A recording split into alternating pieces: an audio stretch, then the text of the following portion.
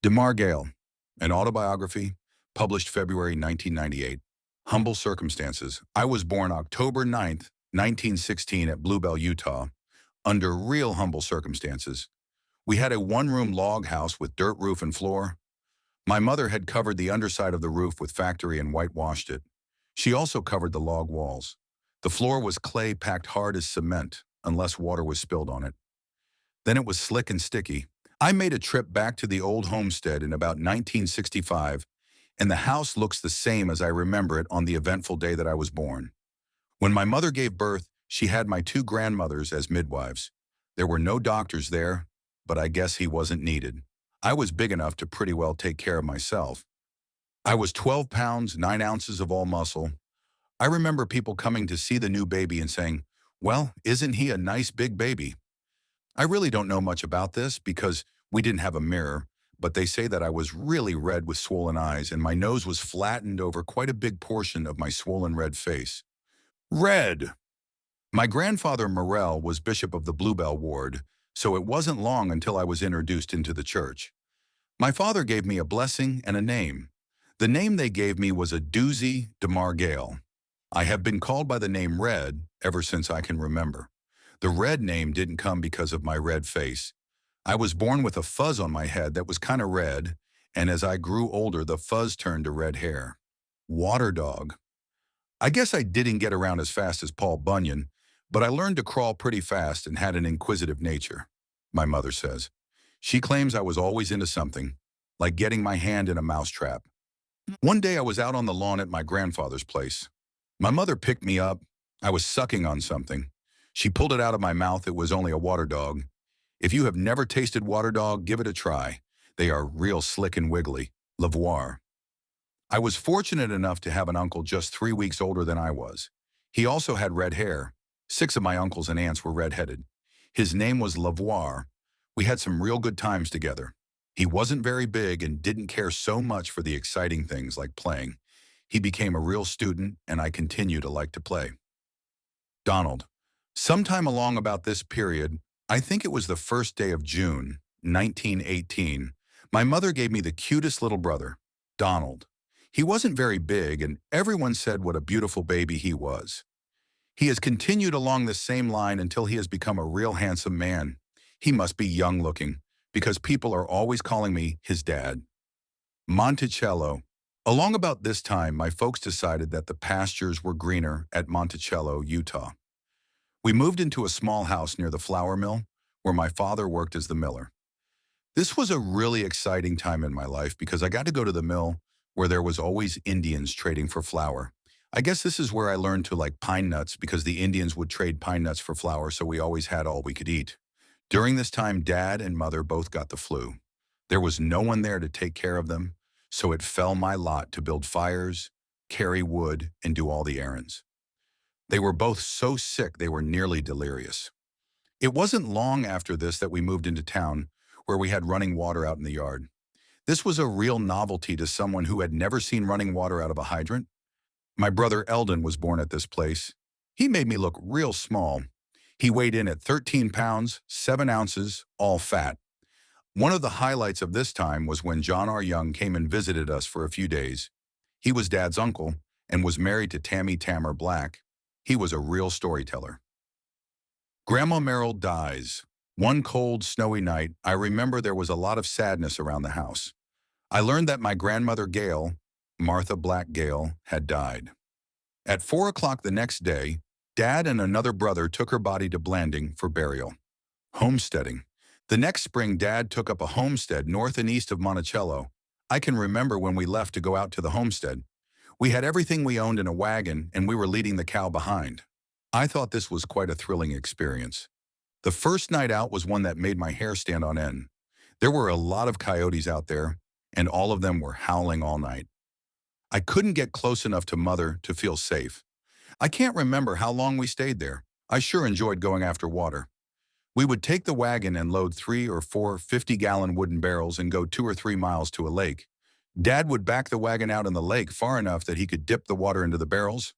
Quite often he would take the .22 rifle and shoot some ducks or cottontails. It was fun for a 4-year-old to clear the land and help build the log cabin.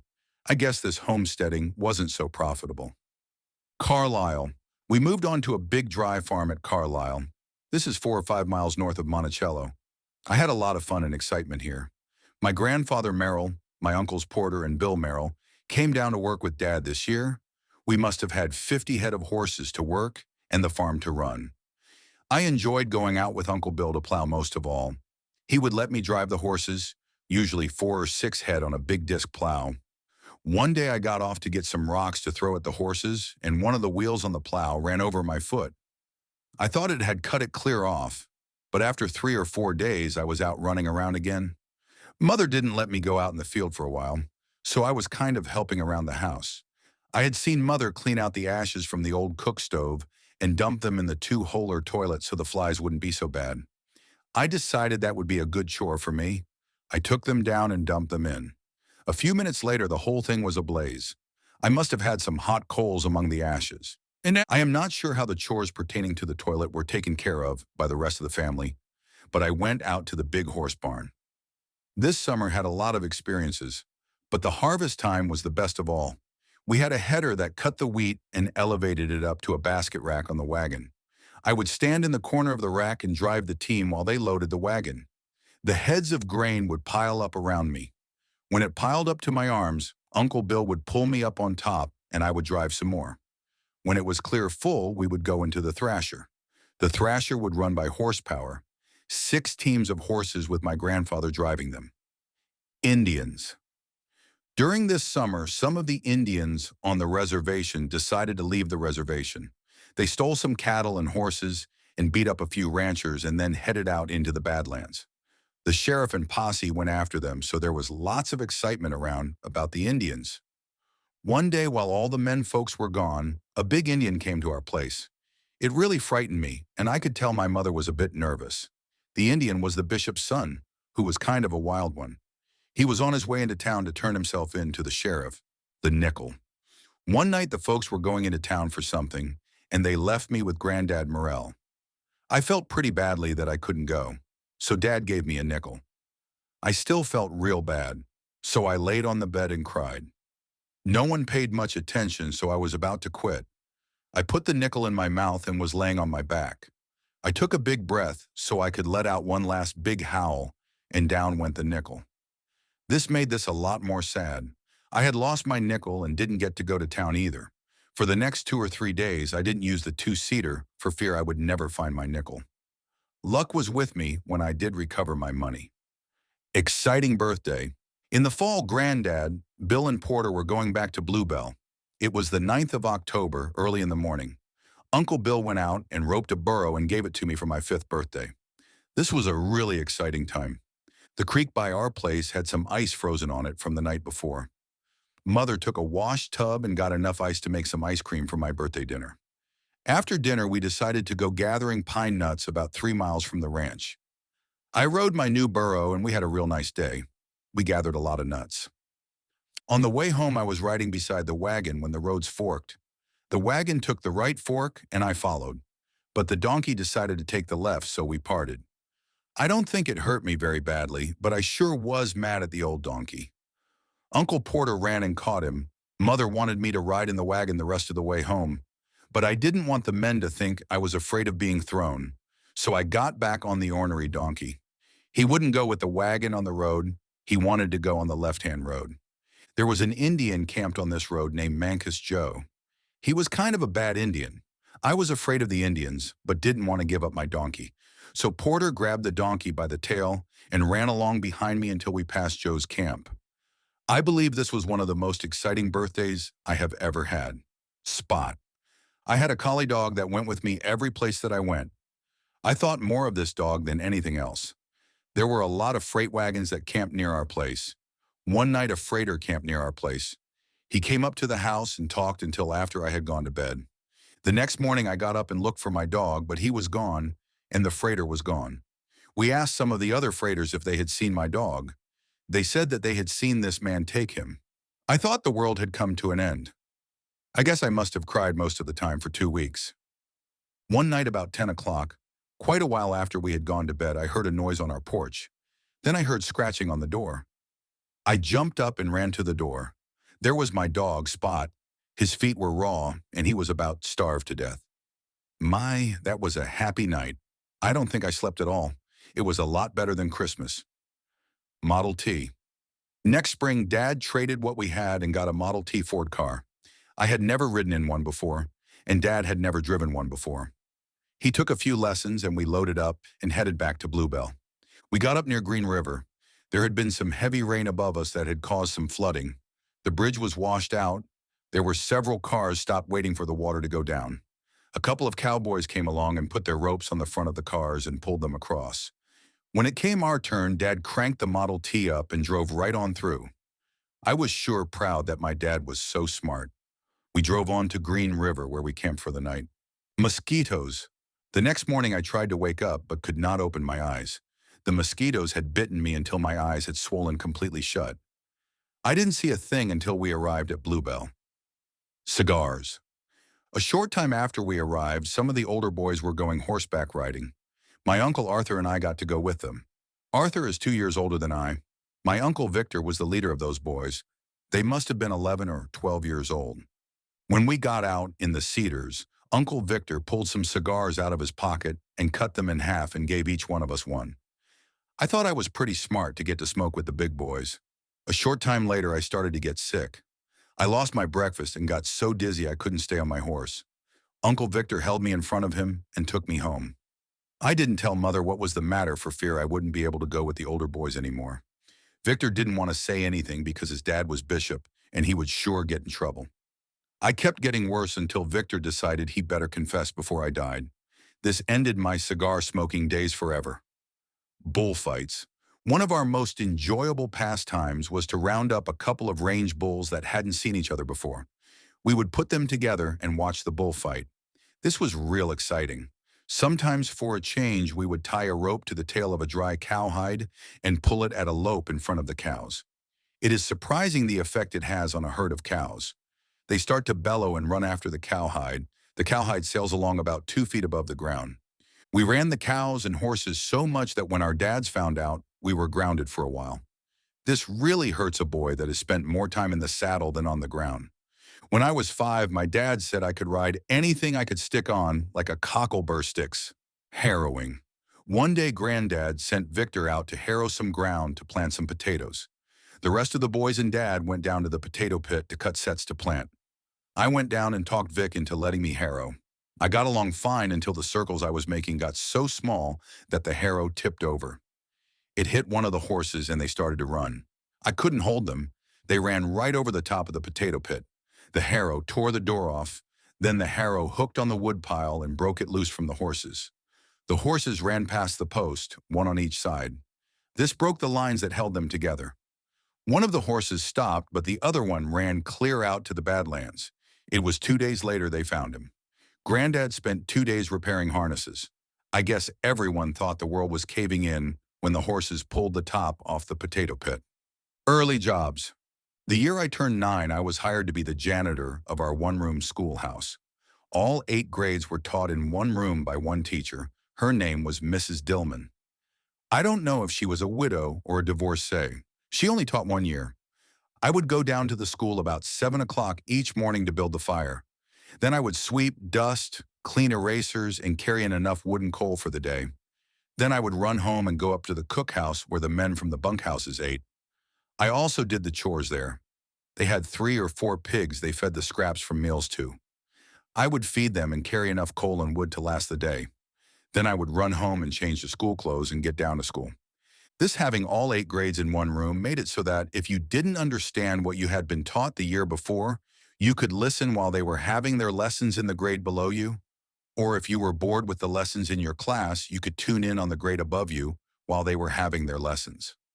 I guess I didn't listen to either one because I would sit and dream of recess or noon when we could go out and play ball or ski, depending on what time of year it was.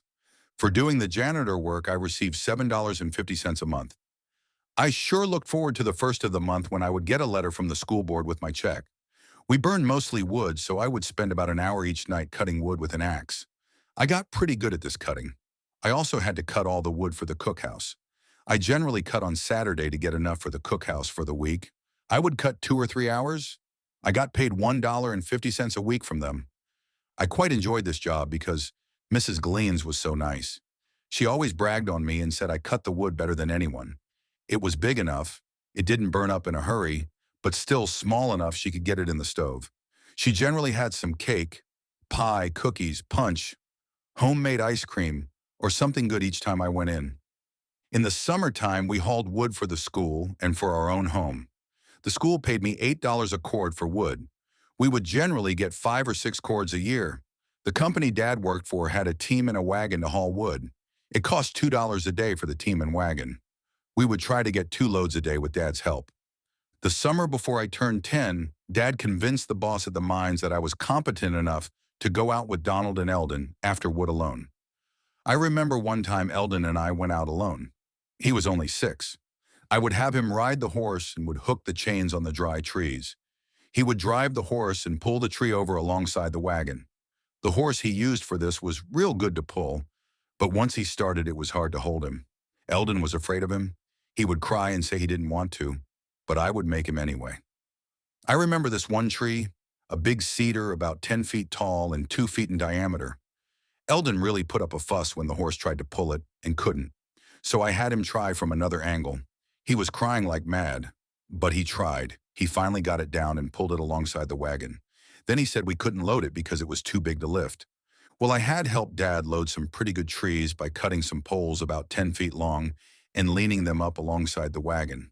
Then we rolled the log up the poles by putting the chain under the logs, back up the side of the wagon and fastening it.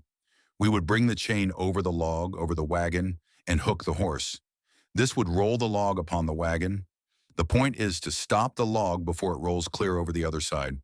Well, the first time Eldon was driving the horse and couldn't stop him quick enough, so it rolled clear over and off again. Eldon was really crying by now. I had him pull the log around in place again, and I cut some cedar stakes to keep it from rolling off the wagon. Then Eldon was afraid it would come over and tip the wagon over. So I led the horse and we made it.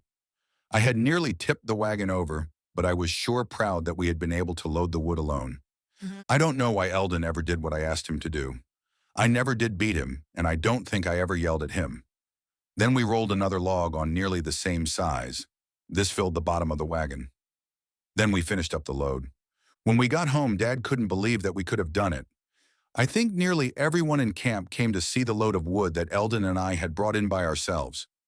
There was a little over 1.5 cords that was on the load. If I had been selling it to the school, I would have gotten $12, but we used it at home. Today, if 2 of my grandsons, one 10 and one 6 or 6.5, tried something like that, it would scare me to death. I would like more of the kids today to take more responsibility. Adventure at Rector. The year I turned 10, my uncle Sterling Merrill, a couple of years younger than I, had come to Rector.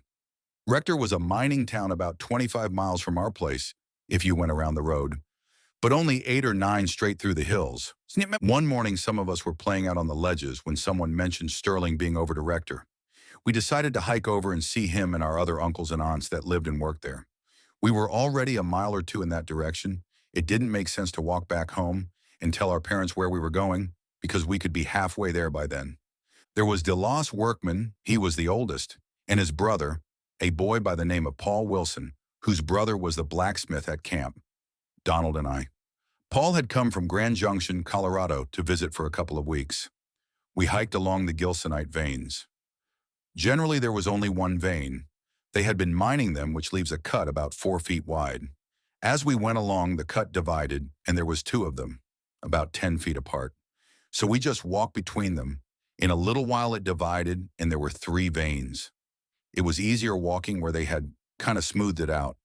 In about half a mile, all 3 came back together, so we were trapped. We had 2 cuts about 4 feet wide downhill from us and one going up the hill. We didn't think we could jump uphill and get across.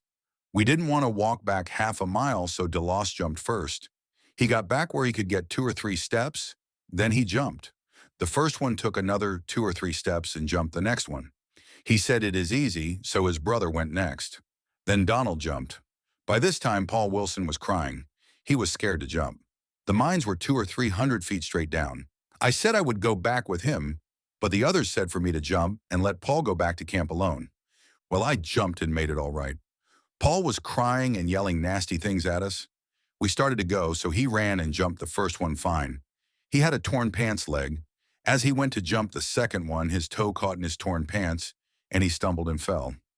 He lit on his belly on the other side with his leg hanging over the ledge. We grabbed him and we surely were frightened. We walked on for a couple of more hours, but still didn't come to Rector.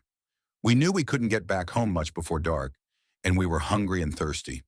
There was a telephone down on the railroad at the 3-mile junction. So we walked down to the railroad, about 2 miles. We found that we had to walk back toward home to get to the railroad phone. We got there and called the mining office. That was the only phone in camp. We had them go and tell our parents where we were. We walked for about 2 more hours up to Rector. Our aunts fixed us a real good supper, and we slept in the bunkhouse where my Uncle Bill slept. He told us that if we had to go in the night, just use our shoe and then pour it out in the morning. Next day, we walked up the railroad to Watson, 6 miles from home. Then we caught Uncle Fuller Merrill, who drove the mail wagon to Watson 3 times a week. When we got home, we had a bunch of unhappy parents. Paul Wilson's brother put him on the train the next day and sent him home. I guess to get him out of the undesirable company. Pranks. I will have to tell about a Halloween we had at the mines. We would take an empty spool of thread and cut notches around the edges, then put a nail through the center and wrap 2 or 3 feet of string around the spool. Then we would sneak up to a window, put the spool against the window, and give a hard pull. It would make quite a racket. Then we would run like mad. We got an idea to do this up at the bunkhouse where all of the single men slept. There was only one door to the bunkhouse. When we had done this before, one of the guys would run out and catch one of us. But we had a real smart idea. We had caught a couple of donkeys, so we snuck up and tied the donkey to the doorknob. When the one inside tried to open the doors, the light would frighten the donkey, and he could pull back and close the door. So we kept rattling the windows. Then they got smart, and one of the guys crawled out the window in the bunkhouse and waited for us. He caught a couple of us and took us in the bunkhouse. Everyone in those days wore bib overalls and suspenders. The bunkhouse didn't have anything covering the ceiling joists, so a couple of the fellers unbuckled our suspenders, put our suspenders over the joists, and buttoned them up again, leaving us hooked to the ceiling. We didn't dare wiggle too much for fear it would tear our pants. Then we would be in trouble with our parents. They finally let us go. We decided to play some more pranks. Everyone in camp had an outside toilet. We thought it would be great fun tipping over the toilet so that when someone came out in the night, they would fall into the pit. We tipped over 4 or 5. Then we got to thinking that if someone got mad and went to the boss, he would know that we were the only boys in camp big enough to do this, and then our dads might get fired. So we went to the work of tipping them back up. It was much harder tipping them up than tipping them over. Winter fun. We had a great deal of fun in winter. There was plenty of snow. There was a hill at the south end of camp we would ride down on our sleigh, then down the road for nearly a quarter of a mile further. We had a big German Shepherd dog that we trained to pull our sleigh. Sometimes she would just run beside us, but sometime, if someone was lying on their stomachs riding down, she would jump on top and ride down. Then we would hook 3 or 4 sleighs together and she would pull them back up the hill. Nearly everyone in Camp 7 or older would come out at night and sleigh ride. We would build a big fire on top of the hill and sit around on sleighs and tell stories, drink hot chocolate, and eat cookies. There would be men, women, and children. This was a fun time in our lives. It was like one big, happy family. Our home. Our home was a 2-room house. It had a kitchen and a living room. The living room also served as a bedroom where the folks and small children slept. Donald Eldon and I slept in a tent about 50 feet in back of the house. We had a wood stove in it. We would make a fire about an hour before bedtime so that it would be nice and warm. One night we built a nice big fire and went sleigh riding. The stovepipe got so hot it started the tent on fire and burned a strip about a foot wide up to the top. Mother got some more canvas and patched it until it was like new. We never had a fire anymore. We would get undressed in the house and make a dash for the bed. The top quilt would be as stiff as a board from the moisture in the air freezing on it. But once in bed, we were quite comfortable until time to get up. Then we would jump out and run to the house, most always not even taking time to put on our shoes. Sometimes there may have been 2 feet of snow. I don't remember of any one of us having a cold. Hunting. Some of the fun times I remember the most was our family hunting trips out around the shearing corrals, hunting for cottontail rabbits. They were very plentiful. We would shoot them in the head with a .22 rifle so it wouldn't spoil any meat. We got real good at it. Even Mother would shoot them, then put her foot on their head and pull their heads off. We would take a knife and slit them down through their ribs and give them a quick swing and a jerk, and all the innards would pop out. Then we would wait until we got home to skin them. Once in a while, if you didn't get the right action, you would get a necklace around your neck of the innards of rabbit. I remember one time we got over 100 of them. By the time we got them all skinned and cleaned, it would be nearly midnight. We put them in cold water with salt to let them soak overnight. Then we spent all the next day frying them and canning them in quart jars. Later, they were very good for lunch, cold, or they could be recooked for fried rabbit. It was very good. At 9 years old, I got so I could hit them in the head nearly every time. One of the other pastimes we had was to go snake hunting. There was a hill about half a mile from camp we called Rattlesnake Den. Some of the guys liked to go and catch rattlesnakes. I didn't care much for it, but I generally went along rather than be left out. Every time I would hear one rattle, my hair would stand straight up, and I would have a hard time keeping my feet in neutral. I don't think I ever caught one. I would stand back and watch some of the other boys as they would put the snakes in the sack and take them in camp to show. Then they would kill them and skin them for their rattles. I guess if you liked to live dangerously, it was all right, but it wasn't my favorite sport. Tithing. The summer I was 10, I settled in Vernal. I stayed at Grandmother Morell's and worked for Uncle Jacob Libbert, hoeing corn, hauling hay, etc. He paid me 50 cents a day. It was hard work. I worked for about a month. I had $10. I sure felt rich. Doc Goodrich had a bicycle for sale. I wanted that more than most anything else I had ever wanted. He was asking $10, so I figured I would go out and get it on Monday. While we were sitting in church, I saw the ward clerk sitting on the stand taking minutes. I saw a person or two go up and give him some money for tithing. Then it struck me that I owed $1 tithing. It bothered me all during sacrament meeting. I knew I should pay my tithing, but if I did, I wouldn't have enough to buy the bike. I decided I would buy the bike, then next time I got some money, I would pay my tithing. After all, you pay tithing on your annual increase, so I had plenty of time. Well, I wrestled with the problem and didn't hear anything that was said in meeting. As meeting let out, I don't know what happened, but there I was standing in front of Albert Goodrich, telling him I had to pay $1 tithing. As he made out the receipt, he asked me where I was working. I told him I had been working for Uncle Jacob Libbert, but was through for a while. Albert asked me if I would like to work for him. He would pay me 75 cents a day, so I took the job. When I went out of the chapel, Doc Goodrich was waiting for me to see if I wanted to buy his bike. I told him I only had $9. He said that was fine. I could pay him the other dollar when I got it. Was I a happy guy for paying my tithing?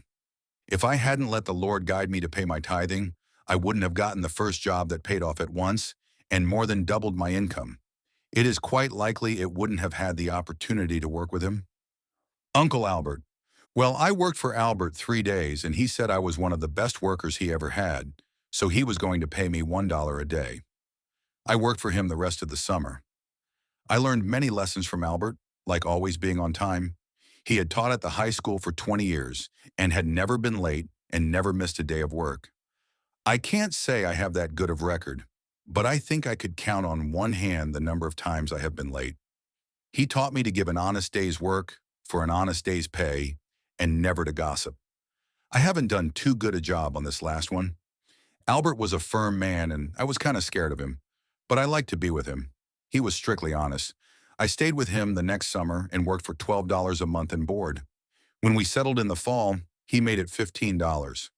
When I went to high school, I took 4 years of shop from him. I will have to tell a little incident that happened when I was working with Albert. I had been cultivating corn with a one-row, one-horse cultivator. You could just fasten the reins up on the harness of Old Belle, and she would go up one row, then turn around and go back down the next all day without having to guide her. I could just about sleepwalk behind her, holding the cultivator. Well, it was kind of a tiresome job. One day, Albert came home with a two-row, two-horse cultivator that you rode and guided the cultivator with your feet. If you pushed the right pedal, the cultivator would go to the left, etc. I thought, it would be nice to use it, but I didn't think I would ever be able to. Albert took it out and told me to come over to where he was about 10 o'clock. I took my hoe since I thought I would be hoeing the rows behind the cultivator. When I got there, he said to watch him for a round or two, then I could do it. I watched, but it didn't do much good. When I got on and started, I pushed the wrong pedal and took out all the corn on both rows.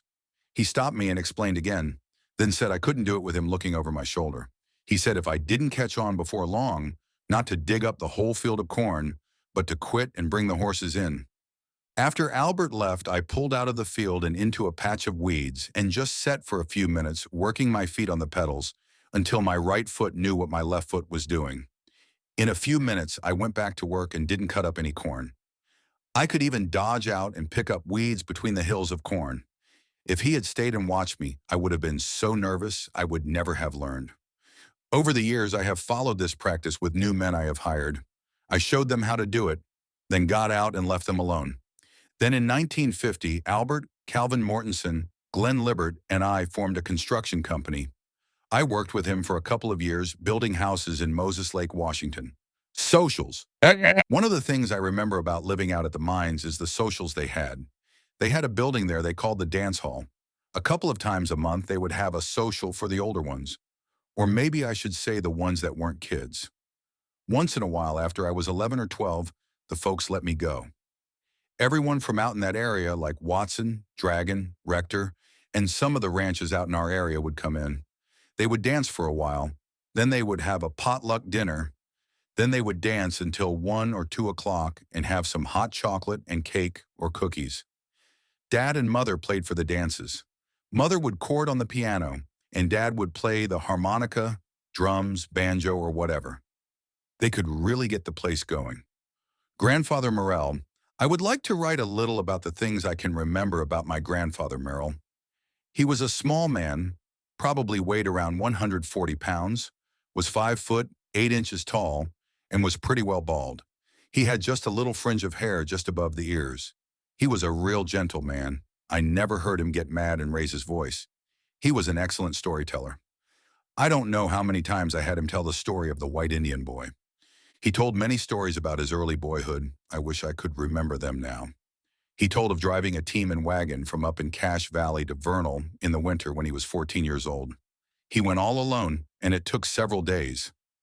I remember the winter I was in at their place, and we went down on the Green River on the old slaw place. Dad and Granddad Morrell was going to run the slaw place.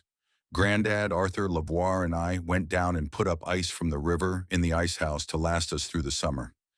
We would take the team in Bob's sleigh out on the river and cut blocks of ice and haul them up to the ice house. The ice was about 2 feet thick. We would saw it with a big timber saw. Granddad was not feeling very well. He had stomach cancer, but he was with us all the time until he couldn't work any longer. It was a great time to get to know him better. By spring, he was so weak that they called the farming project off. He was nearly bedridden. When Granddad first started to learn to drive the Model T Ford, it seemed if there was something to the side of the road he didn't want to hit, like a mailbox, there seemed to be a magnet that would draw him to it. One time when he was fixing a flat tire, he had it patched and was pumping it up when Brother Palmer came along and they started talking. While Grandfather pumped, he didn't pay any attention to how much air he was getting into the tire. All at once, bang, and the tire blew out. I thought the two of them were going to jump to the top of the tree. Another time when Granddad was working on the engine with the car running, somehow he touched a spark plug and it shocked him. He raised up all at once and hit his bald head on the hood of the car. Blood was running down his head and on down his face. I thought he had almost killed himself, so I ran and got Grandmother. By the time she got there, he had his bandana out and most of the blood was gone. Granddad was a great one to bring candy home to the kids when he went to the store. This one time when he came back, he had a sack. We all ran up to see what he had. Lavoie got it first and opened it. There was 3 or 4 plugs of chewing tobacco in the sack. He had gotten it to treat a sick cow. Well, Lavoie unwrapped the tobacco and took a bite. We all thought Granddad would stop us. He didn't, so we all took a chew. We then went down to watch him doctor the cow. He pulled her head back and put a plug of tobacco on the back of her tongue so that she would swallow it. We kids swallowed the juice from the tobacco we were chewing. It wasn't long until you never saw a sicker bunch of boys. I think Grandmother was a bit put out with him, but none of us ever took up the habit of chewing tobacco. Granddad continued to get weaker and was soon bedridden. On January 1st, 1930, he died. I was a pallbearer for his funeral. He was really loved by all who knew him. Summer before high school. The summer before I entered high school, I spent most of the time out at the mine with the folks. I hauled several loads of wood with the team and wagon. Then I took the car, a big Willis Knight, removed the back seat and put canvas in to protect the sides. Then I used it to haul wood. We would cut it into stove lengths. We could haul about as much as a pickup at one time. We hauled enough wood that Dad didn't have to cut any all winter. When they left in the spring, they sold several cords. I remember one time we drove up a wash about half a mile, loaded up with wood. Then we found that the ground was so soft that the wheels would spin and dig in until I was stuck. I didn't want to unload the wood, and it was about 5 miles home to get a horse to pull us out. We had a prayer, and I had an idea. If I let most of the air out of the tires, they would be softer and wider and wouldn't stick in the dirt so far. We did that, and I drove right out. I don't think I ever thanked our Father in heaven for that help. When we got back down to the road, I had to pump up the tires with a hand pump. I used this procedure several times after that in soft ground. The time spent out at the mines gave me a pretty good education on learning how to work. I could cut more wood in a day than most any man that I ever cut with. That summer, Henry Wolfe, the man that ran the toll bridge over the White River, wanted 300 cedar posts cut and piled along the road where he could get at them. He paid 15 cents apiece for them, so we kids cut them. I was pretty good at cutting poles because I had learned to cut either right or left-handed. I could cut the branches off in one place and cut halfway through left-handed, then change to right-handed and cut it down without moving. It didn't take long to get the 300 posts cut. High school. In the fall of 1930, I moved in from the mines and lived with grandmother while I went to high school. Dad paid grandmother $10 a month for my board. I think that was about all of the money that came in. They had the cows for milk and butter, eggs, pork, and plenty of fruit and canned vegetables. Dad sent me $10 a month to take care of my expenses. I think that year I had more money than almost anyone else in school. We walked 3/4 of a mile, then rode the bus to school. It cost Dad $15 a year. Grandmother's boys didn't have to pay because she was a widow.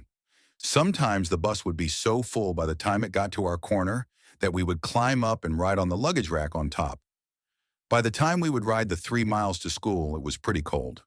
Going from a one-room schoolhouse to a big city high school of 150 students, I was even afraid of my own shadow. I sure enjoyed basketball. I had never played before, but I was about the biggest boy in school. So in our gym class, I was generally one of the first ones chosen. I picked up the game fairly fast since I had some real good teachers. Mr. Wilcox was my algebra teacher. I enjoyed him, but not algebra. Ruth Hart was my English teacher. She was a real patient teacher. English was not one of my strong subjects. I guess I only had 2 strong subjects: PE taught by Carl Davis and woodwork taught by Albert Goodrich. Then biology taught by Mr. Colton and botany by Harold Lundell. He was my most loved teacher. Then we had seminary by Anthony Cannon. I liked him real well too. I was not quite so afraid of people and made some real pals like Don Carter, Chickacock, and John Walker. I also watched Dorothy Knoll, but she didn't even know I was in school. I was afraid of her because I thought her family was the big shots of the country. 2 of Dorothy's brothers were the best athletes in the school. One of them was chief of police in the student body. I didn't dare talk to her until I was a junior. We had a real good basketball team my freshman year. I went to most of the games and then would ride the bus to our corner. Then I had to walk past the cemetery. I wasn't superstitious, but I didn't like it. Homesick. At Thanksgiving, I was pretty homesick. I found out that Harold Morrell and Carl Morrell were going out to the mines and taking a truckload of beef and pork to the boarding houses and some of the people at the mines. They said I would be able to ride out with them, but the cab was too small for 3 people. So I had to ride on top of the load. I would have ridden anywhere to get to go home. I met them at Naples' store. They had the meat piled as high as the cab of the truck, so I climbed up on top. They had a tarp tied over the load, so I sat on top of a half of frozen beef. I had my back to the wind and felt fairly good until the frozen beef started to cool me down from the bottom, and the cold air started to go through my sheepskin coat. The temperature was 9 below that morning. They stopped out by White River to make a potty stop. I got off the load and my legs were so cold I couldn't stand. I finally got a little circulation going and walked down the road a little. They gave me a sandwich. They were stopped for about 15 minutes and I got to feeling pretty good.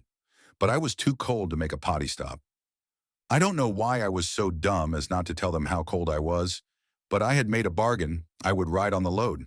I guess I would have frozen to death before I would have complained. I can hardly imagine how two grown men could have let a person sit out that long on a frozen load. When we got to Watson, they stopped and unloaded some of the meat at the store. So for the next 5 miles or about half an hour, I sat down behind the cab. When we got home, I jumped off the truck. My legs wouldn't hold me up, so they had to carry me into the house. I spent Thanksgiving Day in bed. My feet were so frostbitten that the skin peeled off.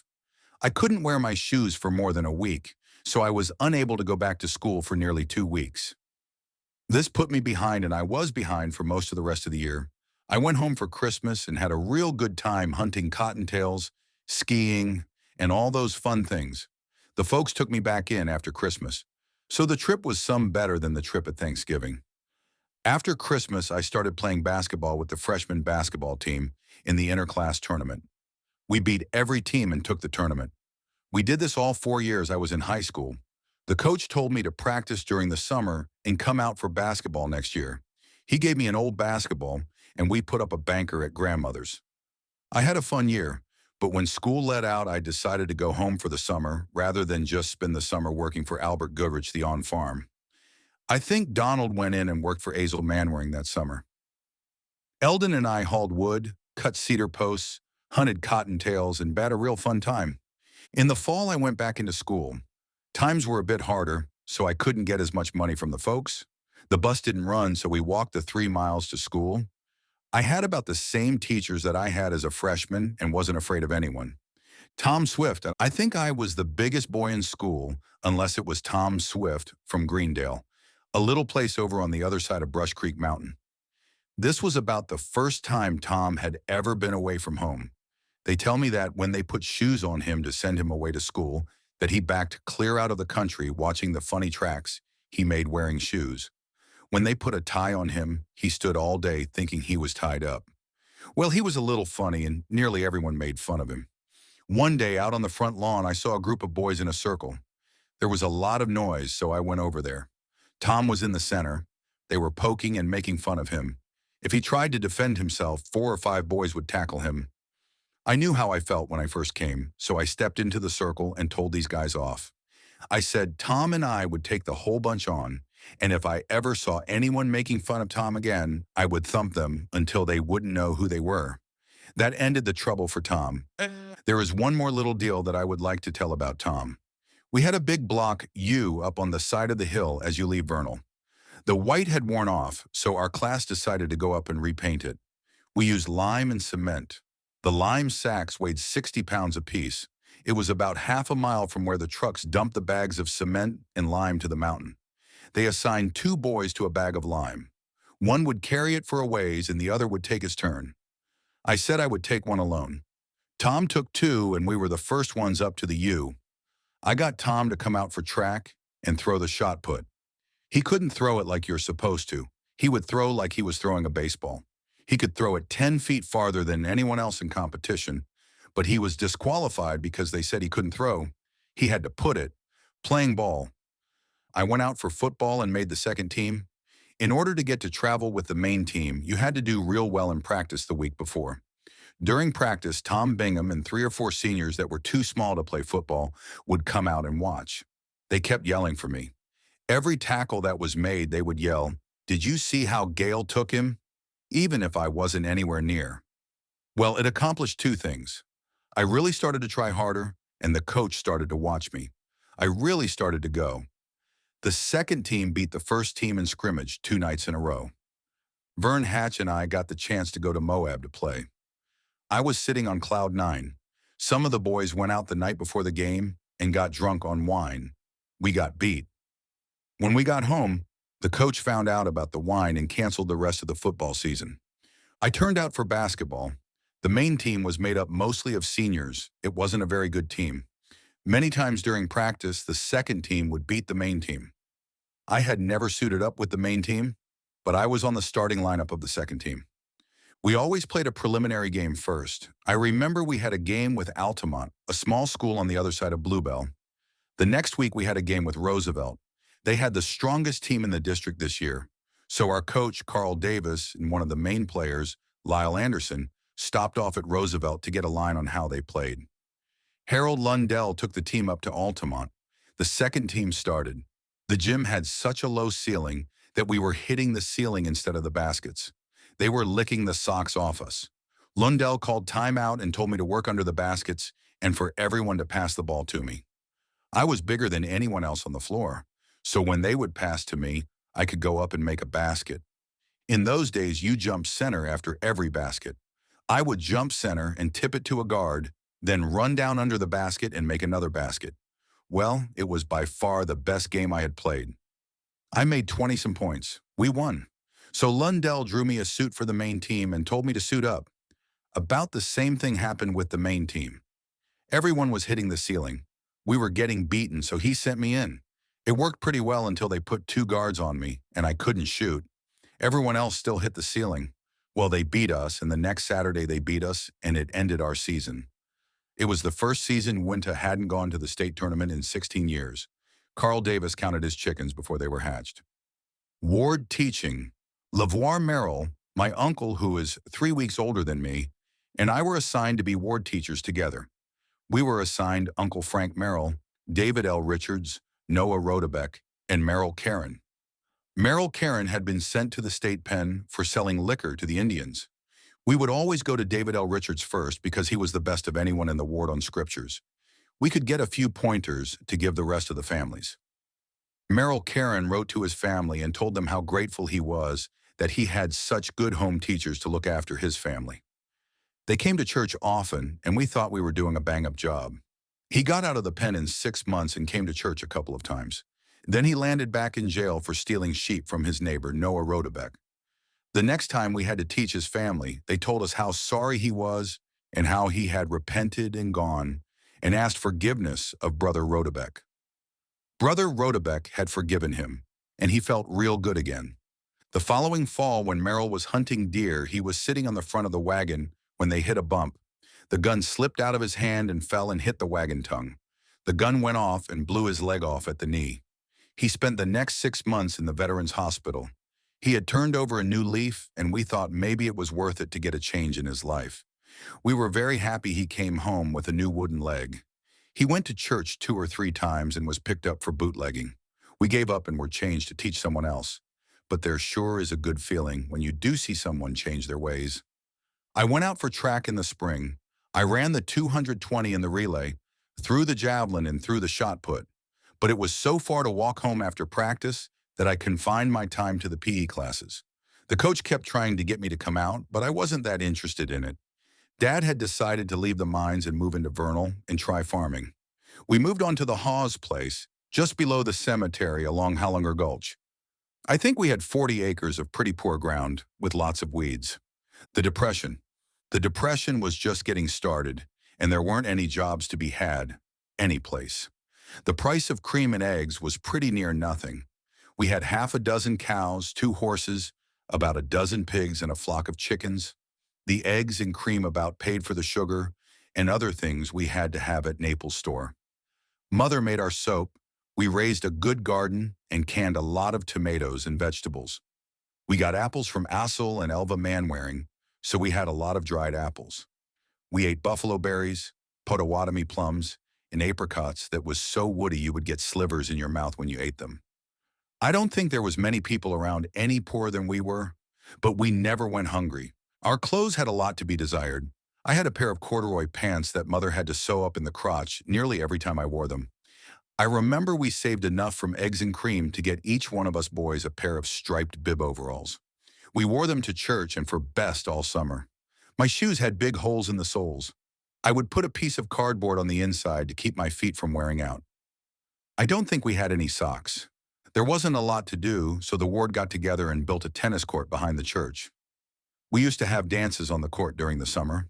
Albert Goodrich, Jacob Libert, and a few others that were school teachers or had some other means of having a little cash coming in, put up the money for the cement. All who contributed in labor got passes to go to the dances. They charged 25 cents a ticket. I think we had the biggest crowds of any in the valley. We had a good orchestra. I used to really enjoy them. Glenn Libbard and I were the ticket takers and the bouncers, if anyone got out of hand. We had a few scary times when a group would get a little high on home brew. There were several that threatened to lick us, but they were generally too drunk. We would throw a hammerlock on them and push their arm up between their shoulders, and they would leave with very little fuss. There was a group of us that always got together: Glenn Libbard, Morris Cook, and John Walker and me. It was a toss-up who would bring Dorothy Knoll. I just stood back and looked moony-eyed. Other members of our group were Elizabeth Walker, Ruth Bingham, Ruth and Ada Winder, Ruth and Ruby Wilkins, Elaine Goodrich, Eunice Johnson, LaVoir Merrill, Donald Gale, and Wendell Johnson. LaVoir went with Elaine, Donald with Elizabeth, and I generally went with Ruth Bingham. She was Dorothy's best friend, so if I went with her, I was in Dorothy's company. We had a real fun summer.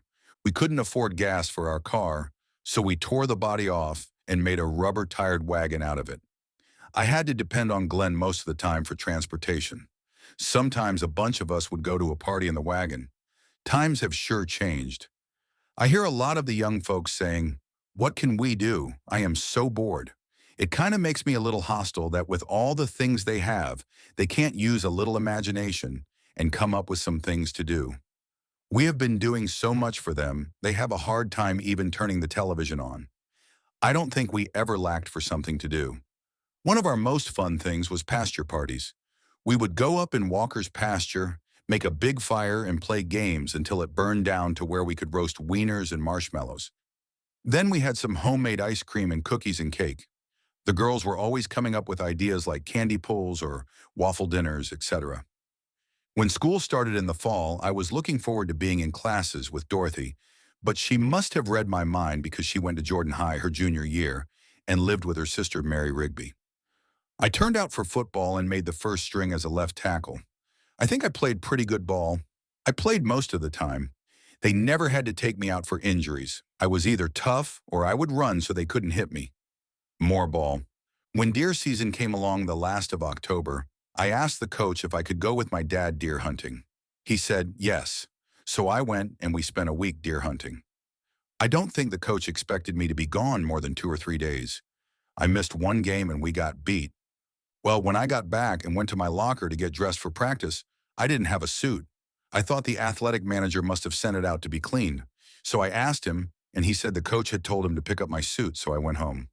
The next day, the coach looked me up and asked me why I wasn't out to practice. I told him I had been kicked off the team. He said I needed to come and apologize to the players for letting them down on the game that they lost. I said I had too much to do at home and didn't have time for football, so I didn't play any more football. When basketball started, I turned out, but I guess the coach was still mad at me. He said I wasn't in good standing with the athletic society of the school, and I would have to apologize to the student body before I played basketball. I told him I didn't have anything to apologize for and went on about my business. Just before the Christmas holidays, he called Don Carter and I into his office and asked us to turn out for basketball. I told him I wasn't going to go before the student body for anything. He said he had talked to all of the players and they all wanted me to come and join them. He gave us a new pair of shoes, new sweatpants and shirt, and 2 new game suits, white to play home games and blue for trips. I was happy to get to play.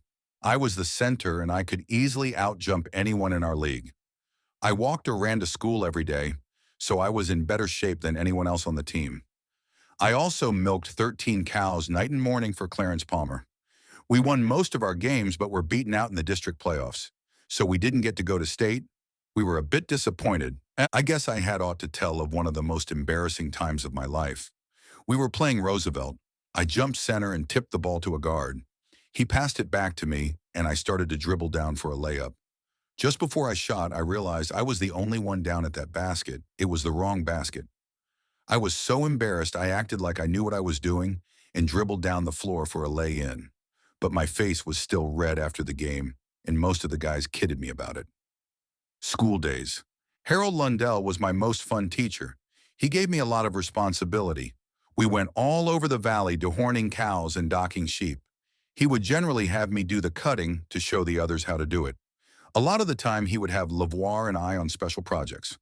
Lavoir was on the stock judging team that won the state competition. Then they went on to nationals and won the national stock judging in 1934. I remember one time in our biology class, we went to the dog pound and picked up a big German shepherd. We took him to class and put him to sleep with ether. Then we cut him open to watch how his heart and lungs worked. After we were through, Lundell asked Lavoir and I to skin out one of his hindquarters. It was a real chore getting every little piece of hair off. Then he had us take it down to the home economics class and asked them if they would roast this leg of lamb because we were having a special agricultural meeting and wanted roast lamb sandwiches. While they were cooking it, you could smell chloroform all over the school. Lundell's brother-in-law, Don Olson, and Dorothy's brother, Doug, had let the air out of Lundell's tires when he had a date with Ruth Hart. He never did say anything to them like he knew who did it, but he had been planning for some time to get revenge. Dorothy used to tend his kids after his wife died, so he had her make a chocolate cake. He brought the cake and had Lavoir and I start slicing the meat. He had buns to make sandwiches. He found Don Olson and Doug and told them to go on up to the room, and he would go round up the rest of the ag club. They came up, and I gave them a bun and some meat, ketchup, mustard, and the whole works. Doug took one bite and said, "I don't know what kind of meat this is, but it isn't lamb." Don ate one sandwich, fixed another, and insisted it was lamb. I never had such time to keep from laughing. Lundell sure got even. Later, I would like to write a little more about this wonderful man. Tony Cannon was another good teacher. He taught seminary and was track coach. I have never seen anyone with so much patience. Most of the kids came to that class just to goof off. He organized a male chorus. I don't know why I ever was asked to be in it, but we went all over the stake and sang at sacrament meetings. I didn't sing very loud, but I enjoyed the companionship. Dorothy came back to Vernal for the last part of her junior year. We were in seminary and English together. She was still going with Morris Glenn, John, and once in a while, my brother Donald. I never had nerve enough to ask her for a date. I was scared of her and didn't want my friends that was dating her to be mad at me. I remember Morris Cook had a date with a little girl from Cedar City that was visiting her aunt when he found out that Dorothy was back from Jordan High. He asked if I would take Dorothy Norris, the girl from Cedar City, so he could date Dorothy Knoll. Like a big fool, I agreed. Why didn't I tell him to take care of his own date, and I would take Dorothy? We all went to the dance in the same car. It wasn't long after that I threw all caution to the wind and asked Dorothy for a date. She has been sorry ever since. I have been under her feet ever since. Scout Cabin. The summer of 1933, we decided to build a log scout cabin on the church grounds. The winter before, we took on a project to raise money for the concrete, the doors, windows, and shingles, etc. We went out near the Utah-Colorado line, where there was a lot of cottontail rabbits. Calder's Creamery hauled butter and some other produce to California. They agreed to take all the cottontail rabbits we could get at 25 cents a pound. They averaged about a pound apiece. They had to be shot in the head so that none of the meat was damaged. That winter, we sold over 500 cottontails to Calder's. This gave us about enough money for cash outlay for the building. Brush Creek. Glenn Libert and I went up on Brush Creek Mountain and cut and hauled enough logs, 6 to 8 inches in diameter and 30 feet long. This took several loads. It took us a day to drive up and cut the logs. Then the next morning, we got up real early, loaded the logs, and got back home about dark. I can't remember how many trips we made, but I sure enjoyed it. When we got the logs down, the scouts, under the direction of Frank Goodrich, peeled them and treated them with something to keep them from cracking. We got the building completed that summer. It made a nice place for the scouts. It had a fireplace in one end. On Sundays, they used it for a classroom. The last part of July, Albert Goodrich and Uncle Jacob Libert got a timber permit to cut logs and take them to Johnson's sawmill at Green Lakes on Brush Creek Mountain. We spent 3 weeks cutting timber and hauling logs to the mill. We got out between 10 and 15,000 board feet of lumber. We could haul just over 1,000 feet per load on each wagon. It took us about 6 trips to get the lumber hauled out. We had all of it hauled out but 1 trip or 2 loads. We left home about 4 o'clock on the 2nd of November. When we got up to Brush Creek, about 15 miles from home, There was a man with a team and wagon loaded with wheat. He lived in Manala, Wyoming. He had gone to Vernal to work in the grain harvest and had taken wheat for pay. When we got to Brush Creek, he stopped and camped for the night under a ledge that sloped under quite a ways. He had backed his wagon under the ledge to keep the moisture off the wheat. Then he unharnessed the team and put the harness on back of the wagon. He took his team down to the creek to give them a drink. When he came back, the wagon had rolled down against the ledge, pinning the harness against the ledge. He couldn't get his harness out to pull the wagon out, so we hooked onto his wagon and pulled him out. He was out of matches and didn't have any hay for his horses. We gave him half of our matches and about half of our hay. Then we headed for the sawmill. The mill was 40-some miles from home. It was generally thought to be more than one day's drive from home. We figured by leaving early we could get there about dark. Then we would load up the next morning and drive back halfway. Then we would come home the third day. By the time we got to the mill, it was dark, and it had began to snow. The moon was full, so even with it snowing, it was pretty light. There was no wind. The snow was coming down in great big flakes. Everything was so quiet and peaceful, I have never seen the mountains so pretty. We unharnessed the horses, fed them, and built a fire in the cabin. Then we decided, as hard as it was snowing, we had better load up right away. When we got loaded and our load chain down, we went in and made supper. Fried steaks, fried potatoes, and onions. Man, did it taste good. We went to bed. It was so comfortable and warm that we got to thinking that as hard as it was snowing, be better get up and get started, or we may be snowed in. It was about 10:30 at night, but the moon was shining bright enough that we could see pretty good. We hooked up our team and Glenn took the lead. He had the bigger team, and when you started them for home, nothing could stop them. There was about 6 to 8 inches of snow. Glenn would go until he would be about a quarter of a mile ahead of me. Then he would unhook from his wagon and come back and hook onto my team to help me catch up.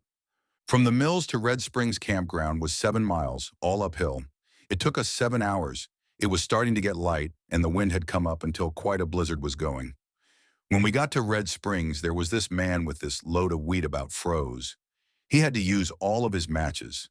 His horses were give out. We took our axes, cut down a couple of dry trees, collected a bunch of dry branches with dry needles on them.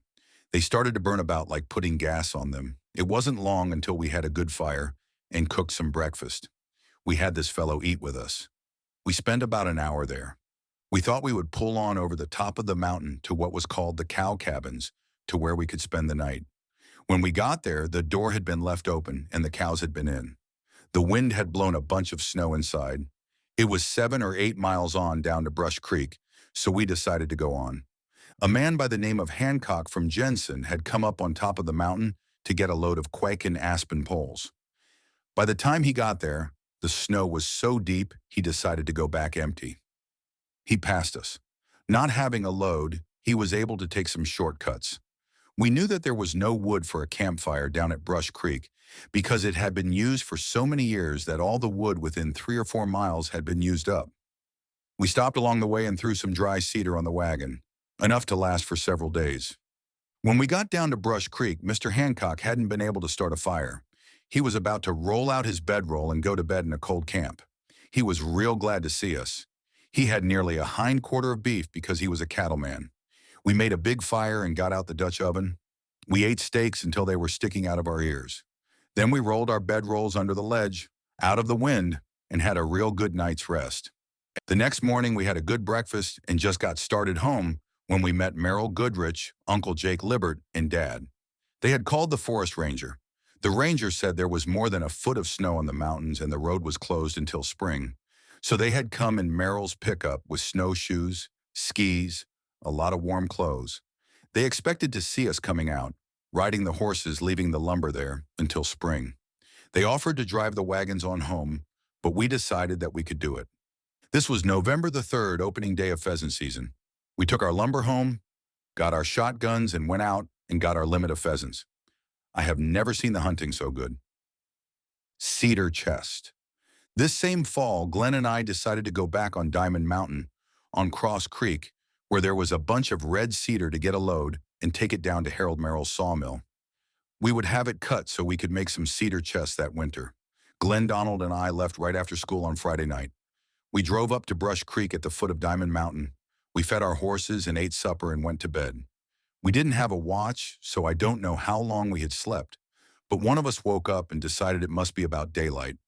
We got up and fixed breakfast. None of us was very hungry. We kept thinking it was getting daylight. We got back nearly to where we were going to cut logs before it got light. We cut down a big load of logs and loaded them on the wagon. Then we found the horses couldn't pull the load up the first hill. We had to unload and pull the wagon up empty. Then we pulled the logs up with a chain, one at a time. We loaded them again and proceeded on our way. We did this 3 times. It had gotten dark as we were driving along. The horses cut the corner a little short, and the wagon fell off in a hole. We had to unload, get some poles, block the wagon up, and fill in the hole. Then we pulled the wagon out and loaded up again.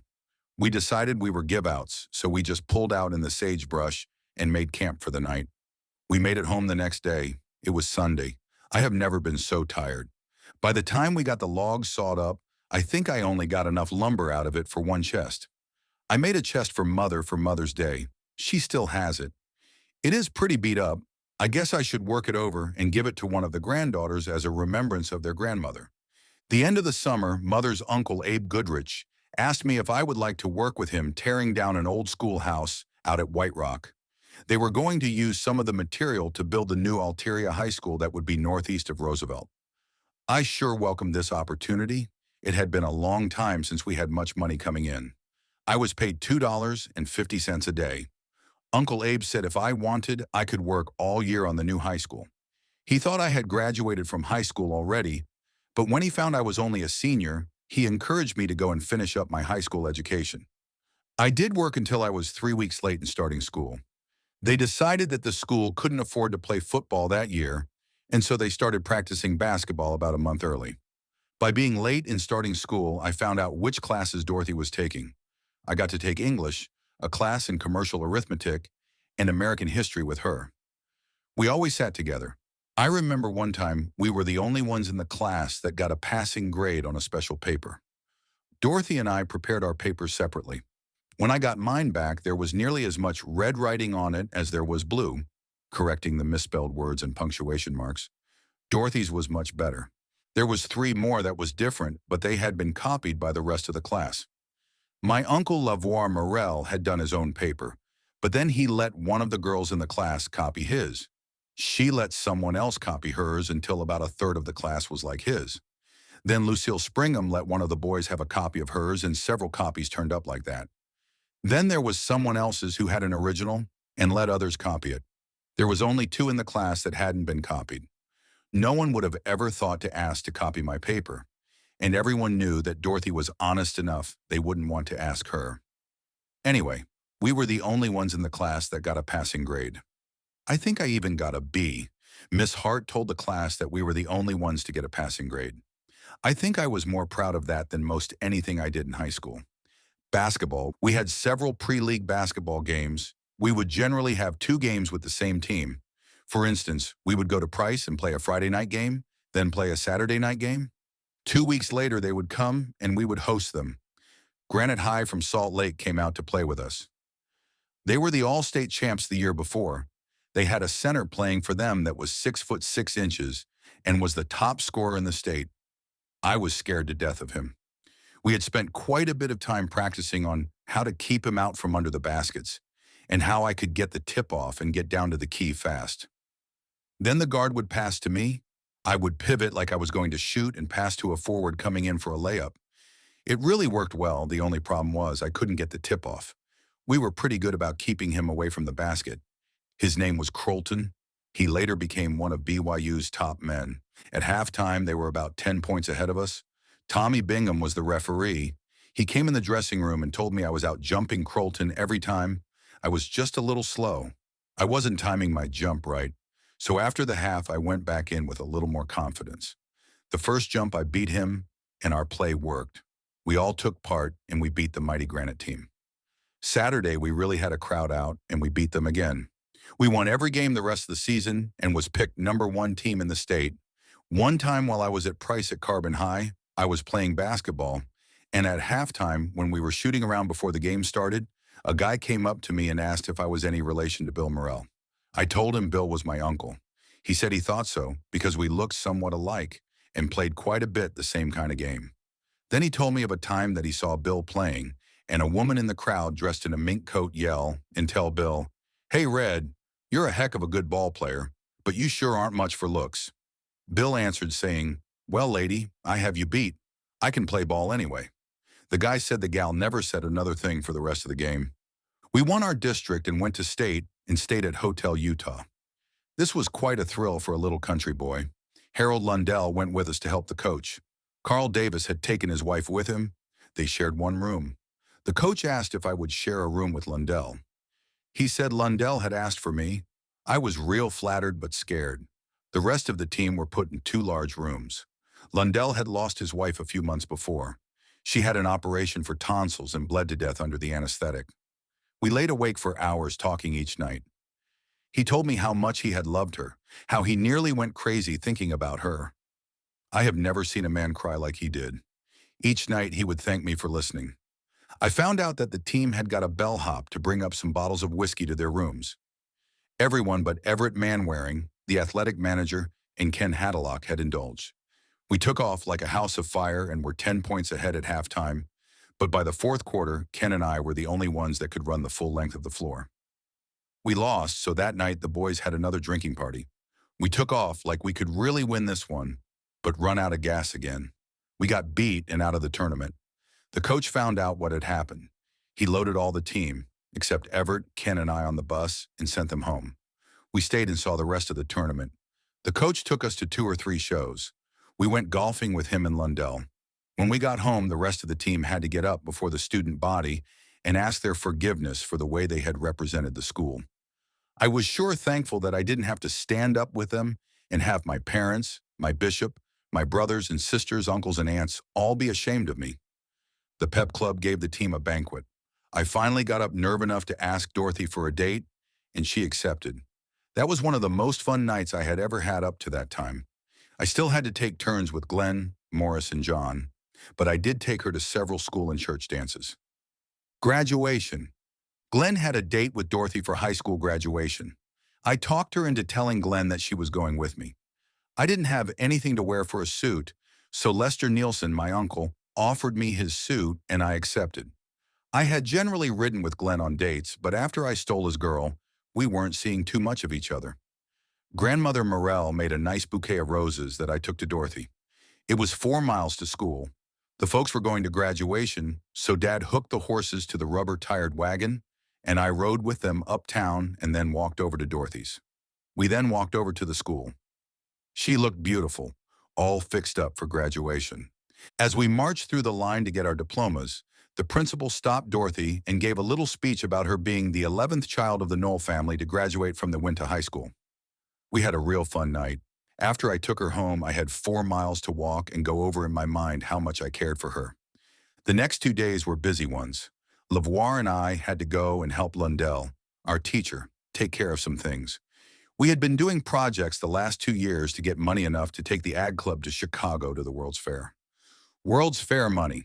There was 18 of us from Vernal going down to Cedar City to do assessment work on iron claims for General Steam Corporation.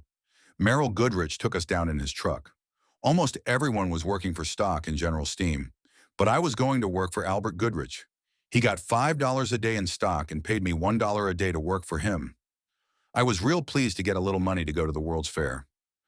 Lundell was paying my ride and food for me for helping with all of the projects. I can't remember who all went, but there was Donald, Glenn, and I. We had been there a couple of days, and we had eaten so much baker's bread that the one in charge of the project asked if anyone could bake bread. Donald and Glenn spoke up and said that I could, so I was appointed camp cook. I baked 10 loaves of bread every day and had hot cakes and baking powder biscuits for breakfast. We went out and shot a deer, so I had venison, fried potatoes, and onions and new bread with butter and honey. About every other day I would cook a pot of beans. I have never seen so much food eaten in my life. I had 4 of the guys take turns every day on cleanup. After about 10 days, most of the guys got tired of the job and went home, leaving 6 of us. Then 6 boys came down from Salt Lake. They had never done any hard work before either. They had blisters on their hands, and that had taken off their shirts and got some pretty bad sunburns. They were very miserable for about a week. They really liked my cooking. They had never eaten biscuits, homemade bread, venison, and potatoes and onions. We would eat about a deer a week. After these boys came down, they were there a couple of weeks, and then they went home. Another group of older fellows came from Vernal: Uncle Winfield Heilinger, Uncle Jacob Libert, Frank Goodrich, and Manford. They had us go down by St. George, up at a place they called Gold Mountain. It was a lot prettier country, lots of deer, and a nice cold spring next to the cabin. We made Uncle Winfield Heilinger the cook. He mixed up a batch of sourdough. He was an excellent cook. We were there to make a road. They had an old cat out there. We had to go ahead and drill and shoot the big rocks so that he could make the road. Some of the rocks would be about as big as a truck.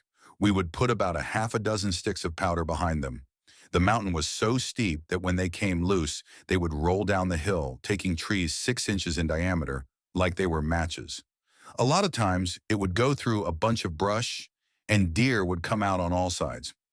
We stayed there until about a week before the 4th of July. Then we went home to get ready to go to the fair. I forgot to tell about Dorothy writing letters every week. Glenn and I would get a letter from Dorothy on the same kind of stationery. I was a bit put out, to say the least. I don't know what she was telling Glenn, but she wasn't telling me how much she missed me and how much she loved me. But I was real glad that she would answer my letters. I know Glenn was a bit unhappy too. Some of the guys would tease us, but not too much. We were the biggest ones in camp. On the way home, when we passed through Hurricane, the temperature was 115 degrees in the shade. We were riding in the back of an open truck. When we got home, we found that it was the driest year in history. There was no water in the canals, so about 10 families had gone down on the Green River and put in a pump. We disked up about 100 acres of ground, harrowed it, and marked it off in 3-foot rows and ran the water through and soaked it pretty good. Then we went through with hand corn planters and planted in the furrows where we had watered. In 5 days, the corn was coming through the ground. We finished the day before the 4th of July. 4th of July. We really had a wild 4th. Glenn had brought a case of dynamite with him from where we had been making roads. I tied a dozen sticks together and tied them on a tree limb, about 6 feet off the ground. Our neighbors had an old horse that hadn't heard a thing for 10 years. Well, about 4 o'clock in the morning, just as the sun was coming up, I set off the charge. It was much louder than I thought it would be. That old horse threw his tail in the air, and you would have thought he was a colt. He ran about a quarter of a mile up through the fields, and then just kept ranting around. I think it kind of cleaned out his ears. The night of the 4th, there was a big dance down at the outdoor dance floor. Everyone was shooting off firecrackers. We took about a dozen sticks and tied them on to Glenn Libert's pasture fence, which was about 100 yards behind the schoolhouse. We put a long fuse on it, lit it, and went back to the dance. We got a partner and started dancing. When that charge went off, it shook the trees. We went back over, and it had blown out about a rod of fence and some windows in the school. We sure thought it was fun until we saw the damage it had caused. Glenn had to go fix the fence the next morning so his sheep wouldn't get out. World's Fair. Donald and I left for the World's Fair at 5 the next morning. We had 2 1.5-ton trucks with sides about 2 feet high and an opening about 2 feet in a top to keep out the sun. There were some wooden grub boxes that we could sit on, and everyone had their bedrolls. Lundell drove his car, and he would go ahead and buy groceries for the day and make arrangements for a place to stay that night. He generally got permission to stay at a city park. Otis Weeks and Dorothy's brother, Wright Knoll, were chaperones, 1 in each truck. There were 2 truck drivers, the chaperones, and 54 boys. As we were leaving Vernal, someone sat on Martin Gerald's suitcase and mashed the lid in. There was 3 bottles of whiskey in it. Otis Weeks was the one riding in our truck. When we stopped to get gas, he had them pour out the whiskey. About half the boys went with him, and they didn't pour all of it on the ground. Lundell heard about it and said if there was more of that kind of thing going on, whoever didn't abide by the rules would be put on a bus and sent home. Last year, we had our 50th year reunion, and some of the guys were kidding Martin Gerald about the whiskey. As we were thinking back on it, we remembered that Martin had strayed off someplace in Denver, and we didn't take a head count as we left. We were out of Denver about 40 or 50 miles when we discovered that Martin and one of the little freshmen were missing. Lundell turned around and went back to the last place we had seen them, the state capitol building. The one little boy had gone into a restroom, and when he came out, everyone was gone. When Lundell got there, the police had him and had been calling ahead trying to find us. Lundell couldn't find Martin, so he left word for the police to put him on a bus and send him on to Chicago. We found out later that Martin got to bumming around and missed the truck. He decided to stay in Denver and found a job for the summer. When we met him at our reunion, he had become active in the church, and so had many of his drinking buddies. Some had even been bishops. The night we spent in Denver, we slept in the city park. 3 or 4 of the boys had their pants taken with their wallets in them. Lundell helped the boys with their finances. I have often wondered how much the trip must have cost him. If it meant as much to others as it did to me, it would have been worth it. He played a great part in molding the lives of many, many boys. Whenever we would stop to gas up, there would be a great rush to the restroom and to the soda pop coolers. We would use both restrooms, and the attendant had a hard time collecting for his pop. Sometimes there wouldn't be enough time for everyone to go to the restrooms. When we would get back on the road again, there wouldn't be that much traffic. The ones that couldn't wait would stand at the back of the truck and let fly. Most of the boys would stay up late, and so when we would get on our way, they would stretch out in the back of the truck and go to sleep. As we were going through Kansas, there was an awful lot of grasshoppers. They were all through the truck. When someone would get to sleep and his mouth would drop open, someone would catch a grasshopper and drop it in his mouth or hold it by the wings and let its front legs scratch his tongue or the end of his nose. Sometimes if they would get sound enough to sleep, they would unfasten his belt, pull down his pants, and use his belt to tie his legs together. When he would wake up and find himself all undressed and couldn't get his pants up, it took quite a lot of talking to keep some of the boys from fighting.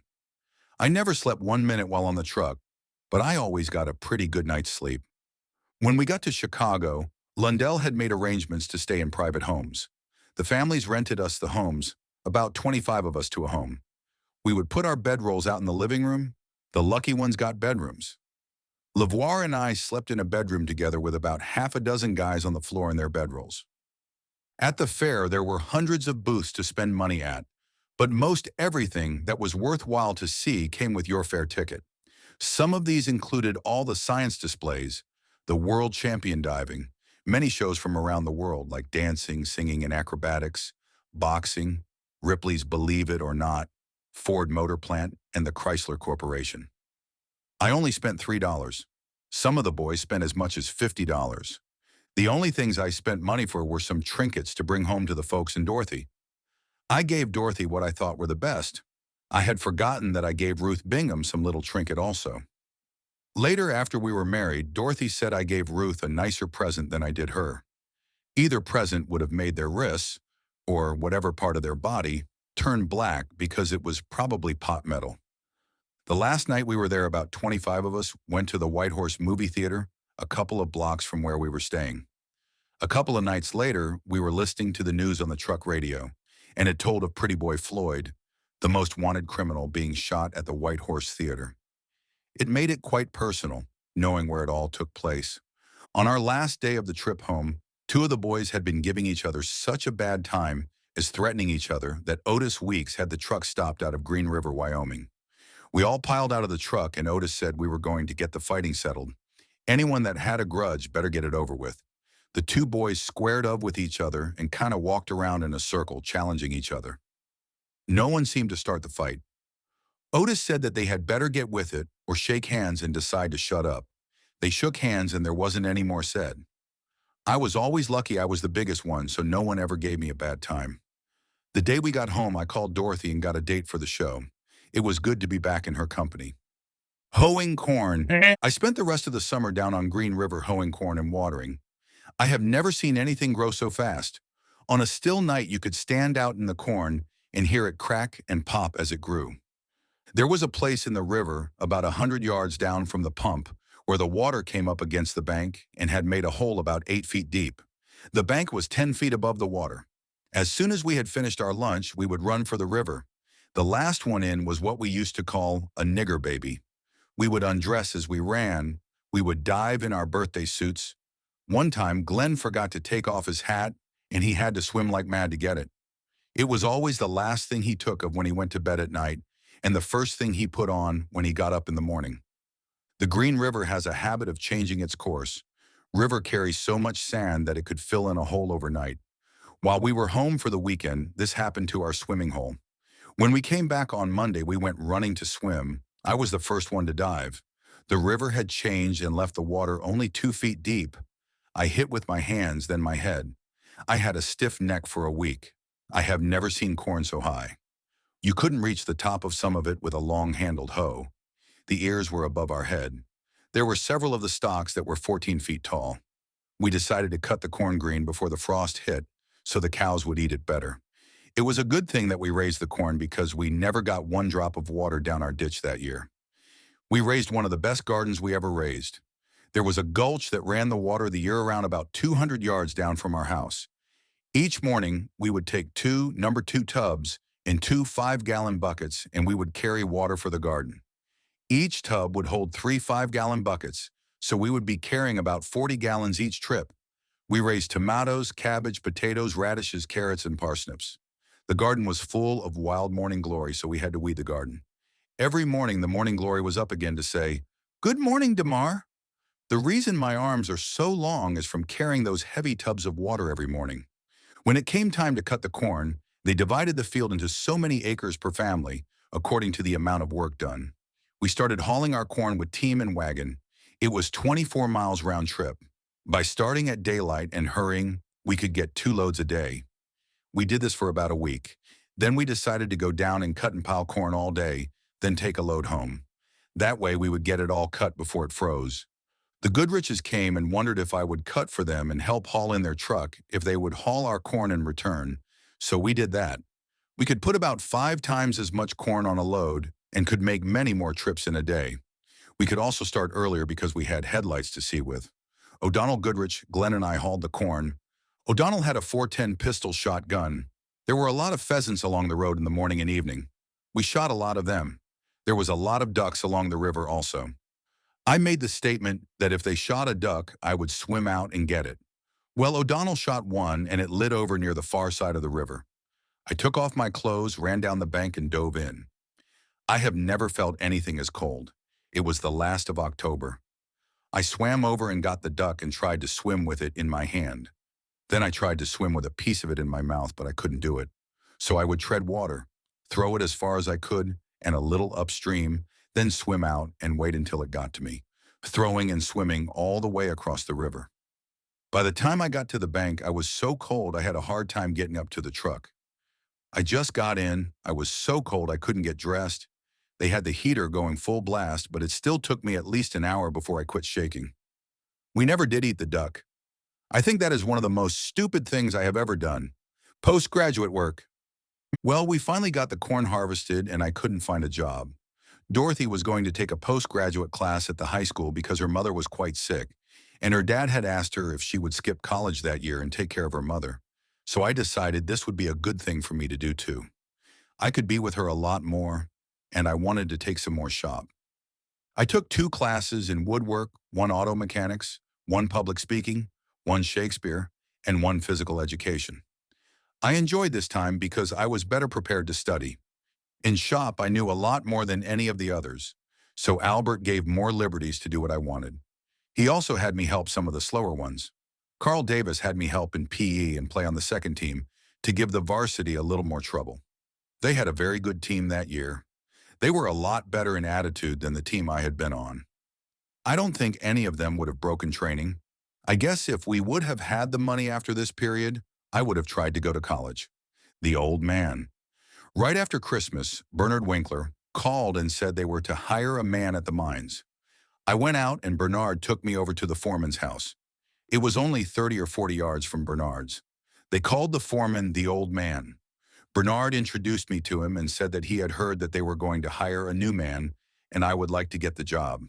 The old man grunted a little and said they weren't hiring and that he was going to lay off a man or two. I was pretty discouraged, but Bernard said that we should go down to Dragon, a town about 6 miles away where Mr. DeHay, the superintendent of the mines, lived. I was kind of afraid to go after getting turned down once. Bernard nearly had to drag me. We went in and I was introduced to DeHay. He reached over and shook hands and said that, from the looks of me, I was the very man he had been looking for. They were going to start a new mine over across the White River in about a month, and he wanted me to work over there. In the meantime, I was to go tell Mr. Price to find work for me. I sure did hate to go and tell Mr. Price I had gone over his head. When I went and told him, he was a little put out with me, so he asked if I had ever cut any wood. I said that I had. There was a big pile of wood in front of his place and another in front of the cookhouse. He thought that a day or two on the wood pile would finish me off. I started work. It sure was a hard job swinging an axe all day, not knowing whether the boss was looking down your neck or not. Well, I stayed at it, and about 10 o'clock, Mrs. Price came out and brought me some lemonade and cookies. She said I had cut 3 times more wood, and it was a better size than anyone they had cut for them before. I really tore to it. By night, I had a real big pile cut up and a lot carried in the corner of the garage. The next day, he sent me down to the cookhouse to cut, then back up to his place the next day. Mrs. Price came out with more lemonade and cookies. She said the old man really liked the way I worked, but not to expect him to ever tell me. The next morning when we reported to work, he asked if I had ever cut cedar posts.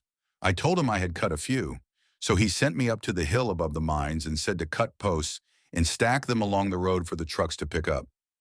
I was sure glad for the change because there was more variety, a period when I would be looking for posts and a time carrying them out. Art Wilson was running the tractor to hoist the sacks of gilsonite out of the mines. He showed me where to go to cut and to leave my lunch bucket at the shop where they kept the tractors and to come and eat lunch with them. I went out and found a place where there was quite a few posts and started cutting. At lunchtime, when I went down to eat, the men asked me how many I had cut. I said I hadn't counted, but I had better do it because I was supposed to tell the old man how many I had gotten. This kind of made me a little apprehensive because I didn't have any idea how many I was supposed to cut. I really went to work, and when I got through, I had 110 posts cut and stacked along the side of the road. When Art Wilson asked me and I told him how many, he swore and said that was 3 times as many as anyone ever cut. They figured 35 was plenty for one day. When the old man asked me and I told him, he used a little profanity and said I had enough posts cut for a year. So for the next 2 weeks, I just rode around with the old man, listening to his tall tales and helping him do a little prospecting. He was really quite a character. He smoked a pipe, the saliva would run down the stem, and a steady stream would drip off the end. Occasionally, he would take it out and spit between the spokes of the steering wheel. He had a puddle between his feet all the time. He drove the car with the gas nearly to the floor and regulated his speed by using the clutch. He did lay off a couple of men, and that made them none too happy with me. Finally, the old man decided he wanted a tunnel run through the hill from the west toward the east, where they were already working, and he wanted a shaft sunk from the top of the hill down to give ventilation to the tunnel. He put Glenn Morrell and another man putting down the shaft and had me, Bill Siebers, and Bill Reeves start the tunnel across. Bill Siebers was the one running the tractor, and Bill Reeves and I would dig.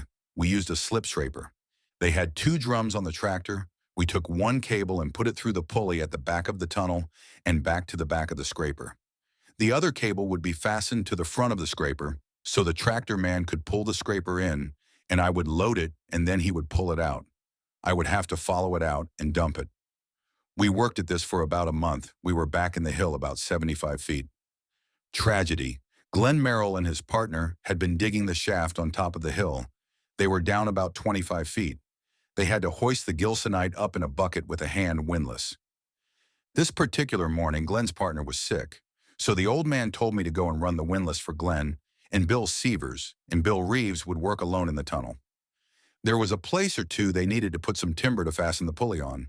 I had to let Glenn down in the bucket. He would put one foot in the bucket and hold on to the rope.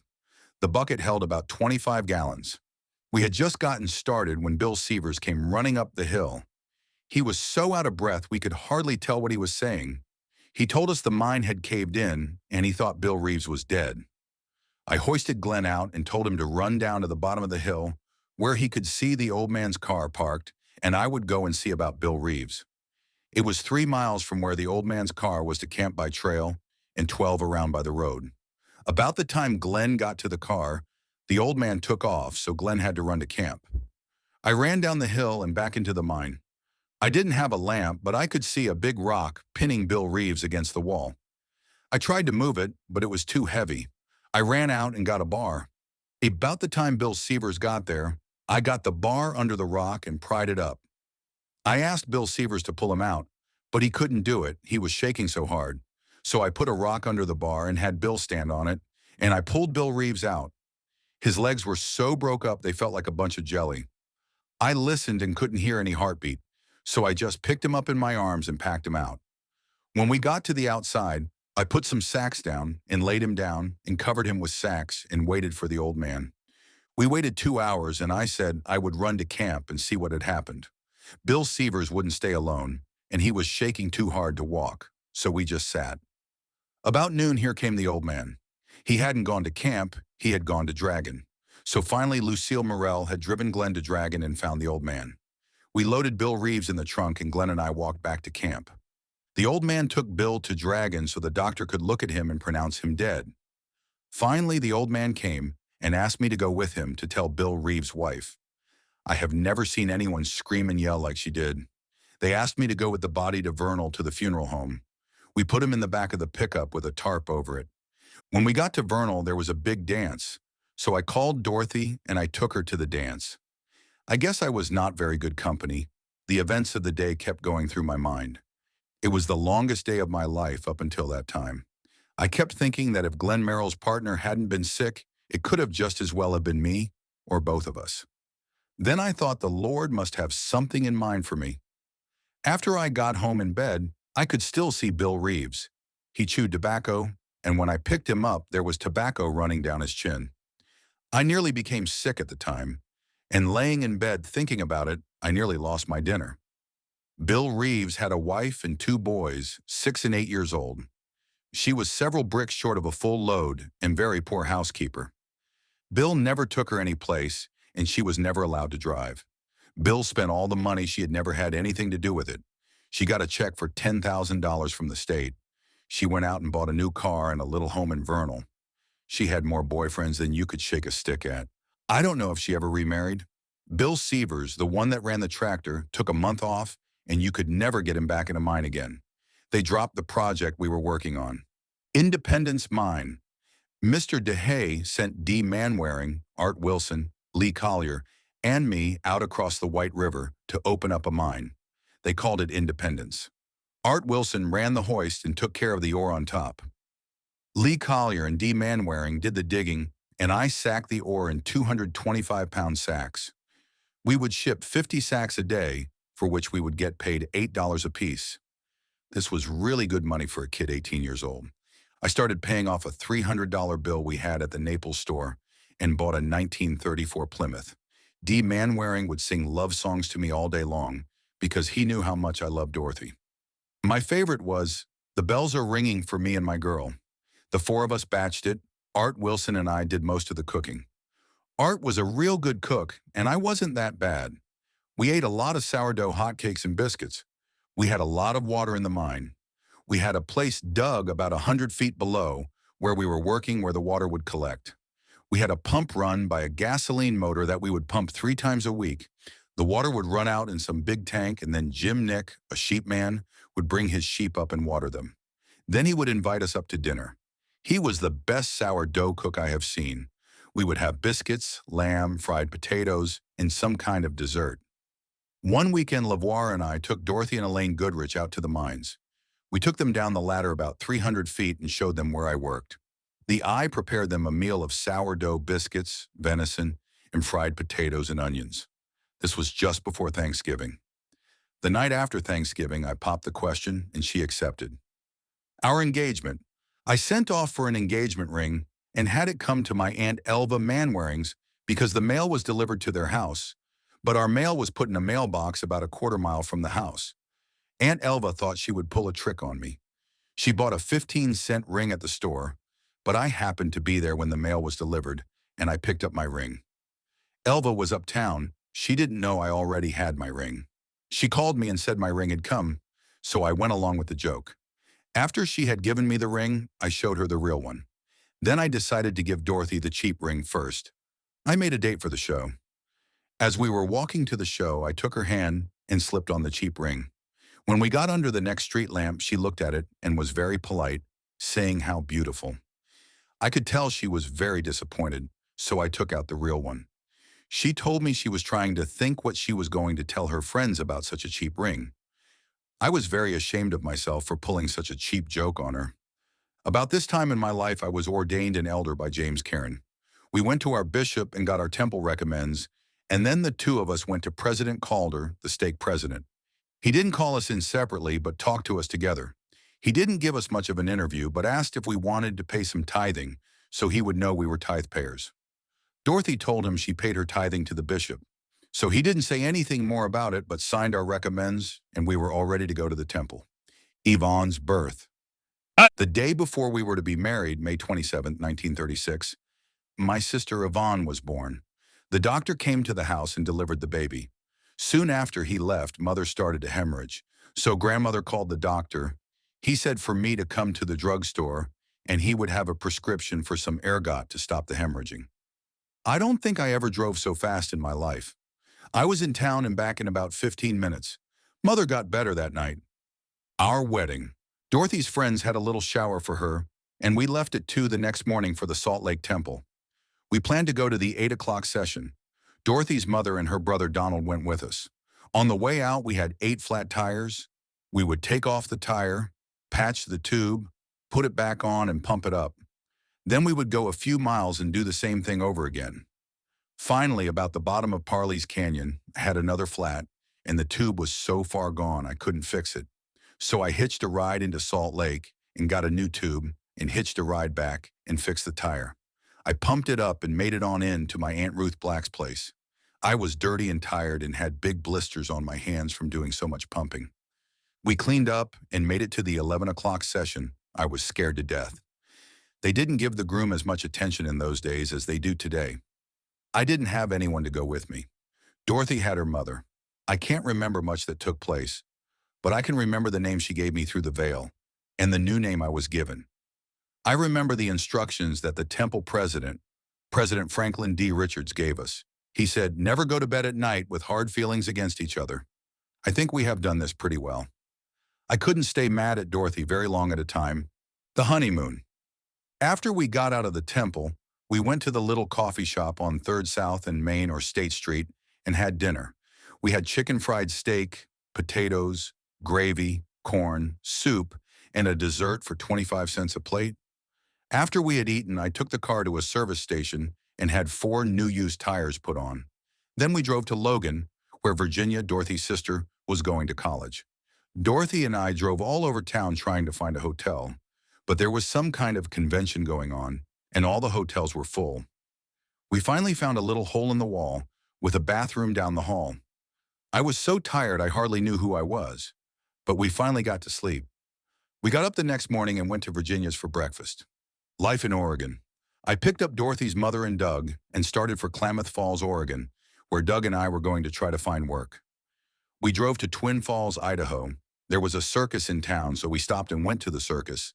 The next day we drove to Bend, Oregon, and the next day we went on to Merrill, where Howard and Elna live. Doug and I spent a little time looking for work on the farms, but the wages were a little low, so we went on up to Klamath Falls and stayed with Mary and Roland. Every day, Doug and I would go to each mill to see if they were hiring. One day we spent in Klamath Falls. Doug took one side of the street and I took the other. We went to every business in town, grocery stores, cafes, everything. Doug got discouraged and went back to Morrell, Oregon, to a job on a farm for $75 a month and board. I kept going back to the sawmills. Yawana Box Company. One morning I was standing in line at Yawana Box Company. There was about 150 waiting in line when the superintendent came out of his office. He walked along shaking his head. I got out of line and followed him until I got away from the bunch in line and asked if there ever would be a job. He looked at me and said, "You have been coming every day for 2 weeks, haven't you?" I said, "Yes." He said he remembered seeing the red hair. I was really thankful for red hair at the time. He said, "Go up to the office and he would give me a job when he came back." He took me out in the yard where they were grading air, dried 2x12s, 14 and 16 feet long. I would pull the lumber off the chain and put it on the cart where it was then hauled to the planing mill. When I got this job, I had just 50 cents left in my pocket. The next afternoon, a man from the finance company, which was financing our car, came by and picked it up. It was kind of a low time in our lives. I rode the bus to work for a week. We went down to Sears and bought a bike for $5 down and $5 a month. I rode the bike to work. After 3 weeks, we finished up the job, and I was laid off. I went back to the superintendent and asked about a job. He said, "I thought I got you a job." I told him I had worked too fast and finished it up. He told me they had been having trouble with the union since it was non-union. Union organizers had been trying to sabotage the mill by turning off the oil cups on some of the larger machines that were located down under the mill. He asked me to spend a few days watching to see that no one, except he or the maintenance man, touched them. Down under the mill, a lot of chunks of lumber had fallen off the conveyor belts and made quite a mess. So I spent a couple of days cleaning up. It gave me something to do so I wouldn't get so bored. I noticed a man adjusting an oil cup on one of the main machines. I walked up behind him and touched him on the shoulder. He nearly went through the floor.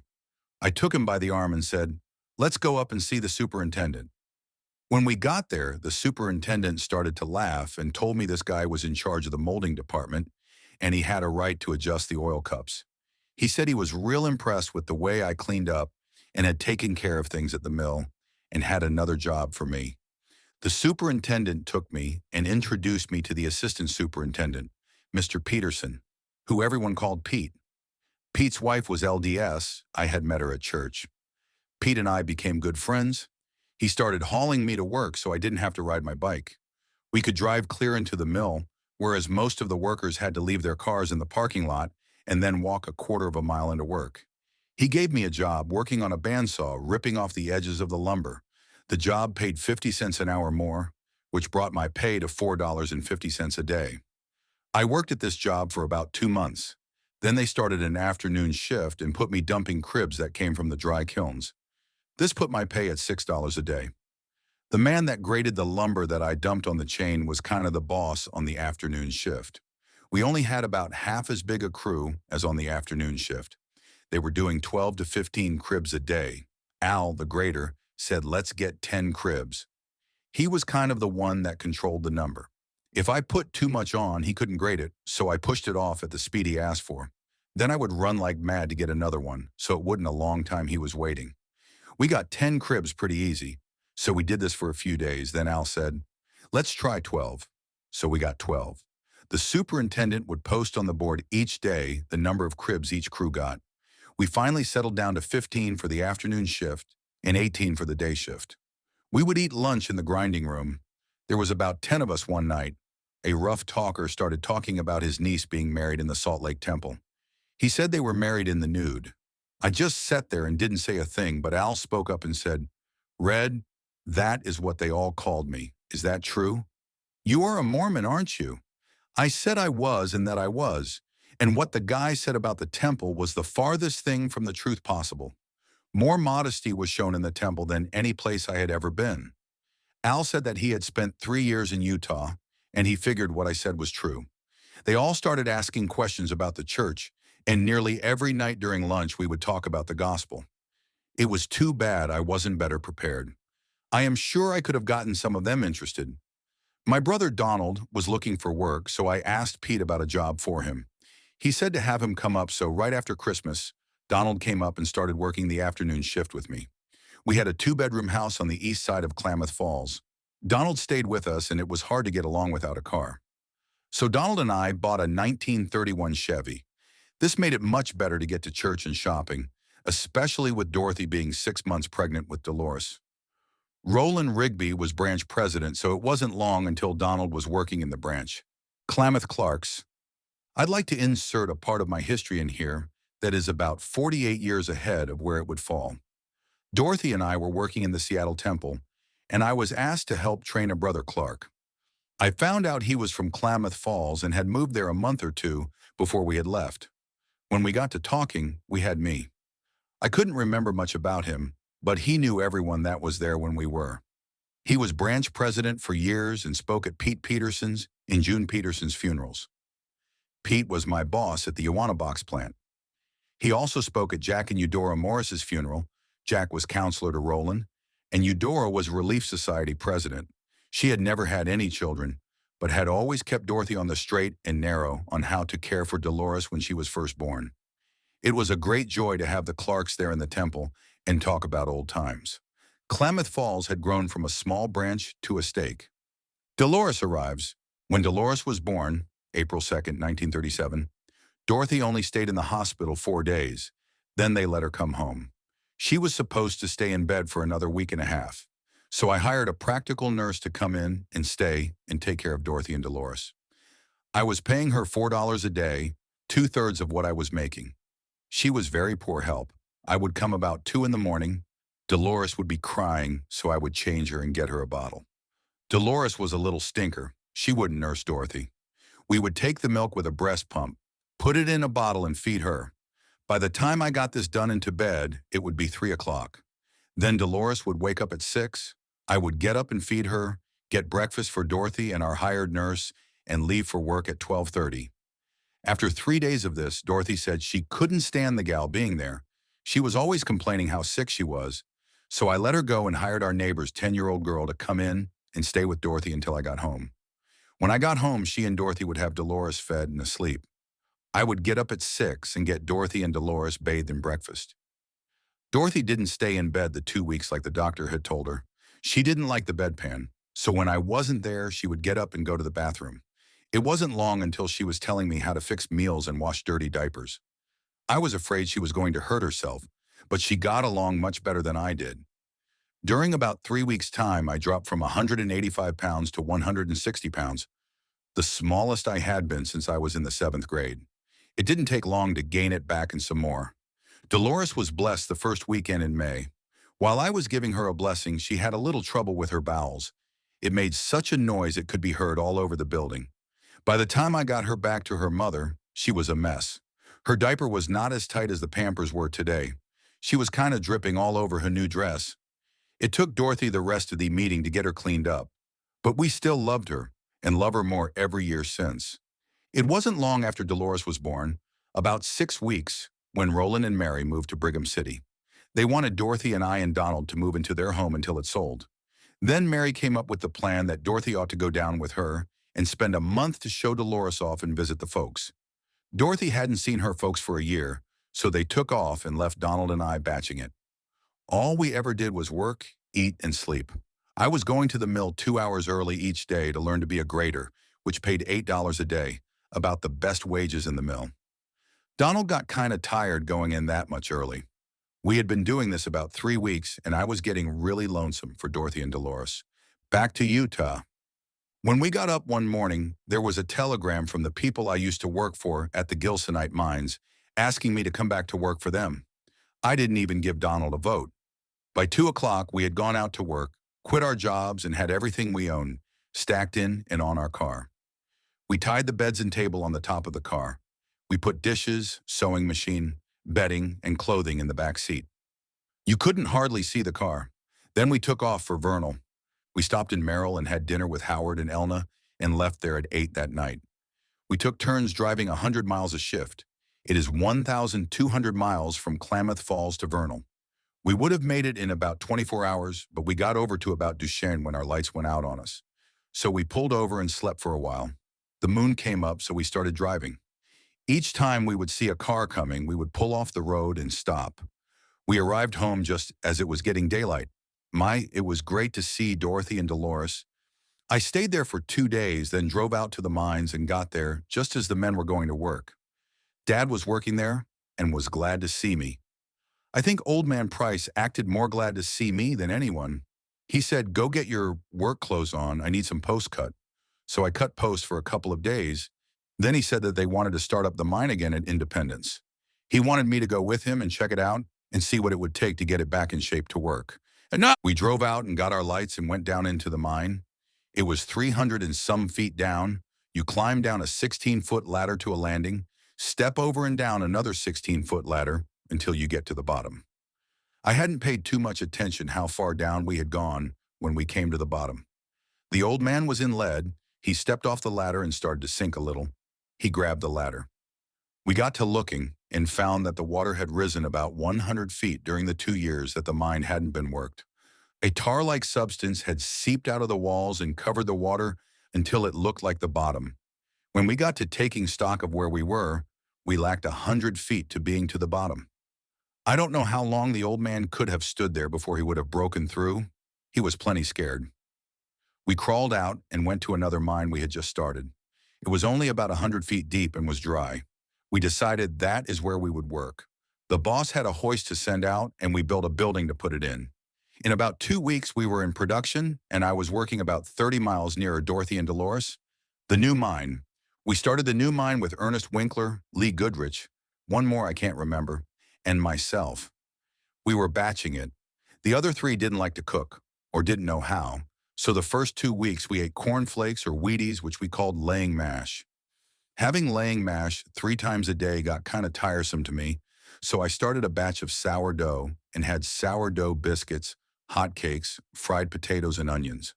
I would take the 22 and get a couple of cottontails every 2 or 3 days and have a little rabbit once in a while.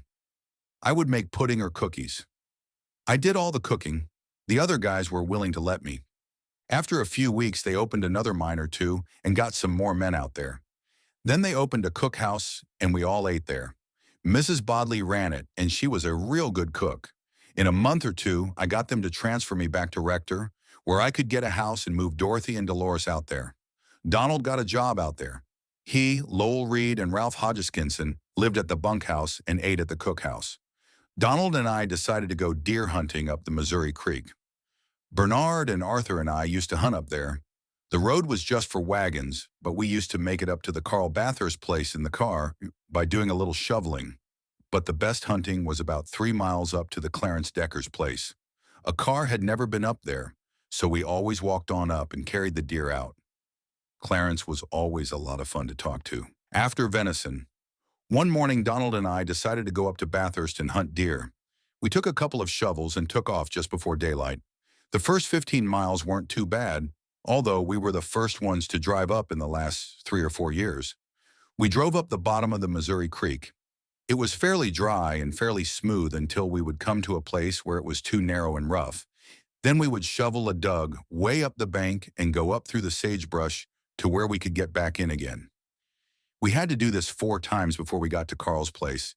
We got there about 10 o'clock and decided with an hour or so of shoveling, we could get back in the creek and go another way. We worked until we finally got up to Clarence's. I think we were the first car to get in there.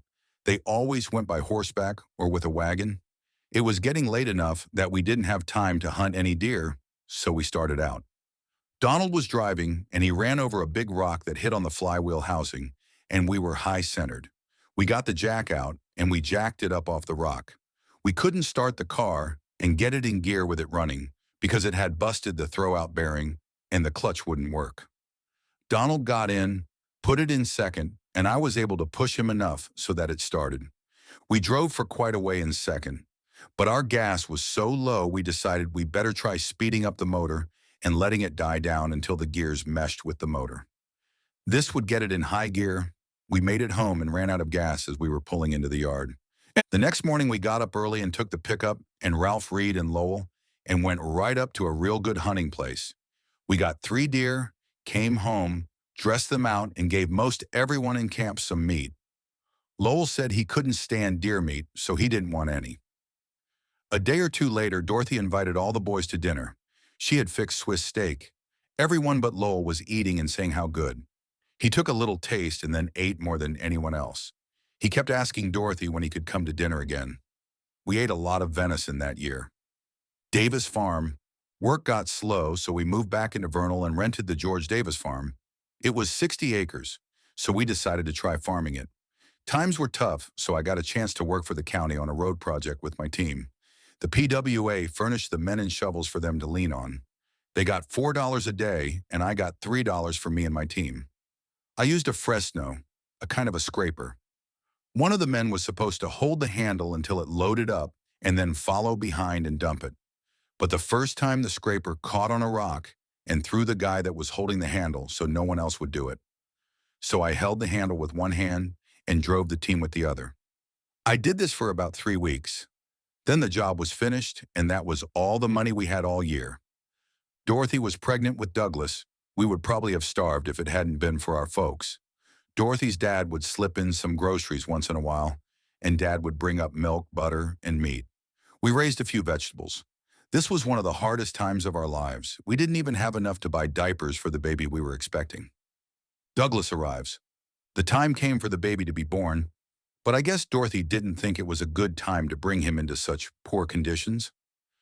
Finally, the doctor decided it had gone on long enough. The baby was about 3 weeks overdue, so he had Dorothy come to his office, and he gave her a shot and told her to go straight home and to call him as soon as she had her first pain. We hadn't much more than arrived home, and she started having contractions. So we called Dr. Hansen. He came right out. He didn't want Dorothy in the hospital because there had been so much staph infection. We had arranged for Sister Walker, Elizabeth's mother, to come. She was a practical nurse. Doug still refused to be delivered for about 2 hours. He finally came so fast that he was real blue. It sure did scare me. I was there watching the delivery. Dr. Hansen took him by the feet, chucked him under the chin a few times, and he began to cry. The doctor handed Douglas to Sister Walker and put all of his attention on Dorothy. It wasn't too long that all was going well and I could breathe again. This event took place about 3 o'clock on May 27, 1938. We sure did love him and spoil him. He never did get over it. His wife and children and ward took over where we left off. Merkur mining. Our crops didn't turn out that well, and the price was practically nothing. That fall, Dorothy moved in an apartment in the same building with her folks. Her brother Doug and I went out to Merkur to work with my brothers Donald and Eldon. We all four lived in a boarded-up 10 by 12 tent. We had 2 army cots. We fastened one on top of the other and made bunk beds out of them. Donald and Eldon slept on the bottom bunk, and Doug and I on the top. I have never been any closer to anyone than to Doug. Doug and I worked afternoon shift. We were drilling dry, and it would be so dusty we couldn't see each other at arm's length away. We would come home at night so dirty we would look like black boys. We would make a fire, warm up the tent a little, heat some water, and take a sponge bath, and crawl into bed so tired we could hardly move. Next morning, we would get up and eat with Eldon and Donald. There was 6 other young fellows batching out there, and nearly every night they would come in and eat with us. We had to take turns since getting 8 to 10 people in there made the tent pretty full.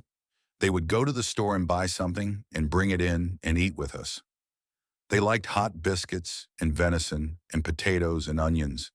It seemed like I had fixed this kind of menu at times before. Second Christmas, I caught a ride to Salt Lake. I didn't have hardly any money. I bought 2 or 3 little presents for Dolores and Doug, and I bought Dorothy a pair of house slippers. I caught the bus to Vernal. I arrived there at 2 in the morning the day before Christmas. I had a half a mile to walk. It was about 15 below. I have never been more happy to get home to my family. Christmas morning, Dorothy put her house slippers on. I don't think she had worn them much more than an hour when they started to come apart. They were probably the cheapest slippers ever made. I was sure happy to be home. Dorothy's and my folks had taken good care of her. I stayed until after New Year's, then hitchhiked out to Salt Lake and caught a ride on out to Mercer. Mission Ore. I went back to work in the dust for about 2 weeks. Then Doug, Donald, Eldon, and I went into partners and started making a little more money. We had some pretty good ore. In the spring, I rented an apartment and moved Dorothy and the children out. Donald, Eldon, and Doug moved in with us. Dorothy did the cooking. The mine that we were working petered out, so Donald and Eldon got a lease in the mine they called the Resolute. Doug and I got ore down in another mine. Chad came out and went to work with us, and Dad came out and worked with Donald and Eldon. We all got into some pretty good ore. Doug got a call to go on a mission, and we had the best ore in the camp. In just over a month, Doug had enough to take him through his entire mission, so he sold his lease to Chad and I. I think that was the last ore we shipped out of there. By then, Donald had decided to go on a mission, so they were in real good ore, and Chad and I went in partners with them. The saying was going around that wherever the Gale boys put their pick, that is where the ore is.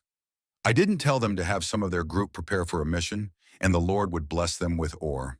Little Doug's leg.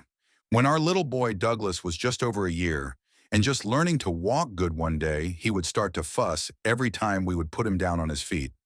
He wouldn't walk or stand, and when you would pick him up and touched his one leg, he would cry. When we got to checking, it was kind of red and swollen. Our neighbor was a registered nurse that had been working in the Lehigh Hospital. She advised us to take him to Dr. Eddington. Her husband drove us down. When we got to the hospital, the doctor was not in, so we went over to the American Fork Hospital. There the doctor examined him and said it was a little arthritis and to take him home and keep it warm, and he was sure it would better in a few days. We went back past the Lehigh Hospital and noticed Dr. Eddington's car there. So we took Doug in, and as soon as Dr. Eddington looked at him, he said, "I hope I am wrong, but I think he has a bone infection." He looked in Doug's mouth, and there was some infection around one of his teeth. The doctor told us to take Doug home and keep hot packs on his leg for 48 hours, and then bring him back. When we brought him back, you could see where the infection had centralized. Dr. Eddington suggested Dr. Terry do the operating. He said he was the best in the West. So Dr. Eddington called Dr. Terry and set the operation for the next day. I watched as they cut down to the bone an incision about 4 or 5 inches long. You could see the bone was sort of like honeycomb. It was soft. The doctor used an instrument, kind of like an ice cream scoop, only much smaller, and just scraped the bone away. There was a piece about as big as a matchstick that was still hard. They cleaned that well and put some medicine on it. Then they put a cast on with a hole over the incision and packed the hole full of gauze. Dr. Eddington paid Dr. Tyree and said I could pay him later. Dr. Tyree only charged $75. He had come clear from Salt Lake to do the job. Dr. Eddington said that was the only time he had known Dr. Tyree to operate outside of Salt Lake, and that he usually charged $500. Dr. Eddington wouldn't take anything for his part in it. He kept Doug in the hospital for a week and put a bed in his room for Dorothy to sleep on. Dorothy stayed right with him. The hospital bill was only $25. I have never known a doctor that had as much concern for his patients' well-being. He was our doctor for Leon, Ken, and for me when I had an operation. He treated us all the same way. We took Doug home, but it was so far out to the mines that we decided to move into Lehi, where we would be near the doctor. Dorothy was expecting Leon at this time, so we wanted her near the doctor for that reason also. The folks had moved from Vernal to Lehigh and were just across the street from us. We had to change the gauze every few days. It would stink so bad it nearly turned your stomach. Doug stunk so bad that Dorothy wouldn't take him to church. This had been going on for 2 months. Dorothy was due any day, so Dorothy's mother came out to help. After 3 months, they took the cast off and x-rayed and found a new bone had grown onto that little piece until you could hardly see where the damage had been done. They had replaced the cast 3 or 4 times. Doug was pretty hard on casts and on Dolores. He would kick her with the casts. She learned to stay her distance. Leon arrives. One morning as I was leaving for work, Mother Knoll said, "I think this is the day." But Dorothy wouldn't let me stay home. She said everything would be fine. Chad was living with us and working out to Mercure. When we got home, Mother Knoll had a real good dinner ready. We sat down and started to eat. Mother Knoll said, "Aren't you going to ask where Dorothy is?" I said, "I just thought she must have gone across the street to the folks' place." Well, she hadn't. Not much after I left for work, she had gone to the hospital. Leon was born the 10th of April, 1940. It didn't take me long to finish that meal and get up to the hospital. I was sure relieved to see that all was well. I was a bit perturbed that Dorothy would let me go when she knew it was the day, but she has always been one not to want to make a hardship on anyone else but herself. I sure did love her and our new baby, and my love has increased 100% since then for both of them. Scoutmaster. I was called to be the scoutmaster in the Lehigh First Ward. We had lived there about a year when we got notice they were going to sell the house we were in, so I told my scouts that the one that me a home to rent would get $1. The next day, Jay Higginson came and told about a house on his paper route. It was in the Lehigh Fourth Ward. I went and looked at it. It was an all-brick home with 2 bedrooms for $13 a month. Our landlord lived in a little adobe house behind us. His name was Brother Coates. He was one of the nicest men I have ever known. We moved in, and on the second Sunday, they called me to be the scoutmaster, the Mercure branch. I didn't mention that while we were in Mercure, I was called to be first counselor in the Sunday school Mercure branch. The Sunday school president had had his driver's license revoked for a year for drunken driving. The branch president would have a cigarette occasionally. During this time in Mercure, the camp organized a softball team and played in a tournament at Lehi. On the 24th of July, we had a big celebration with a carnival and a program. The Relief Society sang the Beer Barrel Polka, and our team played a game of softball. We won because Donald and Eldon and I were on the team. We won the division at Leahy and went to Salt Lake and played in the state finals. We came in third. We had a really good pitcher, so we didn't have to play that well on defense. Watkins Ice Cream Coach. The following spring, Watkins Ice Cream asked me to be coach of a team for them. They furnished suits with their names on them, and they paid all costs. It was a fun time, but we didn't have a very good team. We won a few and lost a lot. We weren't the best in the league, and not quite the worst. I made a lot of good friends and got to eat a lot of ice cream. Every time we won, the team would go to Watkins for sundaes and milkshakes. Once a week, I also met with management to talk about the team. They, of course, brought out the ice cream. Leahy House. The house we had rented was taken over by the owner's son, so we had to move again. There were several pretty nice homes for sale, so I decided to talk to our banker and see what we could do about buying. There was one home I wanted that was all brick, a garage, 2 bedrooms, a bath, living room and kitchen, and a full basement that was unfinished. It was for sale for $2,700, and the payments were $200 down and $25 a month. But the banker said the interest would kill me. It was 5%. So he recommended that I buy an older home made of adobe brick. It was for $1,000 with $100 down, and the bank would loan me all the money, and the monthly payments would be $20 a month. So we bought that one and moved in. I did some remodeling, put a cellar under the kitchen for food, etc. Kenneth arrives. Kenneth had arrived on November 18, 1941. Grandmother Morell had come down from Salt Lake and helped Dorothy for a couple of weeks. I was able to watch the delivery.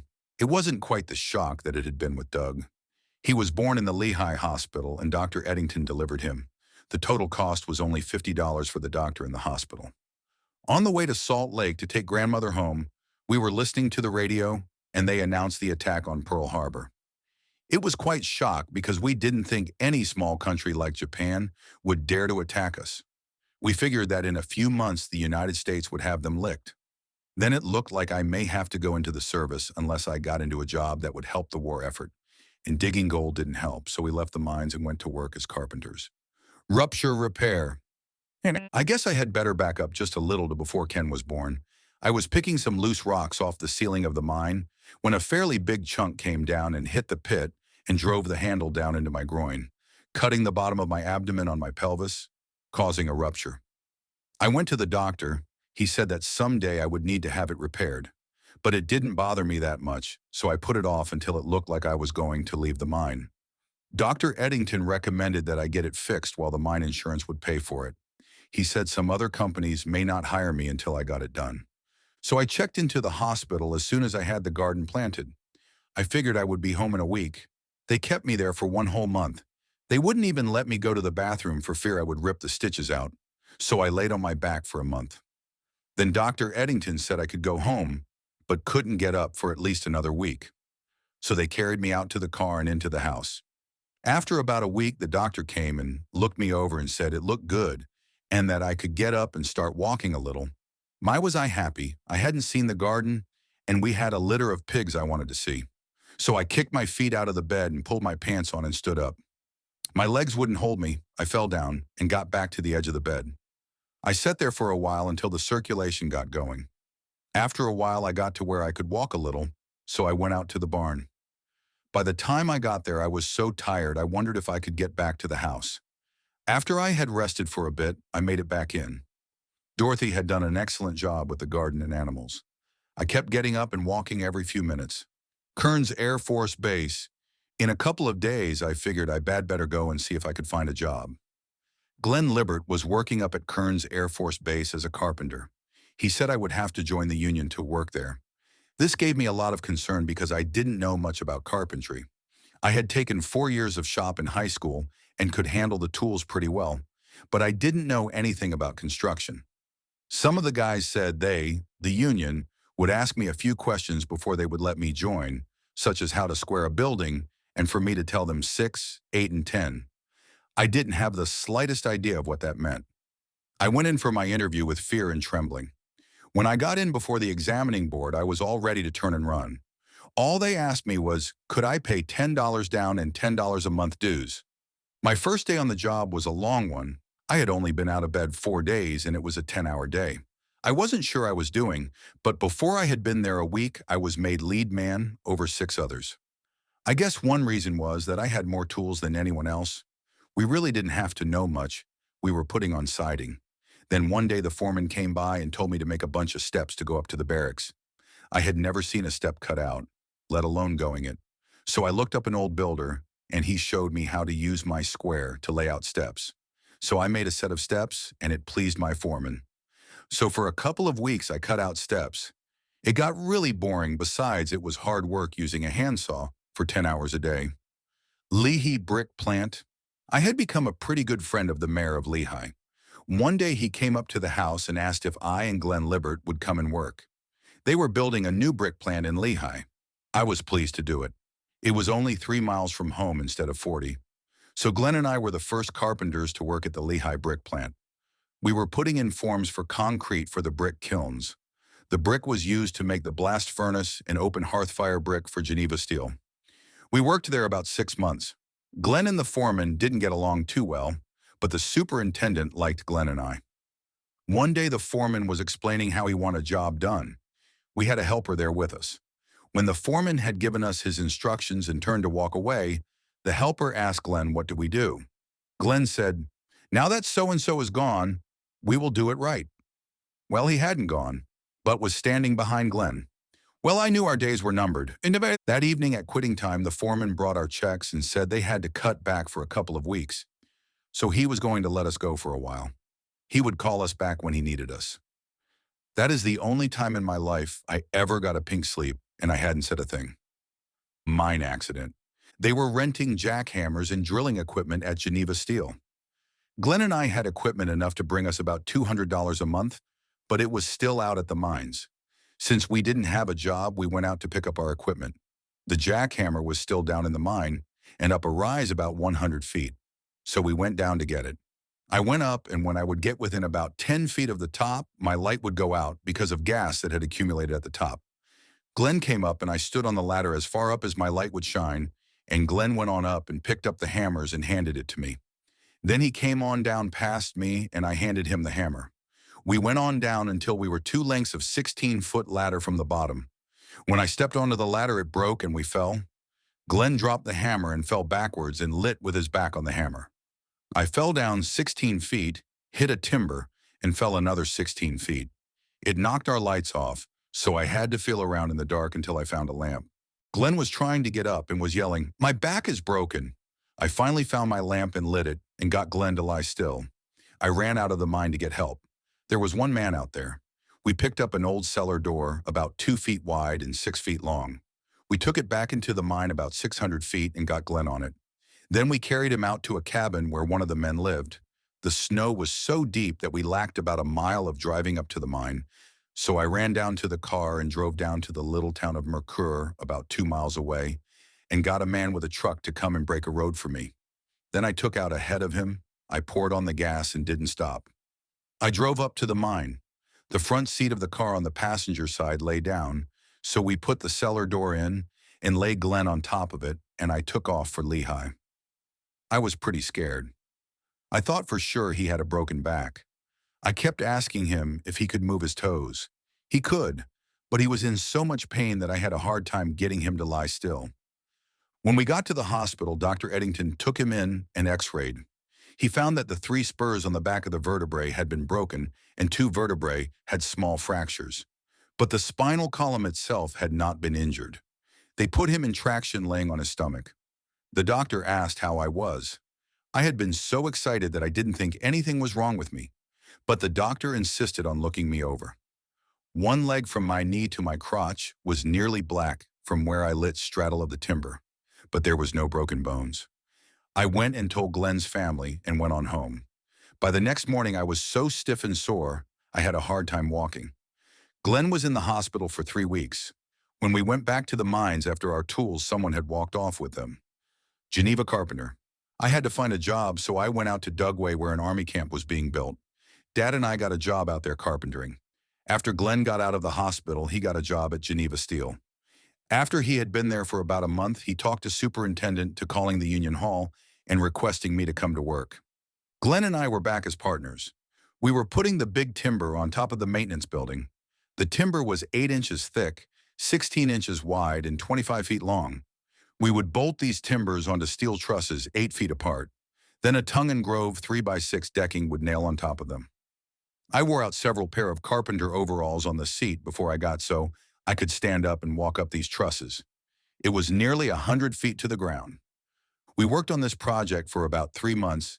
Then we were transferred up to the rolling mill to do the same thing. They couldn't find anyone that would work that high. We spent another 4 or 5 months on this job. By then they had started laying off. They would take a whole crew and lay them off, and if the foreman wanted to go back to work with his tools, he would stay on. Every time that a crew that Glenn and I were working on was supposed to be laid off, the superintendent would transfer us on to another crew. I could see the handwriting on the wall, so I tried to get Glenn to quit and we would go to school to be pattern makers. When the plant started up, we would have steady work. Glenn said as soon as we get laid off, we would do that. Trade school. After about a month, I quit and started school. Glenn kept on working for another year and a half. By the time he was laid off, I was working at Geneva Steel and teaching school at night. We were living in Lehigh, so I caught the train at 5 o'clock in the morning to get to Provo to school. I was there until 9 o'clock at night and then caught the train back home getting in about 10:30. I did this for 3 months, then a job came up driving school bus from Lehigh to Provo, picking up high school students from Lehigh, American Fork, Pleasant Grove, and Orem, and taking them to vocational school. They would go to school half a day, then I would take them back to high school and pick up another bunch for the afternoon classes. Then I would get to go to school for 3 hours in the morning and 3 hours in the afternoon. My pattern-making instructor made arrangements for me to make patterns for some of the foundries around, and they paid me 75 cents an hour. With the $100 a month I got for driving school bus, it made it so that we were able to put a little money in the bank. Moved to Provo. When spring came and school was out, we decided to move to Provo. They had started a new building project on 5th South. We went down and bought a new home at 1035 East 5th South. We were able to sell our home in Lehigh for $1,800, giving us a profit of $500 after paying for the materials I had used to remodel. The new home cost us $5,900.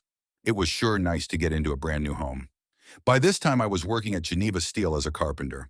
The pattern shop had not started yet, so I hired on as a D carpenter and was teaching at vocational school 3 nights of the week for 3 hours a night.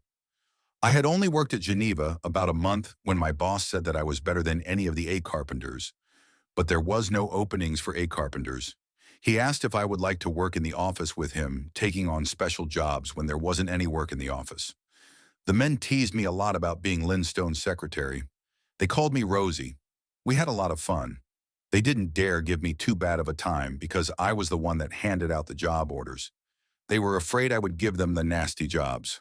Lynn Stone was one of the nicest men I have ever known. When we went to Provo during 1987, I stopped in and had a nice visit with him. He was getting pretty feeble. I planned to stop and spend some time as we left for our mission, but he passed away a couple of weeks before we got there. Lynn Stone. Lynn Stone gave me every opportunity to work up, and quite often he would call me in the office for lunch and we would discuss the gospel. Other times he would bring his lunch and eat at my work table. I had a large table by my workbench that I did lay out work on and made my assemblies on. Everyone that was working in the shop would bring their lunch buckets and we would all eat at my table. Hard divinity. Sometimes when I made a pattern, I would mix up a compound that is a little like plaster of Paris.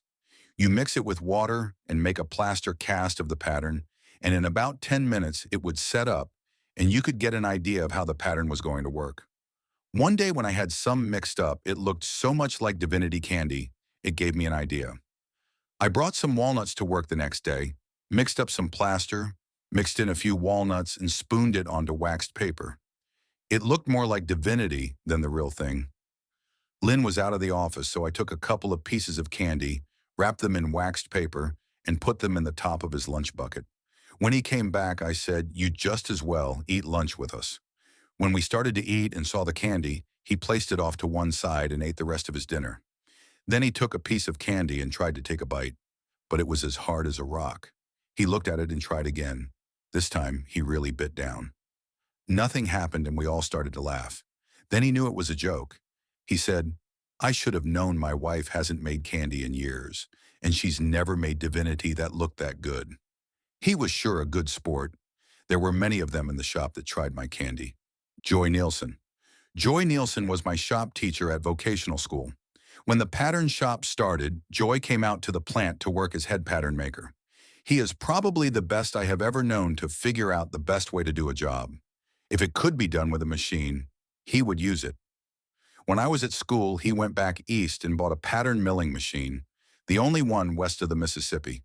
He spent some time at the factory learning how to use it, and when we got it in the shop, he and I spent about 2 months figuring all kinds of projects we could use it for.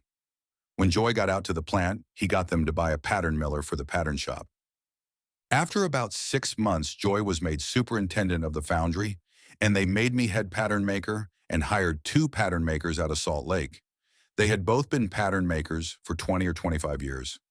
I think they both resented having a kid telling them what jobs to do, and then I was responsible to check them to be sure they were right. I didn't have to worry too much about this. They were very good. Neither one knew much about using power tools except saws, joiner, and sanders. They wouldn't even try to learn about the pattern miller. Cruz Howe, the best one, and I were building patterns for an ingot mold. 2 different sizes. The insides of the patterns were fluted, sort of scalloped. Cruz laid his out and started cutting his out with chisels. I went down to the pattern miller and started to set it up to run them. I spent more than a day making knives the right shape to do the cutting. Then nearly another day setting up getting ready to go. Cruz kept telling me I was wasting my time. He already had 6 or 8 pieces made. It took 48 pieces. Finally, on the 3rd day, I had all my pieces cut to width and length and took them down to the milling machine. And in 30 minutes, I had mine all done and smooth enough that I had very little sanding to do. Everyone was exactly the same. Cruz apologized for the way he acted and asked if I would grind some blades and run his through for him. He never tried to learn how to use the machine, but would have me do the machine work for him. We became the best of friends. After I left the shop and moved to Washington, he wrote me and said he had nothing to live for. He had lost his wife, and his 2 children didn't see eye to eye. He sounded very depressed. In a couple of weeks, I got a letter telling me that Cruz had shot himself. I often wondered if I had been there working with him, if things would have been different. Lynn Stone gave me every opportunity to work overtime. I would put in a shift at the shop and then go to the open hearth and work as a carpenter at a shift. It really helped to pay the bills. At the open hearth, after so many heats, the brick on the top of the furnace would burn so thin they would have to be replaced. They would knock the top end in and scoop it up with a crane. Then the carpenters would come in and put up trusses with 1x4s over the trusses. The trusses they had were so heavy that they would have to be set with a crane. When the brick had been laid, we would drop them inside and have to hook onto them with the crane and pull them out of the furnace door. Sometimes when the crane was busy loading a furnace, the carpenters may have to wait 1 to 2 hours for the crane to set trusses. Then when we were ready to pull them out, we may have to wait another 1 or 2 hours. Having 6 carpenters just sitting may add up to 16 or 20 man-hours. It was taking around 2 weeks to get a roof repaired, so Lynn Stone asked the assistant foreman and I to see if we could design a truss made out of plywood that 6 carpenters could lift and put in place, and then lift out through the doors when we were through. We laid it out on the floor and started cutting patterns. When we got the first one nailed and glued up, 4 men could carry it easily, so Lynn had a crew come and nail them, and I did the cutting. The first furnace we repaired after getting the new trusses took 4 days. After some more planning, like getting a special railroad car to get all our trusses, 1x4s, nails, tools, and everything on, and spotting it in front on the furnace, we got the time down to 8 hours to set the trusses ready for the bricklayers. They worked around the clock and had it ready to go in 24 hours. It made such an impression on the big shots at U.S. Steel. They had Lynn Stone come back to Pittsburgh and show them how to do it. Some of the carpenters were a bit unhappy because we had worked ourselves out of a lot of overtime and didn't get to sit around as much. But it made their job a lot more secure because Geneva Steel could compete with all the other steel plants. Marvin arrives. About this time, our number 5 son came along. He was born May 30th, 1945. We named him Marvin Howard. Our friend Jenny Swap tended our kids while I took Dorothy to the hospital. After Marvin arrived, I called Jenny and told her it was a boy again. When Dolores heard, she said, "Another stinking boy." It kind of sounded like she wanted a sister. Shortly after Marvin was born, Geneva Steel shut down. In one day, over 5,000 of us lost our jobs and everyone went down and got in line to sign up for unemployment. The next day, we borrowed a car and drove out to Vernal to see if I could find a job. We visited for a couple of days and I got a job working for N.J. Moore, the banker in Vernal, remodeling the old red front garage into some apartments. Ken in the bar pit. We started home and got out about 15 miles and the kids were messing around in the back seat. I stopped and sat everyone down and just got up to speed, about 55, when I felt cold air on the back of my neck. I looked in the rear view mirror just in time to see Kenneth go sliding down the bar pit. I stopped and backed up, knowing there wouldn't be a chance he would be alive. By the time I stopped and jumped out, he was crawling out of the bar pit. It had scalped him down one side, and I could see scratches on his skull. Dorothy handed Marvin to Dolores and I gave Kenneth to Dorothy. She wrapped a diaper around his head, and I headed back for Vernal. The car generally had a hard time going up the grade at 50, but when we hit the top of the hill, we were doing near 90. We stopped at Dorothy's folks and called the hospital. They said there wasn't a doctor in town. Dr. Hansen had just left to go to Greendale on an accident, but to bring Ken on in. We gave him a blessing, and when we got to the hospital, Dr. Hansen was there. They had caught him at his office just as he was leaving. I went into the operating room and watched them scrub the skull and the scalp. Then the doctor took some scissors and trimmed the scalp so there wasn't any ragged edges, then sewed them together. About this time, I started to get a little woozy, so the doctor said to the nurse to get me out of there before he had another patient on his hands. So she took me out and set me down and put my head down between my legs. In a minute, I was all right. They sat Ken up in bed and had cold packs on his head. We had to stay with him for 48 hours because of the concussion. He got along very well and was very good to keep the cold packs on. Dorothy and I didn't sleep a lot during this time. In 4 days, the doctor said Ken would be able to travel, so we took him home, and in a couple of days, I caught the bus back to Vernal to start work on the apartments. Hot packs for all. I stayed with Dad and Mother Noel. I was thankful to be able to be with them. This was a real bad time being away from the family. Douglas had started having pains in his leg again. I don't think I mentioned that a while before we left Lehigh, Douglas was stricken with infantile paralysis. Dorothy had to wrap him in strips of hot blankets every hour and had him laying on the dining room table. At this same time, Leon and Ken became sick, so Dr. Eddington had them in separate rooms, and Dorothy was giving them the Kenny treatment the same as Doug, just in case they had it too. I went to Vernal with Jay Nielsen and the superintendent of the Open Hearth and the superintendent of the Lehigh Brick Plant to hunt pheasants. While we were there, a .22 went off accidentally, and I shot myself in the leg. I had to go to the doctor in Vernal, and when I got back, I had to keep hot packs on my leg for 3 days. So there Dorothy was, putting hot blankets on Doug, Ken, and Leon, and hot towels on me. I don't know how she ever survives, but no one ever heard one word of complaint out of her. She has been a great strength to everyone who has ever come in contact with her. Now back to the story. I was in Vernal working as a carpenter. Dorothy was in Provo taking care of the children and trying to make all the payments on the check I was getting. It bounced nearly every time. I went to the banker who we were building for, and he advised me to put my check in his bank as soon as I got it, and then I would be the first to be paid when he paid the contractors. So I did this, and things went some better. Penicillin for Doug. At this time, Doug was having more trouble with his leg. One day, he got hit with a bicycle and broke his other leg. This kept him down for a while, and he didn't have so much trouble for a while. But it started up again, and Dorothy took him to Dr. Taylor in Provo. This is when penicillin was first being used, and a shot had to be given every 4 hours around the clock. Dorothy would set the alarm and wake him up and give him the shot.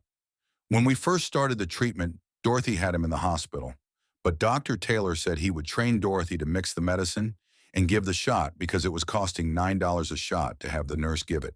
If Dorothy gave the shot, it cost $3. So Dorothy brought him home and started the around-the-clock treatment. After a few days, it seemed so cruel to wake him in the middle of the night, she decided to try and give him the shot while he was sleeping. So she jabbed him in the hip and he came to, and in no uncertain terms, Doug let her know to never do that again. He wanted to be awake and prepared. I don't know of any two people that could have gone through this treatment as well as my two special people. I think there are very few people that could have gone through what Dorothy went through, worrying about the family with her husband away so much. Not much money and no car. I feel mighty blessed to have such a partner. And as the years have passed, I realize that the Lord has made very few people in this pattern. He must love her very much to help her through these trials. No one could love anyone more than I love her for the way she has given me so many choice spirits and taught them the way that she has. Salt Lake doctors. Doug did get some better for a while. He had a special teacher come to the home 2 or 3 times a week to help him with his schoolwork. He was very quick to learn and spent a lot of time studying. He has always been an A student. It wasn't long until his legs started bothering him again. Louise Newby heard about it, and her husband, Burns, was interning at a hospital in Salt Lake, and he recommended a doctor in Salt Lake. Dorothy took Doug to see the new doctor. He examined him and said when school is out in the spring to bring him back. Doug was in a lot of pain at the time, and Dorothy knew that we couldn't wait until spring. Louise knew of a Dr. Oakleberry, one of the best bone specialists in the West. So through Burns, they were able to see him while Dorothy was still in Salt Lake. As soon as Dr. Oakleberry looked at him, he said, "This little fellow must not suffer any longer." They put him in the LDS hospital. They operated the next day and scraped all the old bone away and started him on penicillin again. Primary Children's Hospital. Doug was in the LDS hospital for about 10 days when the doctor told Dorothy to go to the primary president and get Doug put into the Primary Children's Hospital. There it would cost much less and he would get better care and could be going to school. I can't remember how long he was there, but it was some months. Dorothy would catch the train up from Provo to visit him. All this time I was away trying to earn enough to keep the wolf away from the door. About once a month I would get out on the road and hitchhike home. I didn't have the money to take the bus, and besides it took about 3 times as long. I remember one time I got 7 rides and made it home in 3 hours. The last ride I got was just out of Duchesne from a man from Chicago. He was going to Salt Lake. I had planned on getting off at Heber, but when he found that he could go through Provo and it would only be 35 miles further, he took me on down to the Orem bench. I caught the city bus on home for 15 cents. I got off the bus, and Dorothy was standing waiting to get on to go to town to do some shopping. She postponed the shopping. I can still see in my mind how beautiful she looked standing there and how surprised she looked when I got off the bus. Doug was still in the hospital, so I borrowed a car from Joy Nielsen, and we drove up and spent some time with Doug. Joy was very good to us. When I got ready to go back to Vernal, he took me to Heber, where I started my hitchhiking. During the time I was in Vernal, I built some bedrooms and a bath in the basement for Otis and Jenny Weeks and stayed for a time with them. Otis had a slaughter yard where the butchered cattle and hogs. His brother worked there, and some nights after work, I would go and help for 3 or 4 hours. I got pretty good at it. I could tell some pretty good tales about this winter, but I will move on. Mother and Dad Noel. I enjoyed the time I spent with Mother and Dad Noel. She especially liked to have me there to help with the prayers. Dad never prayed, but every morning and evening we knelt in prayer. When I wasn't there, Mother had it all to do. But when I was there, I got to do most of it. It didn't matter who was there.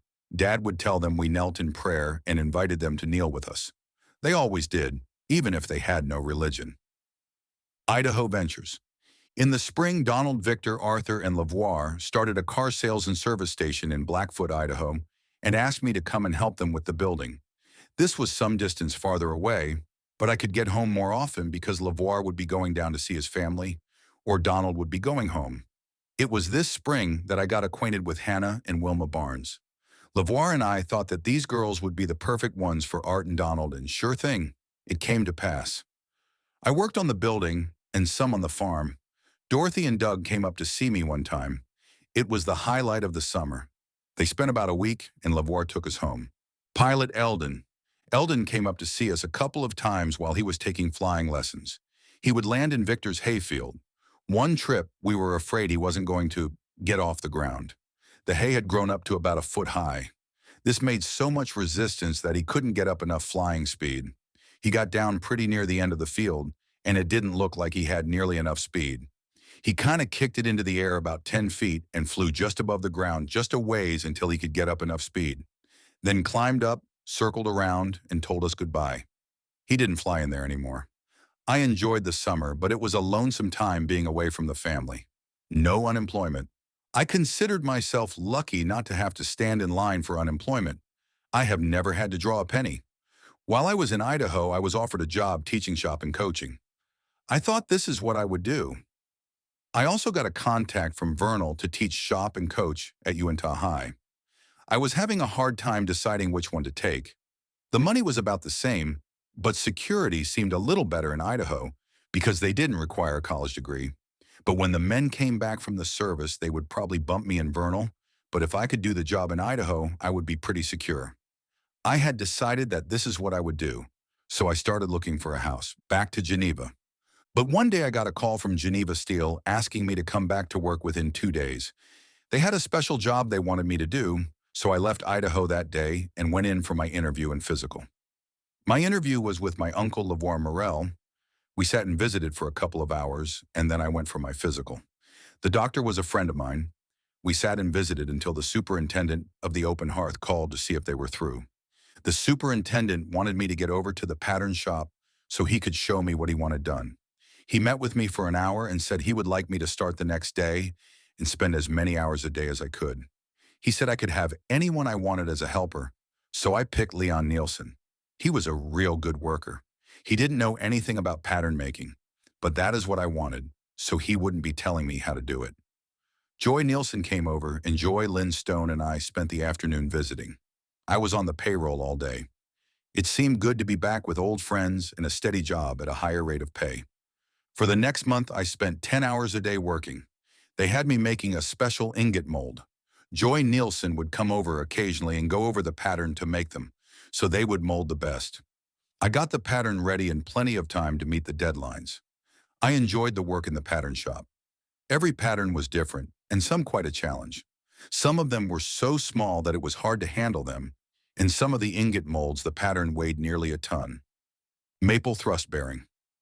I remembered one Sunday night I had gone to a meeting when I got a phone call from the plant that said a thrust bearing had gone out at the rolling mill, and the mill was shut down until I could get another one made, or until they could get one sent in from the east. They were made of ironwood from South America. They asked me if I had anything at the shop like that. I told them bird's eye maple was the hardest wood I had, and I would have to glue it up with waterproof glue to get it big enough. They told me to try it, and a car would be after me in 30 minutes. I hurried home and changed, and they were there for me. The bearings were made in 2 pieces, a top and a bottom. I glued up the material, which took me until after midnight. One of the guards came in with a real nice lunch. After lunch, I laid out the size and shape and made a template to check it with. By then, the glue had been setting for about 4 hours, so I put it on the lathe. About 4 in the morning, the guard brought me some more to eat. By the time the crew came in, I had the bearings turned.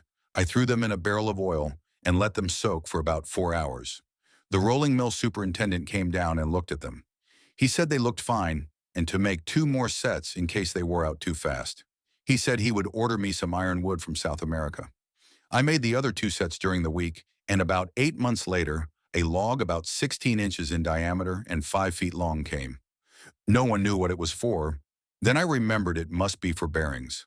I put it down in the corner, and it sat there for about 3 years. Then I got Lynn Stone to make some table lamps, etc. with it. The bearings that I made were still working fine. When I left there, the first set of bearings were still being used. Another time they came and got me on a Saturday and said a big casting had broken and they wanted me to make a new one. They had the broken one in the welding shop to get it welded. They had sent back east to get the pattern, and they said they would use the one that got finished first. I worked all night Saturday and all day Sunday and Sunday night. I finally got through about 8 o'clock on Monday night. The welding shop could have finished first, but the heat warped the casting, and they had to heat the whole thing over and straighten it. During the time that I was working, the only breaks that I took was while the glue was setting up. I would lay down on my bench for an hour or two. They kept me very well fed, and Lynn was there to give me any help I needed. As soon as I got it done, I took it over to Joy Nielsen at the foundry. I watched them mold it and cast it. The pattern itself took 2 men to handle. After it was poured and taken out of the sand, it took several hours to cool enough that it could be machined. Joy cast 2 of them so they would not have the problem again. After a few times like this, they kept a pattern made in anticipation of breakdowns. I sure enjoyed the work and the men I worked with. While I was in Provo, I was the scoutmaster for a while. Then I was made MIA superintendent. I was in that position until we moved to Moses Lake. Provo Corporation. We had a group of 13 families that formed a corporation and bought a herd of Jersey cows and a 15-acre pasture. We got our groceries at the same price as the stores. We really enjoyed this group. Even after 25 years, we got together at Gordon Swaps when he knew that Dorothy and I were going to be there. Myrna arrives. It was about this time that Dorothy became pregnant with Myrna. All the people I worked with were betting whether it would be a girl or a boy. Jim Williams, a good friend of mine at the plant, thought it would be a girl. On December 22nd, 1948, Dolores finally got her little sister. We were all so happy. Of course, we wouldn't have sent him back if it would have been a boy. On December the 24th, Jim Williams went to see Dorothy at the hospital. He called me and said Dorothy was coming home and wanted me to come after her and to bring a blanket. I thought she had baby blankets with her, and she wanted a blanket to keep herself warm, so I borrowed a car and went after her with a big blanket. It was a baby blanket that she wanted. Little Myrna was lost in that great big blanket. We stopped on the way home and got a Christmas tree. I had been dreading fixing up for Christmas without Dorothy there. You never saw such a happy bunch as our kids to get their mother and baby sister home. That was one of the happiest Christmases we have ever had. Dorothy had spent a lot of time preparing, and Dolores was so excited to have another girl in the house, and not another stinking boy. The boys need work. Things were going very well at the plant. Lynn Stone had turned over the pattern shop pretty much to me, and the maintenance superintendent had me doing a few special jobs for him personally. So I had plenty of work to do and no one to tell me what to do. But I was getting quite anxious about what to do about the boys living on a corner block in Provo. I felt I had to find some place that they would learn to work. Uncle Jacob Libbert, Glenn, and Forrest had written wanting me to come up and go in partners with them in the farming business. I had always been a farm boy at heart, so I was kind of leaning in that direction. Forrest called and made me the proposition to come and live with him and Betty until school was out. Goodbye, appendix, Geneva. I had been having some pains in my stomach, so I decided to go and see the doctor. He said I had an appendicitis and it would be smart to have it out while the plant's insurance would pay for it. I was afraid I would get out on the farm and have it rupture on me. So I went in and had an appendectomy. It was quite different than my hernia operation. I was up the same day and went home on the 3rd day. My side was a little tender, but I felt that I needed to get back to work so that I could give them my 2 weeks' notice. A week from the time that I had the operation, I went out to go to work. I had to go and get clearance from the plant doctor.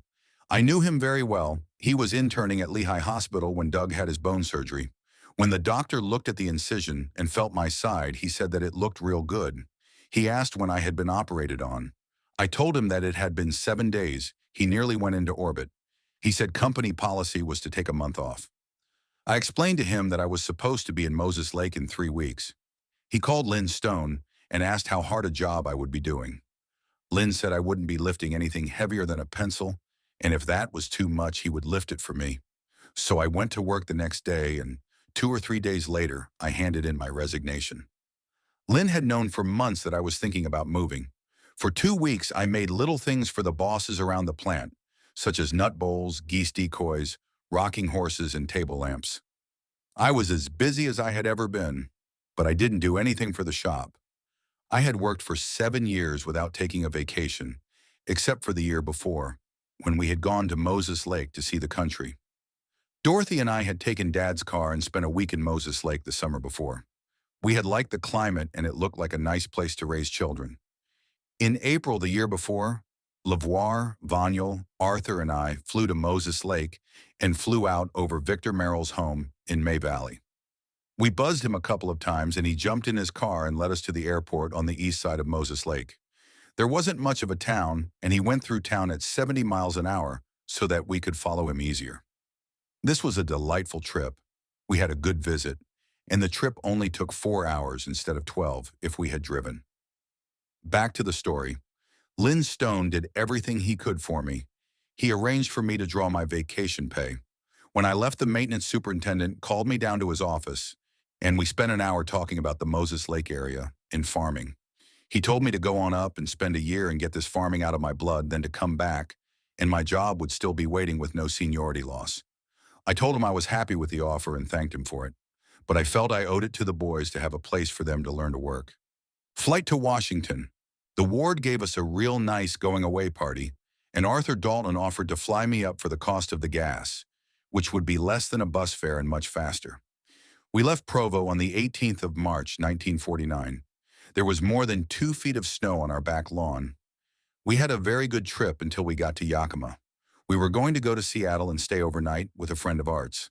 But when we got to Yakima, there was a pretty bad storm over the mountains, so we decided to fly to Ellensburg and then on to Moses Lake. There had been several announcements on the radio for anyone flying from Yakima to Ellensburg to watch for a red and white plane that had gone down in that area. I was kind of anxious about flying, and this didn't help. As we left Yakima, the map showed that we followed up the Yakima River to Ellensburg, so we started following the river and finally came to some pretty high mountains. When we looked at the map again, we found that we were on the wrong river. We turned around and we started to lose a little altitude.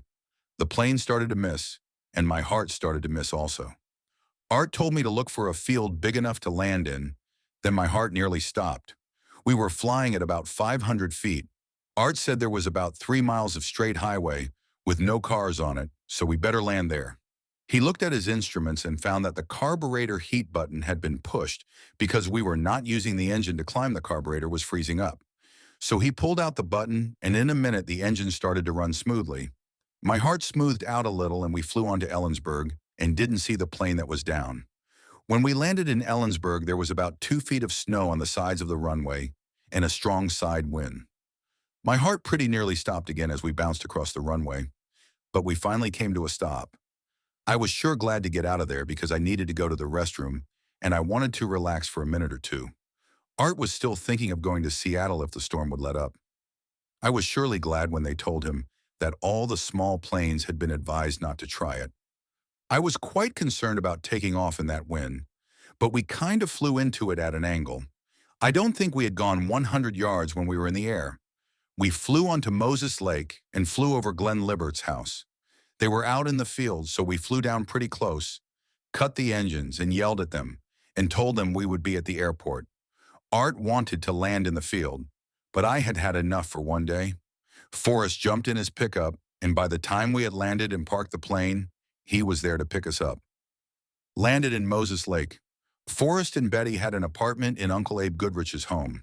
They didn't have any children, and Forrest kind of teased me about trying to populate the earth by myself. Betty worked and was not LDS, but she was a real sweet girl. When Forrest had met the family and had got to know what special people they were, he told me maybe I ought to go ahead and try to populate the earth. He didn't do too badly himself. They ended up with 7 children. 5 of them were by C-section. The next morning, we took Art to his plane, and I started work, and it really was work. Forrest and I would leave the house in the morning while it was still dark, and we would have to use the lights to come home by at night. I really enjoyed it, and it took a lot of the loneliness away while I was away from Dorothy and the family. I was working so hard during the day and was so tired. By the time I got home, I would be asleep before my head hit the pillow. Forrest was not real active in the church, but he always did his home teaching and any job that had to do with physical work for the branch. About the middle of April, Forrest bought a pickup from Donald in Ashton, Idaho. We left Moses Lake about 5 in the afternoon, and it was in the 90s. When we got to Wallace, Idaho, it was snowing. We hadn't brought any warm clothes with us. Glenn and I had to stand out on the back bumper to get enough traction to get over the mountain. There was 6 inches of snow, so we were pretty cold when we got there. We arrived in Ashton about 6 in the morning. Donald had shoveled the snow out of the driveway so we could get the pickup out. The snow was 3 feet deep, quite deeper than Moses Lake, where the potatoes and wheat were up and the fields were all green. Dorothy had caught the bus up to meet me and have a short visit. She had Myrna with her. We had lunch, put Dorothy on the bus, and started to Moses Lake. Forrest and I drove the pickup and Glenn and Annie drove the car. About midnight, we developed something wrong with the gas in the pickup, so we towed it into LeGrand. We got in LeGrand about 6 and had to wait until about 8 in the morning for a garage to open. We found out that we needed a new fuel pump. We finally got to Moses Lake about noon. The temperature was still in the 90s. Farm hand life. We worked real hard and got all of the crops in. We planted 30-some acres of sugar beets. It was the first beets planted in the Columbia Basin. Dad and Mother had moved out and bought 60 acres about a mile north of Moses Lake. They planted 15 acres of beets. There were 300 acres of beets planted that first year, and all of them were planted by LDS farmers. We planted 15 acres of watermelons and 30 acres of onions. We worked hard, and I got home after dark and left before it was light, so I didn't get to see the folks except on Sundays. I generally had dinner with them, but would go with Forrest to tend water in the evenings. Moved to Washington. The last of May, I took the old truck, and about 5 o'clock, I headed for Provo to get Dorothy and the children. When I got to Pendleton, I was a bit tired, since I had been working since 4:30. I got a motel. About 1 o'clock, a big truck came by and I woke up. I couldn't get back to sleep, so I started driving. I figured I would stop at Burley, but it was only 4 o'clock, so I had a hamburger, got my hair cut, and thought I would drive on to Brigham City and stay with Mary and Roland. When I got there, it was after 10, so I didn't want to wake them. I figured I would go on to Salt Lake and stay with Grandmother Merrill. When I got there, I decided it was only another hour and a half until I was home. I can't remember much from Salt Lake on home. When I got there, I was so tired I couldn't go to sleep. About the time the kids woke up, I went to sleep. When I finally caught up with my sleep, we started packing. The Chadwicks said they wanted to go on a vacation, so if I would buy the gas, they would take Dorothy, Myrna, Marvin, and Dolores. I took Doug, Leon, and Ken with me. The boys and I left a couple of days ahead of Dorothy and the little ones. We drove as far as Caldwell, Idaho the first day. On the next day, we drove on in. The roads were quite different in those days. They went through every little town. It took 3 hours from LeGrand to Pendleton. We got to the folks' place in Moses Lake about 4 in the afternoon. We moved into a little house out on the farm that we were renting from Forrest's in-laws. It was kind of small, but we were able to survive. The next morning, Uncle Jake Libert and I went up to a little town near Wenatchee and bought us a cow. The kids called her Minhaka. I don't know where they got that name. Dorothy and the Chadwicks came, and the next morning we went with the Chadwicks to see Grand Coulee Dam. They were very impressed with the country, but not with the heat. It was 112 degrees when we got back to folks' place. We didn't have a car, so Forrest went into Dunn Auto and bought 2 new 2-ton trucks to use on the farm. We used the one truck for our transportation that summer. Dorothy, Dolores, Marvin, and Myrna rode in the front, and the 3 big boys rode in the back. We lived 12 miles from church. We met in a government administration building. With our family, the branch was over 90 people. I was put to work as deacon's advisor, and Dorothy was in the primary. There were a lot of LDS people who had bought ground there and was waiting for water from the Grand Coulee Dam. Moses Lake Branch. The branch grew very rapidly. We were so crowded that we applied to the church for a new building. They okayed a small chapel that wouldn't be half big enough by the time it was built. So Melvin Jorgensen, who was the branch president, and Dave Stevens, who was counselor, and Uncle Jacob, took a list of names of those who had purchased land and went to Salt Lake. They met with LeGrand Richards, who was the presiding bishop of the church. When he saw the number who would be there in the next few years, he went to the first presidency and got a bigger building okayed. We started planning for a new building to start in the fall. First harvest. I have never worked as hard and for as many hours as I did that summer. Forrest would pick me up about 4 in the morning, and we generally quit at 8:30 or 9 at night. When we were harvesting potatoes and onions, sometimes I would get in a long line waiting to dump my truck. Then it would be midnight before I would get home. We had some good crops. The beets were 30 tons to the acre, near a record at the time. Potatoes went 22 tons of number ones, and the onions made near 40 tons. The price wasn't as good as I would have liked. I didn't make as much as I should have. There was just too many expenses. The Kaiser. We got enough to go down to Ashton, Idaho, where Donald was running a garage, and bought a Kaiser. It was a pretty nice car. It was kind of a forerunner to today's station wagons. The back seat folded down and made it about like a pickup. We visited with Donald and Hannah and drove on down to Provo and visited some of our old friends there. I went out to Geneva Steel and visited some of the guys. We got back home just before Thanksgiving. Some of the farmers were still harvesting potatoes. Mr. Graham wanted the house we were staying in for his son, so we moved down the road about a quarter of a mile into a little two-bedroom house. The kitchen and living room were one big room. There was a screen porch where we put bunk beds for the boys. The snow would blow through the screen until they would have an inch or two on top of their beds. It was tough times, but I don't think it hurt us that much. I got a job driving school bus and worked on the church. The church job was donated labor.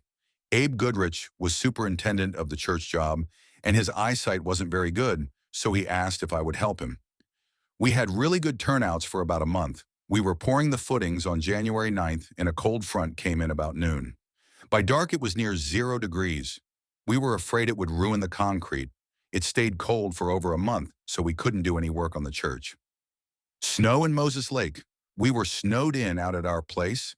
The roads had drifts 3 or 4 feet deep. I drove out through the fields to the highway. On Dorothy's birthday, February 9th, Howard and Elna invited us in for dinner. It was 36 below zero when we got ready to go home about midnight. The car wouldn't start, so we took Howard's pickup. The next day, I took the carburetor off, and it was full of ice. There were very few cars running. School was closed. There was some people that got stranded in their cars and froze to death. Spring broke about the 1st of March, and everyone quit helping with the building of the church and went back to farming. Uncle Abe asked if I would stay and work for half pay and donate the rest. This worked out pretty well for us because I was driving school bus. It gave us a little cash and my transportation to work. I enjoyed this time working with Uncle Abe. He was a good builder, even if his eyesight wasn't very good. He could tell if things were not square or not plumb better than a lot of builders today. This place we were renting, Scotty Snedan's, had about 30 acres. I planted 20 acres of beets and a large garden that was watered from a well. The well broke down right at the wrong time, and I lost part of my beet crop. It made things kind of tight getting only half pay from the church and school being out, so I wasn't getting anything from the bus job. I worked 12 hours a day, getting only 6 hours pay. The church building went along very well.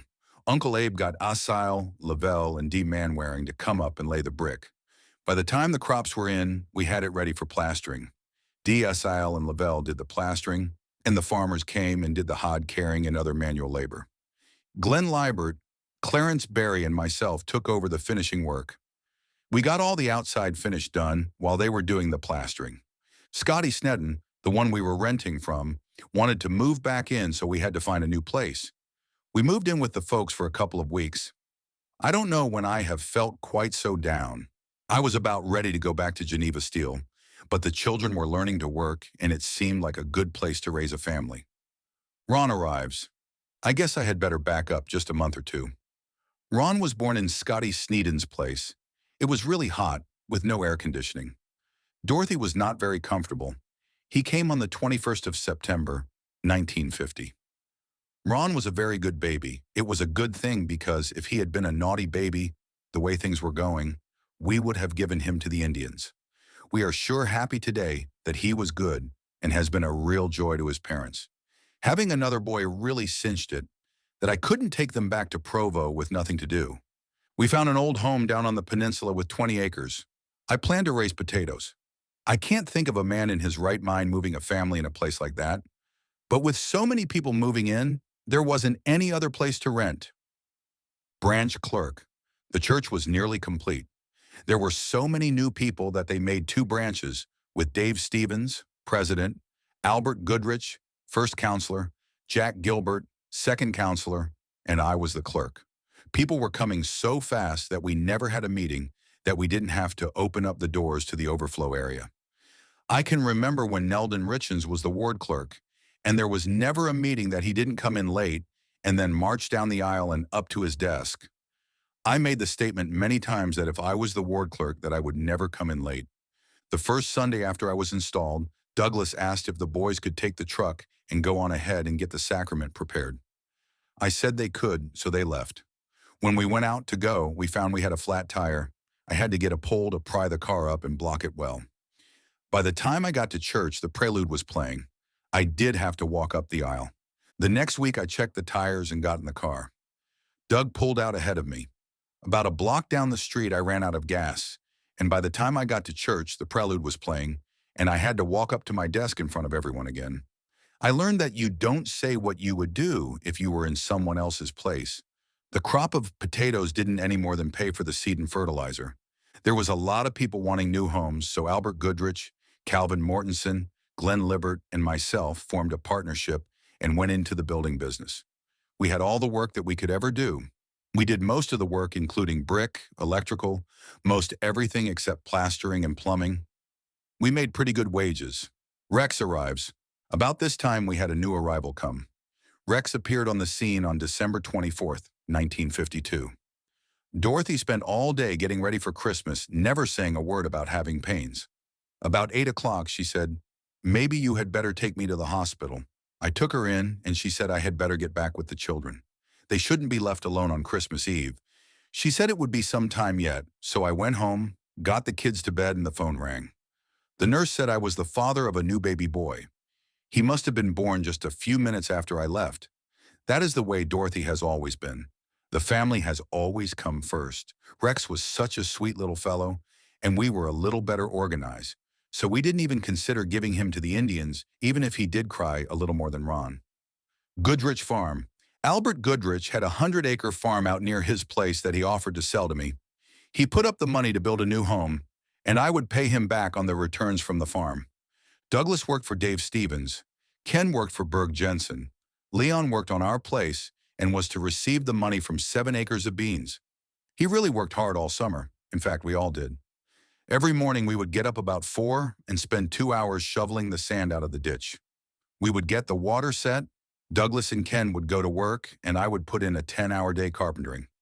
Leon would weed and cultivate our beans and melons. We had about 10 acres of melons. They were coming along real good. The vines were nearly across the row. About the 1st of July, we got a real hard wind that rolled most of the melon vines up in knots and pulled most of them out of the ground. It was too late to replant. There was enough to give us and our friends all we wanted to eat, but nothing to sell. Our beans looked real good, especially the 7 acres that Leon had for his. Donald, Victor, and I went in partners to buy a combine to harvest our beans. Vic got his out, but it started to rain, and all that we got out of ours was the 7 acres Leon had, and that went to pay for seed and fertilizer. Finally, about Christmas, we sold the rest of the beans to a sheep man, and he turned his sheep in and they ate them. I wasn't able to make a payment on the farm to Albert Goodrich. Dolores thyroid. About the time Rex was born, Dolores had a thyroid gland operation. I remember when we took her up to the Deaconess Hospital in Spokane, my stomach was all churned up. If it hadn't been for Dorothy, I don't know if I could have gone through with it. She was always stronger in these times. When they wheeled Dolores out with her throat cut from ear to ear and with her hands tied so she wouldn't tear the stitches out, I thought I couldn't stand it. I can't remember how long she stayed in the hospital, but I remember we had to take her back quite often to have her checked and to see how much medication she needed. After the first time, Dorothy took her by herself. We were so hard up that I had to work 6 days a week, 10 hours a day. TB diagnosis. It was about this time that Doug and Dolores got brainwashed in school that everyone should have an X-ray of their lungs to see if they had tuberculosis. They talked me into going to a mobile X-ray unit and having my lungs looked at. About the next thing I knew, I got a notice to come and have some larger pictures taken because I had a spot on my lungs. I went to Ephrata to the hospital and had some bigger pictures taken, and in a few days I got word back that I had TB. I was to report to the Cella TB hospital for treatment. The treatments could last as long as a year. Dorothy and I went down and had some more tests taken, and they said it was dormant, but that I had better come and spend some time in the hospital because it could flare up at any time. They wanted me to check in right then, but we had a lot of building going on and the weather was good. So I said I would check in the 1st of February. I figured that I had better be in the hospital during bad weather when I couldn't work. So on February 2nd, 1953, Dorothy took me to the Cella Hospital. I had a hard time keeping from crying all the way down. Just past where the road turned off to Quincy, there was a state patrolman going on ahead of me. So I just drove along about 100 yards behind him for about 5 miles. He turned on his red light and turned it back on me and pulled me over. I didn't have any idea what I had done. He came back and told me I was speeding. I said, I was just following you and figured you would be going a good safe speed. He gave me a lecture and asked why I was in such a hurry. I explained that I was going to the TB hospital and wanted my wife to get home before dark. He gave me a little more lecture about using a police car to pace my speed, and so since then, if they are going too slow, I pass them, and if they are going too fast, I drop off. When Dorothy let Med out at the hospital, it was one of the most depressing times of my life. I didn't have any idea how long I would be there, and I had a feeling that my time on Earth wasn't going to be much longer. I was put in a ward with 3 other men. One was a priest for the Church of Christ, another was a farmer from Sunnyside, Washington, and the third was a guy from Yakima that talked nonstop about girls and how he was a real woman killer. When we would get our shots, he would yell and say how much more it hurt him than anyone else. He said how much worse he swelled after each shot. One morning after we had our shots, he was making such a fuss I asked to see how bad it was. He showed us his bottom and it was swollen a little, but I had a spot bigger than an egg, so I showed him and said it wouldn't hurt near so bad if he would forget about it.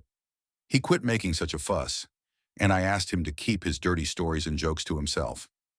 He soon asked to be transferred to another room, so we were all happier. They fed us a big breakfast, and then at 10 o'clock, the juice cart would come around with juice, milk, chocolate milk, cookies, etc. Then at 12 o'clock, we had a big lunch, and at 2 o'clock, the juice cart would come again. At 5 o'clock, a big dinner was served, and at 8 o'clock, the juice cart would come again. They claimed that if a person was gaining weight, it wasn't likely he had TB. So I ate like I was going to be sent to the butcher. When I went into the hospital, I weighed 180 pounds. I set a goal for myself to gain to 200 pounds. I made it a week before I went home. I have had a goal to go back down to 180 ever since, but it still stays right at 200 to 210. Dorothy was real good to come down to visit. That was the only thing that kept me sane. I would wake up each day about 5, go take a shower, and make my bed. Then I put on fresh pajamas, read, eat, sleep, read, eat, sleep, and worry. One day I asked the doctor how long I was going to be there. He said they would have me swallow the tube again and take the cultures and would get back to me. Of all the things they did to me, swallowing the tube was the worst. But with the help of the Lord and a doctor that wouldn't give up, we made it. About a week later, the doctor came in and said that they had made a mistake. I didn't have TB, but the spot on my lungs was caused from working in the mines. So 7 weeks after I was admitted, I was released. I think it was 6 months, but Dorothy swears it was just 7 weeks. Dorothy and Rex came down and got me. I could hardly stand it to wait to get home and see the rest of the family. Every time I have a physical, the doctor says we better keep track of those lungs. When Dr. Kerr examined me for our mission, he said the spots seemed to be getting smaller. I know the Lord has blessed me many times with good health in spite of the doctors. Floyd arrives. After all of this, we were blessed with a cute little red-headed boy. Floyd was born December 12th, 1955. Thinking back on the summer and seeing the hard times we had, Dorothy had been out there in the beans, weeding even when it was hard to stoop over. We had a lot of fun at times. Marvin would take 1 row and the bigger boys and Dolores would each take 2. They would get a little ways ahead of Marvin, then they would say, "Come on, Flashbulb." He would go like mad until he would get ahead of them. Then he would stop until he got behind them again. He would go like a flash, so they nicknamed him Flashbulb. It makes me want to cry when I think back and see how hard we all tried and then came up with nothing. I guess I was not meant to be a farmer. I suppose we didn't come up with nothing, really. The children learned to work and to be dependable. I don't know of a family that has been any more successful, both spiritually and financially, and we love them all.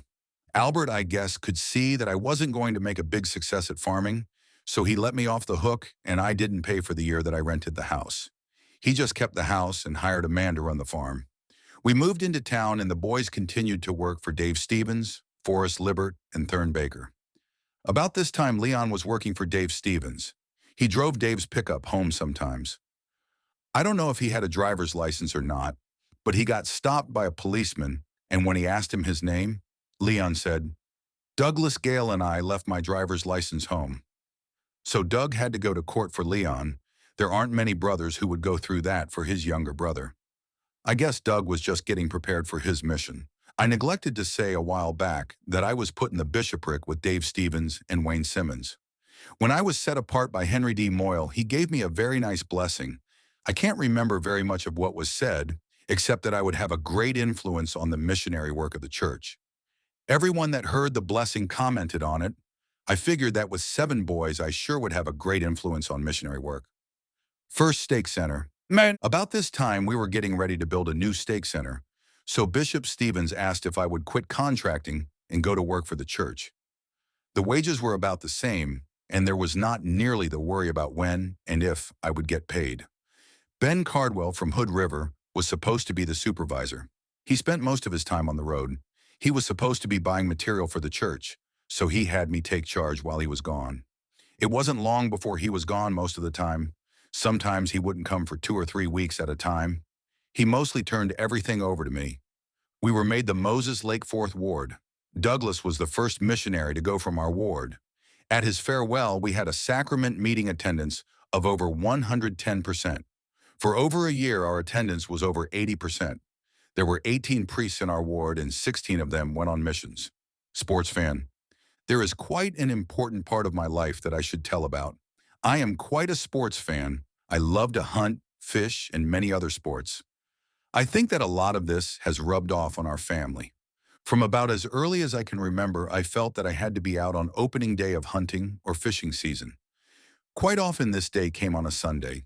I would always salve my conscience by thinking it only comes once a year. I can worship my Heavenly Father as well, or better, in these wonderful mountains than in any church. So each opening day would find me fishing or hunting. Stake conference always seemed to come on the same Sunday. So all the wives would get the word about keeping the Sabbath day holy, and they were the ones already doing it. Dorothy always told me what was said in conference, but never complained about my actions. When we moved to Moses Lake, so the boys would have something to do, I started thinking that maybe I wasn't really setting a good example by going hunting and fishing on Sunday. So I made a slight change in my actions and started going on Monday. At times I would take the boys if they could get out of school. I couldn't see much difference, only there wasn't nearly as many people out there to scare the fish away. We made many trips as a family, or the boys and I, up the Sandpoil River and many creeks coming into it. But I think our favorite country was above Winthrop. The way we got started there was when I took Leon up to go smoke jumping between Twist and Winthrop. This was a real trial for Dorothy to see her son go and jump from an airplane to fight forest fires. Leon consoled her that there had never been a serious accident from the Winthrop base, and it was the first one to be established. It was only a couple of weeks after Leon started, while he was still in training, that a fire broke out not far from the base. They took a bunch of the trainers by truck to fight the fire. They flew over with food and supplies. Something happened to the plane, and it crashed not too far from where Leon was fighting the fire. He was the first one to the accident, and everyone in the plane was killed. The crash started another fire. When we heard this on the radio, we were real nervous about having Leon smoke jumping. He soon became a full-fledged smoke jumper and did it for 2 years. His mother never did like it. Back to the fishing. When I dropped Leon off at the smoke jumpers camp, Floyd Winder, Clark Larson, and I went up to Falls Creek and had a real fun time. The country was pretty and there were quite a few streams. We caught our limit of fish quickly. The next spring, the Explorer Scouts planned a trip with horses up to Hidden Lakes. Ken wanted to go, so I borrowed Doc Goodrich's horse for him. They needed someone to drive the truck and take some of the horses, so I volunteered. I can't remember how many trucks went, but Ned Rishens, Floyd Winder, and I each took one. Ken drove his car and we left the trucks and drove Ken's car home. The trail to Hidden Lakes takes off from the end of the road that goes up to 8 Mile Creek. We were the first ones in that spring. The Forest Service was just ahead of us repairing the road. There were quite a few trees that had fallen across the road, and there was still a lot of snow drifts that the grader had to push out of the way. Lester Libert, Ken, and some of the other scouts went ahead of the grader and sawed the trees so that the grader could push them off the road. We got to the end of the road late in the afternoon. While the scouts were pitching camp, Floyd, Ned, and I got our fishing poles and started to fish. I don't know how many fish we caught, but we had enough for everyone for supper. The next morning, the scouts packed up and headed for Hidden Lakes. Floyd, Ned, and I took Ken's car and went down the creek a ways and fished for 3 or 4 hours. We got our limits and enjoyed it so much that for the next 20 years, the family spent a week up there. When we started, it was a dirt road with weeds and grass growing in the center. A few years later, they paved the road and made several campgrounds. I remember one year Dad and Mother went with us. The three older boys went with Dad to fish, and I took Myrna. I had on hip boots and she just had on tennis shoes, but she got in that cold water and waded with me. I would show her where to cast her hook, and she was catching fish nearly every time she threw it out. At the time, 12 fish was the daily limit. When we got back to camp, Myrna had her limit, and probably some of mine. I sure enjoyed these trips. The year before Floyd turned 5, we went up 8 Mile Creek. I took Floyd with me, and when we crossed the creek, I would carry him. I would cast the line in and hand the pole to Floyd. When he would get a bite, he would haul it in. After a little while, he got tired of me carrying him across the stream, so he asked if he could wade like the big boys. The water was so cold I didn't think it would last long. So I said, "Go ahead." We fished for about an hour, and I kept telling him it was time to go to the car and get warm. He said that he wasn't cold, but his lips were blue. He kept on fishing, and finally he caught one. Then he said that we could go to the car now that I have my limit. He had caught 12 fish. He was sure proud to show his mother and the big boys that he had caught his own limit. I don't think there has been many times since then that he has gone home without catching his limit. Floyd Winder and family went with us one year. We were fishing down below Rough Grouse Campground early one morning. We had seen several deer and otter and had caught several fish. We heard a splashing in the creek a little ways below us. We thought it was a deer or a cow. When we got down the creek about 50 yards, we could see where little streams of water were running down the bank from where some animals had crossed. As I got closer, I could see bear tracks in the sand. I told Floyd Winder a bear and 2 cubs had just crossed the creek. He said he thought it was time to go back to camp. He did up his line and started up to the road, which was a couple of 100 yards away.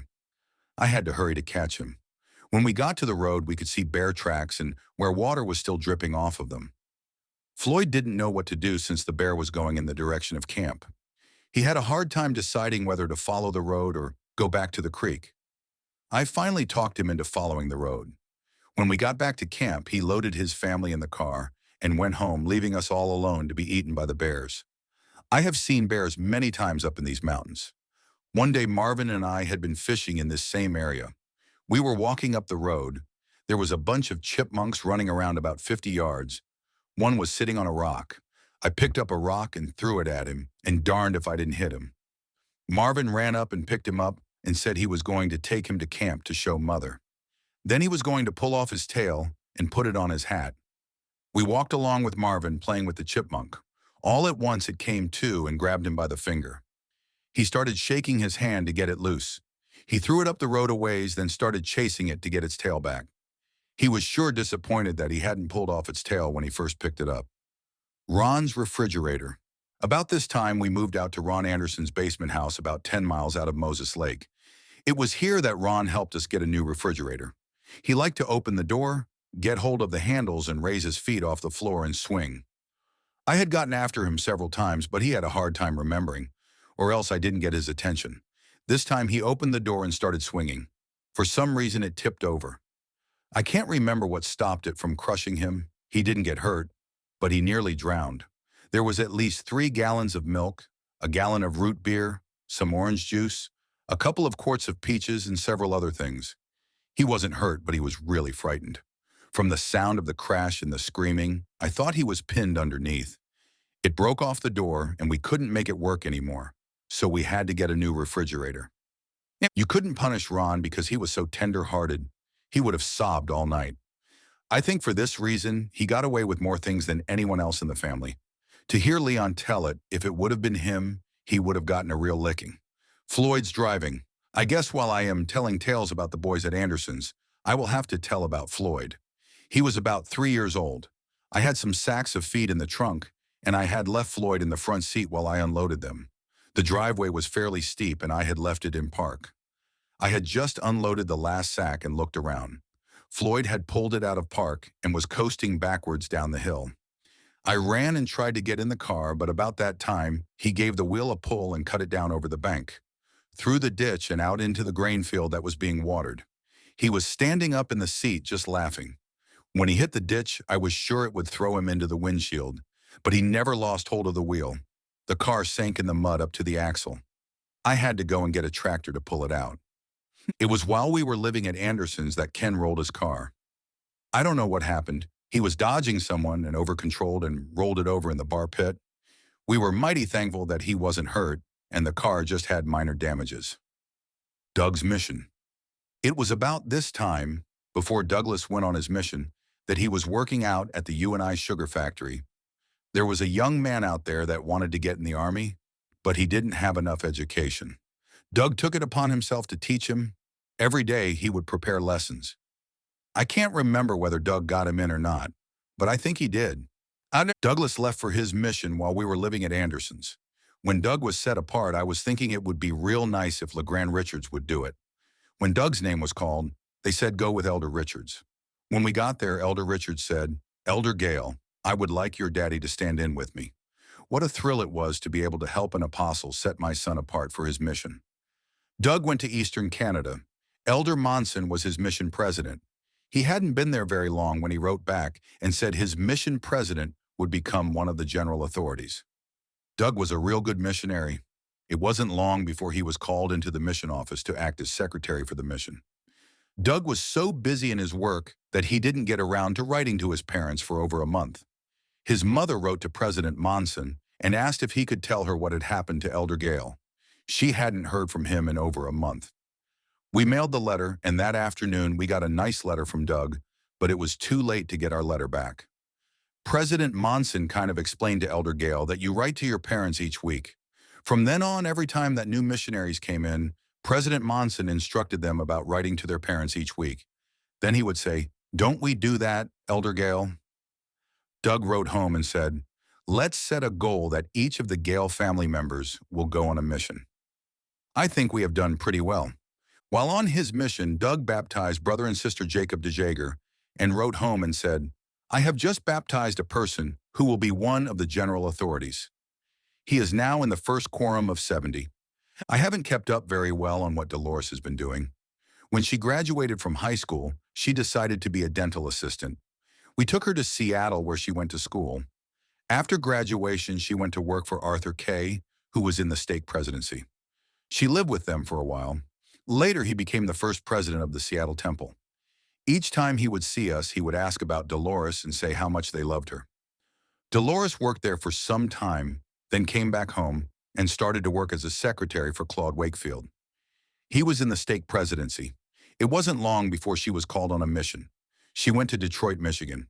She did a good job, but was a little discouraged with one of her companions. Dolores' mission. I should tell you about sending Dolores on her mission. When she was called in to be set apart, I had hoped she would be called into LeGrand Richards. But she was called to go to the same person who ordained me a 70, Levi Edgar Young. I got to stand in for her and Artie Zerker. Hunting dogs. While we still lived in Provo, the boys got an Irish setter that they named Queen. There were very few dogs that could compare with her. In most respects, she was an excellent hunter and the most obedient dog I have ever known. We would talk to her the same as talking to a person, and she would go anywhere I asked her to. If I wounded a pheasant, she wouldn't quit until she had found it. Everyone in the area would borrow her or come and get us to go hunting. Queen began to get on the old side, so several of us got together and decided to get 2 German short-haired pointers, a male and a female. Ken Earl was to take the male, and I would keep the female. Each of us put in $25. I think there were 10 of us. We would raise pups, and each one would get a pup from Old Duchess. We looked through a lot of hunting magazines and picked out the dogs that had the best records and got a pup from them. It cost a little over $100 apiece. They were 3 months old when we got them. They were real nice dogs. Duchess was smart and fairly easy to train. I had her so that she would retrieve anything that I would throw out. She was only 4 months old when pheasant season opened. I had taken her out with Queen. She would set birds. I thought I had a real winner. On opening day, I was driving along a plowed field and saw a big rooster hiding behind a mound of dirt. I figured this would be a perfect place to try Duchess. I let Queen and Duchess out of the truck and got my shotgun. In a minute, they were both set. I got ready and told Queen to get him out. He flew up and I knocked him down and Queen ran and got him. I couldn't see Duchess anywhere. I called and still no sign of her. When I got back in the truck, she was in the front seat, just a trembling. She had jumped up through the window. The shot had frightened her so badly that I couldn't get her to go with me when I had the gun. So I left her home the rest of that season and started shooting around her with the .22 while one of the boys held her. I used the shotgun and finally we shot off a bunch of firecrackers. By the next season, she was used to the guns and was one of the best dogs in the country. I was offered $500 for her several times. She would go with anyone that wanted to hunt, so all of our friends used her. Leon especially liked to hunt with her. One time Sheldon Law came down to hunt with Leon. I came just as they got back to the house. I asked how they had done. Sheldon said that Leon caught as many as they had shot. I asked how he did it, so Leon said come out in the beet field and he would show me. We hadn't gone very far when Duchess set and Leon laid his gun down and said, "Get ready in case I miss catching him." He circled around Duchess real slow until he could see the pheasant and said it was a hen. Then he worked his way behind her and jumped and caught her over the back and held her wings down. Then he threw her in the air, feet up. It was really something to see her trying to fly upside down. Just before she hit the ground, she got turned over and flew off. Leon said that he had caught several hens that day and some roosters.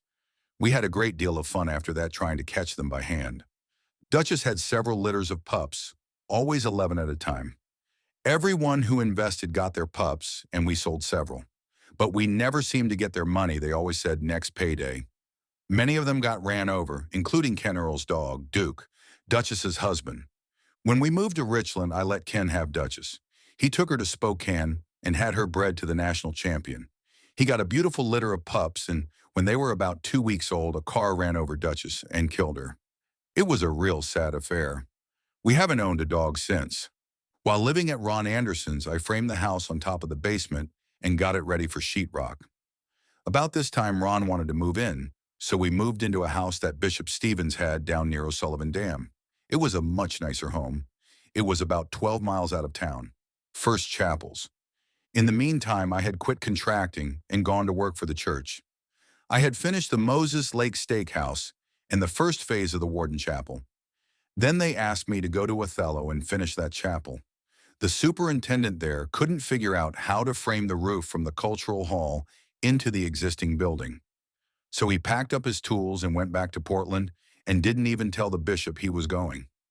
They called me from Salt Lake and asked if I would go and finish it. About this time, Brother Horsley from the church building committee came to see me and asked if I would go to work full-time for the church. He said that when I had finished the Othello church, they would have another building ready for me. I had a great deal of apprehension because I didn't have that much confidence that I could figure out how to do the job, and it may end up like the Othello job. Hazleton Chapel. About the time I finished Othello, they asked if I would go to Hazleton, Idaho, and get the bids out for a new church there. I went down and stayed in a motel. I had a hard time getting anyone to bid because someone in the past had called for bids, then gave the contract to their friend, so no one wanted to spend the time figuring bids when they knew that someone else would be doing the job.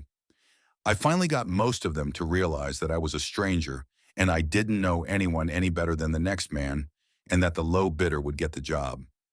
I spent 3 weeks in the motel, and when I went to church, there was so few there that I was pretty discouraged. I couldn't find a house to move the family into, and I was pretty homesick and lonesome. The stake president came to see me and told me quite a bit about the ward. He said that he felt that the Lord had sent me to get the ward back together. The Hazleton ward and the Eden ward had been put into one ward, and Eden was mad because the church was being built in Hazleton. I had made up my mind that I was going to call the building committee and tell them I couldn't do the job. I got all the bids into Salt Lake and went home. I told Dorothy I was going to tell Salt Lake to find someone else. She kind of put me straight when she said that I had always taught my family that if you ever take on a job, you do not quit until it is finished or you have proven you can't do it, not because it is too hard. I got an old trailer that had had a fire in it that Uncle Dan Olson had tried to fix. He had made such a mess of it, I decided to take it so he wouldn't ruin it completely. I got new aluminum siding, fixed up the cabinets where the fire had been, and repainted the inside. It looked real good. About the last of August 1959, Leon and I left for Hazleton.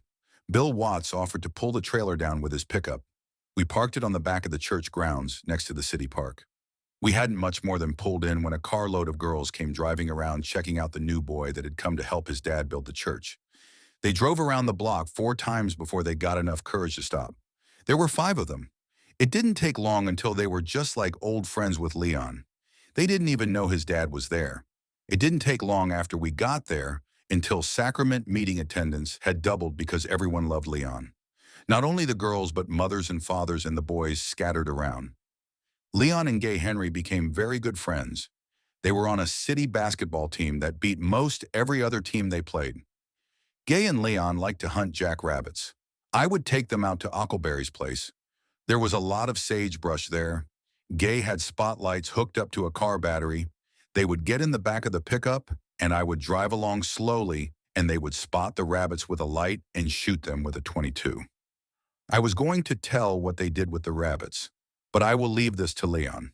We had many good times together and spent long hours working on the church. Most days we would put in 10 hours, and a lot of times it was 12 or 16. Judith Black. It was along in the spring that Gay's cousin, Judy Black, came home from Salt Lake. Gay made a date with her for Leon. It turned into a permanent romance. Judy knew how to make friends with Leon's dad. She brought banana bread, pies, and lots of little goodies. I didn't see much of Leon in the evenings after this. He had a lot more important things to do. By this time, the ward had become much more active, and we had several men coming every day to work on the church. Sacrament meeting attendance had gone up to over 50%. Leon had a great influence on the numbers. He bought himself a nice little Chevy car so he would have a nicer car to date in. Leon got his call to go to West Virginia on his mission. We went home for his farewell and took Judy with us.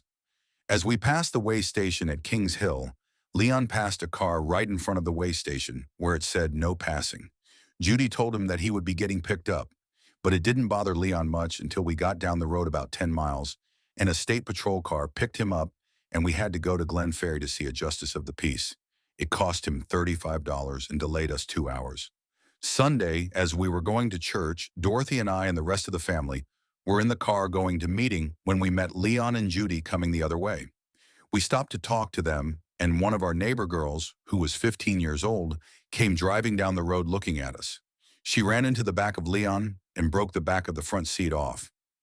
Leon and Judy ended up in the back seat. There was about $500 damage to Leon's car, but it didn't appear to have hurt anyone. We left Leon's car in the garage to be fixed and drove our car back to Hazleton. In a couple of weeks, we went back and traded cars. Leon sold his car to Ken, and Ken came to Hazleton to work with me, and Leon left for his mission. It was sad to see him go, but I knew it was what the Lord wanted him to do, and I knew he would be a great missionary. Leon's mission. When Leon was to be set apart, I prayed in my heart that LeGrand Richards would set him apart. When the names were called, Leon was called to go with Elder Richards. I was on cloud 10. I thought I would be standing in with him, but when we got there, Elder Richards said that our president had asked that he not have the daddies stand in anymore, and he said that we want to do what our president asks us to, don't we? I had to agree. Elder Richards is such a loving man. Helper Ken. It was a joy to have Ken there in Hazleton with me. He fell right in line to take Leon's place in the center of all the young people, especially the girls. Uncle Fred took a liking to him the same as Leon. The building went along real well. I would start work at 5. Ken and Leon Hatley would get breakfast, then call me, and we would have prayer and breakfast and start officially at 6:30. Ken and Leon would take turns stopping a half hour early for lunch to get lunch ready. We would spend a half an hour eating and then get back to work. Ken and Leon worked 10 hours a day, and I would put in 12 to 16, depending on how many volunteers there were and how late they stayed. Sometimes Ken would come back and put in more time. Ken and Bishop Christopherson got along real well. They did a lot of kidding with each other. This is when I found out that Ken wouldn't put up with anyone saying anything disrespectful about his dad. If anyone would say, "Tell your old man something," Ken would say, "I don't have an old man. If you mean my dad, say so, but don't call him the old man."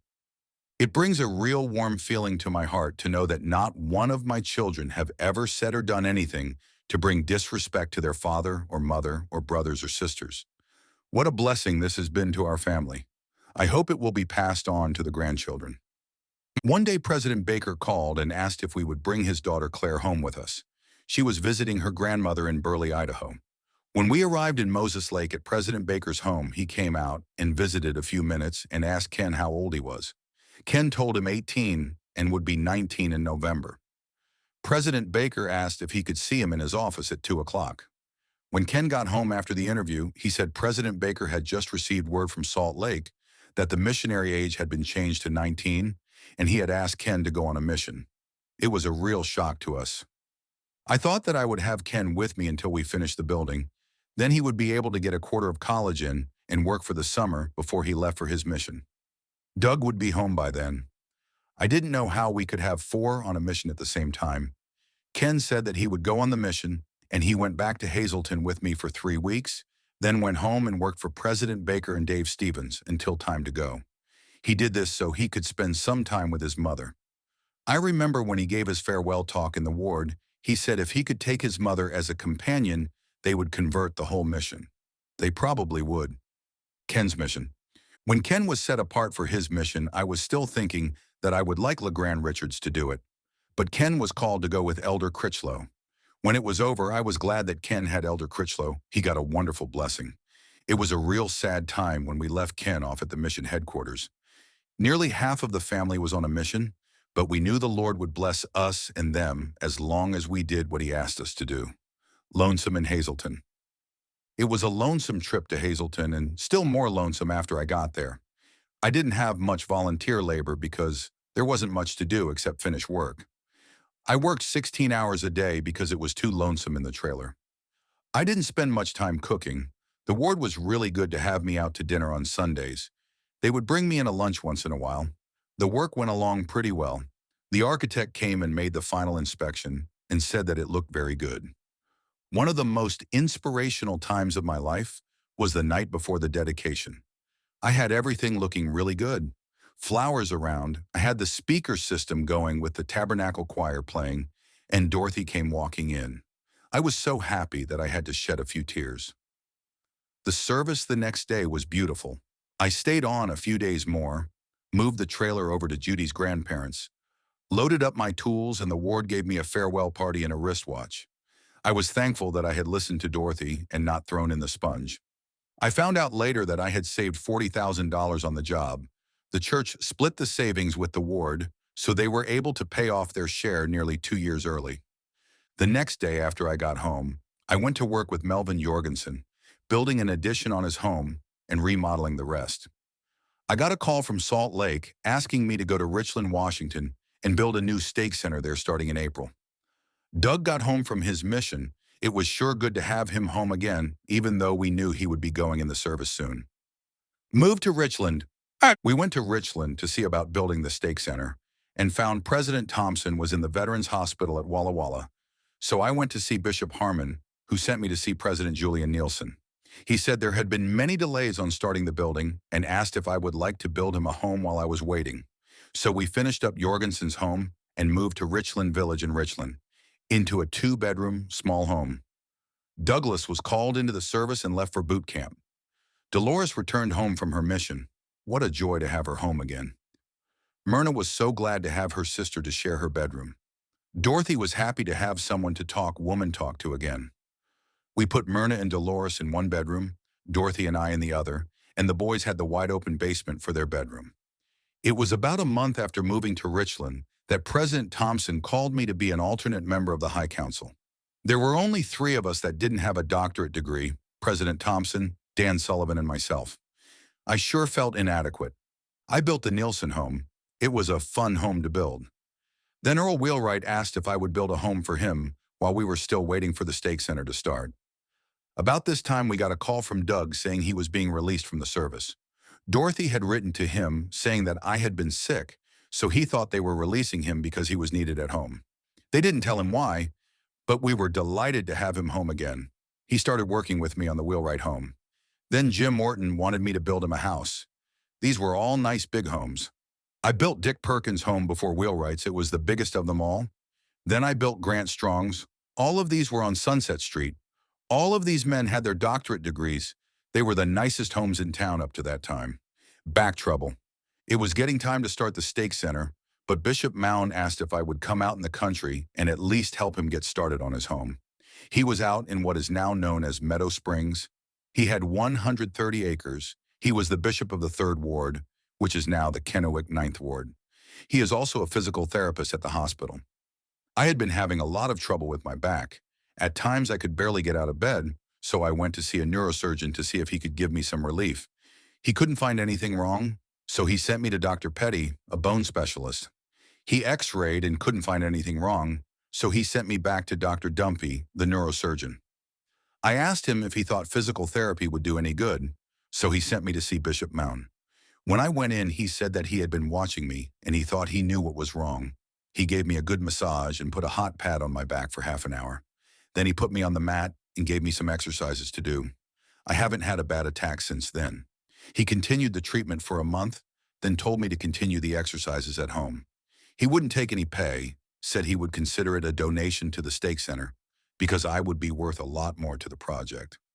I finished his home and started the stake center sometime in April, about a year later than when I had been sent to start it. Richland Stake Center. I hired Donald and Clarence Berry to help me on the stake center.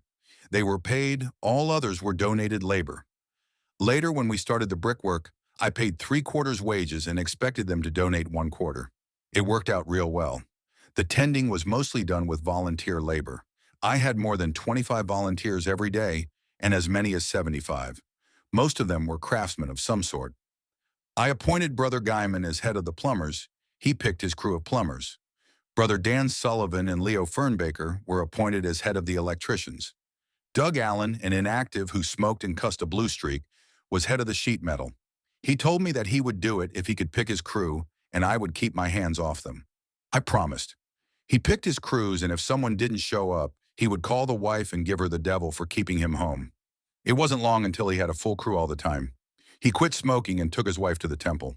He was an usher at the stake center until he died in 1984. The stake center came along real well. I had a good turnout of skilled people, and Relief Society served a lunch every day from the time we started until we finished. When they told me they planned to do it, I thought after each ward had had a turn, it would die out. But they came just as well at the last as they did at the first. The lunches were always good, like fried chicken, salads, pies, cakes. They served from about 20 to 75 men. The one that I called to ask the blessing on the food would be the first one in line to eat.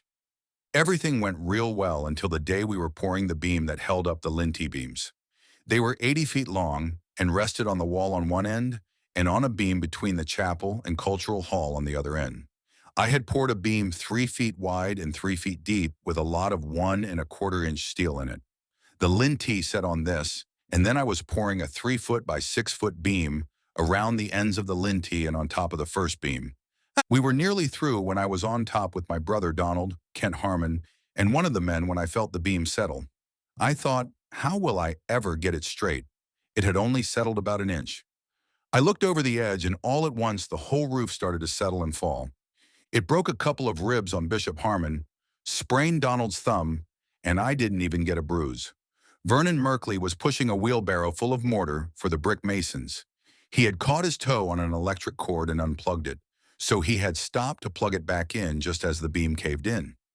One linty fell one way and the other way, leaving a spot about 10 feet wide that he was in. A brace from one of the timbers hit him in the back and knocked him down. He went to the hospital for a couple of days with Bishop Harmon, but he just had bruises. I think that was the worst day I ever spent in my life. The firemen and I took flashlights and crawled around under the building and where we could get between the beams, looking to see if anyone else could be under it. No one else was hurt. I had asked the people that made the beams if I could pour the beam in one pour and just leave holes to put the linty through. They said they did it that way as much or more than pouring twice. I wanted to get away from having to form it twice. It would be much easier to pour. I called the architect and asked if I could do it that way, and he turned me over to his engineer. He acted like I was a little kid. He said, "You will have to learn to do things the way they are drawn." The day before we poured, there was about 20 big wigs. The city building inspector, church building inspector, stake presidency, and several others along with the architect. They had their picture taken in front of the bracing, holding it up. They said everything looked fine. Well, I had to go to Salt Lake and meet with the head of the church building committee. President Thompson and President Davis went with me. President Thompson really gave them what for because the plans didn't have it drawn the way I wanted to do it, and the church building inspector should have caught it if I was doing it wrong. He said they weren't paying me to be an engineer, so the church building department and the architect paid to replace the damages, about $50,000. I know the Lord blessed us that no one was hurt that day. Every morning before we started work, we had prayer, asking that there would be no bad accidents. There was a terrible accident, but no bad injuries. It was a real challenge to get the stake center back in shape. They wanted to tear down the back wall because they were afraid it was damaged. After they had lifted the broken beams from off of it, it sprang back straight. We decided it would be better to knock it down and get inside with a cat and push all the trash out. It took more than a day with a 5-ton ball swinging on a crane to knock it down. Then all the steel had to be cut with a torch. They planned to tear the south wall down so they could get inside with a crane to set the beams. I asked if it would be possible to set up heavy scaffolding and put a rail on it with a kind of little trolley to set the one end of the beam on and carry the other end with a crane. I went to a machine shop and had them fix the trolley. It only took them a couple of hours. It took nearly 2 days to set up the scaffolding. We had a big steel beam made to replace the concrete one that broke. Once they had it set and the scaffolding in it only took 6 hours to set the broken lintel. It would have taken at least 2 days to tear down the wall and 2 weeks with 4 masons to replace it, plus the cost of brick, block, and mortar. I had done a lot of praying about how to repair the damage. One night, just as I was going asleep, the idea came to me to use a rail and trolley. I had a hard time selling the idea, but after it was done, one of the riggers asked if I was an engineer. I told him no, I had never been to college. Every time I think about it, I know who the engineer was and how the Holy Ghost brought it to my mind. This delayed the finishing of the chapel by about a month and cost about $50,000. One time we were having stake conference and Apostle Joseph Fielding Smith came up. President Thompson wanted him to lay some brick in the entrance on the north side of the building. We set it all up. President and Sister Smith ate lunch with us. There was 75 workers there that day, and about half of them just stood and watched. I have a picture of President Smith wearing my hard hat laying the brick. There aren't too many people that have had the president of the church wear their hat. I had some interesting experiences building the church. Besides the big cave-in, there was a non-member whose wife was a member. He put a lot of time in working for his wife. He was working on the baptismal font one day, and I asked him if he wouldn't like to be the first one to use it. He said that he would give it some thought. He was the first. Brother McAlphin, a real swell fellow. There were several that smoked when they started working there and stopped by the time we had finished. I think the building played a real part in it. We finished sometime in 1963. The building turned out to be a beautiful one, and the people enjoyed it because they had helped build it. Most of the sisters had been involved in serving lunches and dinners. They did play a great part by creating more interest in what was going on. I made a lot of lifetime friends. President Lee. When we lived in Moses Lake, I was in the branch presidency as the clerk when President Harold B. Lee came up. He wasn't president at the time. Sister Belle Libert had been sick for many years with heart trouble. She and Bernard Libert had known President Lee in Canada. When they heard he was coming, they arranged for him to go out to their home and give her a blessing. I was invited to go with them, so I got to stand in the circle with him as he blessed her. He didn't bless her that she would be healed, but that she would be able to rest and not have a great deal of pain. She didn't suffer, and it wasn't long until she passed away. President Lee gave us some instructions on anointing that I shall never forget. He said to anoint a person, you pour a drop or so of oil on the crown of the head and say, by the power of the priesthood that I hold, I anoint you with this holy consecrated oil that has been consecrated and dedicated for the healing of the sick. In the name of Jesus Christ, amen. These exact words are not necessary, but kind of in this order, but you do not give the blessing. The one that seals the anointing gives the blessing. He said that sometimes the one doing the anointing says it all and leaves nothing for the one doing the sealing to say. I have seen this a few times. Leon's whiplash. We got word that Leon was having a lot of trouble with headaches. caused from a whiplash when the girl ran into the back of his car just before he left on his mission. The missionary committee had him sent to Salt Lake. The doctors put a brace on his neck and sent him home. As long as he wore the brace, he was fine, but if he took it off for a few minutes, the headaches would start up again. He tried to get them to let him go back and finish his mission with the brace on, but they put him back in the hospital and operated, fusing some of the vertebrae together. While he was in the hospital, Judy came to see him every day. It wasn't long before they were engaged, and not too long after that, they were married. They moved to Moses Lake, where Leon worked on the missile project and Judy worked in the bank. Jack Nelson. A short time before we finished the Richland church, Jack Nelson asked if I wanted to go in partners with him in the building business. He would furnish the land and the money and do the selling, and I would do the building. I took him up on it. Jack and I started by building a home and selling it to President Tingy. We built 2 more next to that one, then we went down on Thayer and built a nice home with a stone front.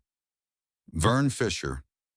It was about this time that a good-looking redhead used to come and see us once in a while and then take Dolores with him somewhere. I can't remember me or just Dolores if he could marry her. But there is one thing I can for sure remember, and that was the day they were married in the Idaho Falls Temple. Harold Davis' father was a counselor in the temple presidency. I had met him a time or two before when he had come to see Harold. Harold was the first counselor in our stake presidency. Harold's father asked if I would come and sit on the stand with them in a meeting that was held before the temple session. I didn't really think much about it until he said, "Brother Gale will be our first speaker." It was the worst talk I have ever given, and probably ever given in the Idaho Falls Temple. I was still shaking when we got home the next day. Marilyn Kay. I remember the day that Marilyn was born. It was the same day that Floyd was being confirmed. We had been at the hospital with Dolores while she was in labor. I dashed up to fast and testimony meeting and confirmed Floyd. I walked down off the stand and right on out the back door and went back to the hospital. Dean Powell stood up and went up to the bishop and said I had said it wrong. The next Sunday I went in the bishop's office and we did it all over. Dean said I had said the Church of Jesus Christ and not of Latter-day Saints. I think I said it right, but anyway, it was done over. I don't know what date was put on his record. Anyway, I hadn't any more got to the hospital when the cutest little bald-headed girl you ever saw was born. She turned out to be a beautiful redhead, our first granddaughter. We had moved from North Richland in the First Ward to a house on Farrell Lane owned by Wayne Simmons. It was a duplex that had been made into a single-family dwelling. It had 6 bedrooms and a living room so large you needed field glasses to see who was on the other end. It was at this time that Doug brought a friend home for a few days, a lovely girl by the name of LaVon Walters. We fell in love with her at first sight, but we were afraid Doug wasn't paying enough attention to her to catch her. Ken had returned from his mission and was dating a cute little Rue girl. I knew her dad, but hadn't had much chance to get acquainted with Cherry. Ken and George Oates ran around together, and neither one of them seemed to get very interested in any one girl. We were not as concerned about having Ken on our hands forever as we were Doug, since he was nearly an old bachelor. Building mission. In the meantime, the church building committee asked if I would go on a building mission. They said I would have to be totally out of debt. They wanted me to go in about 3 months. I still owed for the truck and the car and some doctor bills. I didn't think there was a chance I could ever be out of debt, let alone in 3 months. I said if I could get out of debt, I would go. I finished up the house the night before we left for Houston, Texas. Jack had sold the house to President Harmon, and I had received enough from the 3 other houses to get me out of debt and have $1,000 in the bank to get Marvin started on his mission.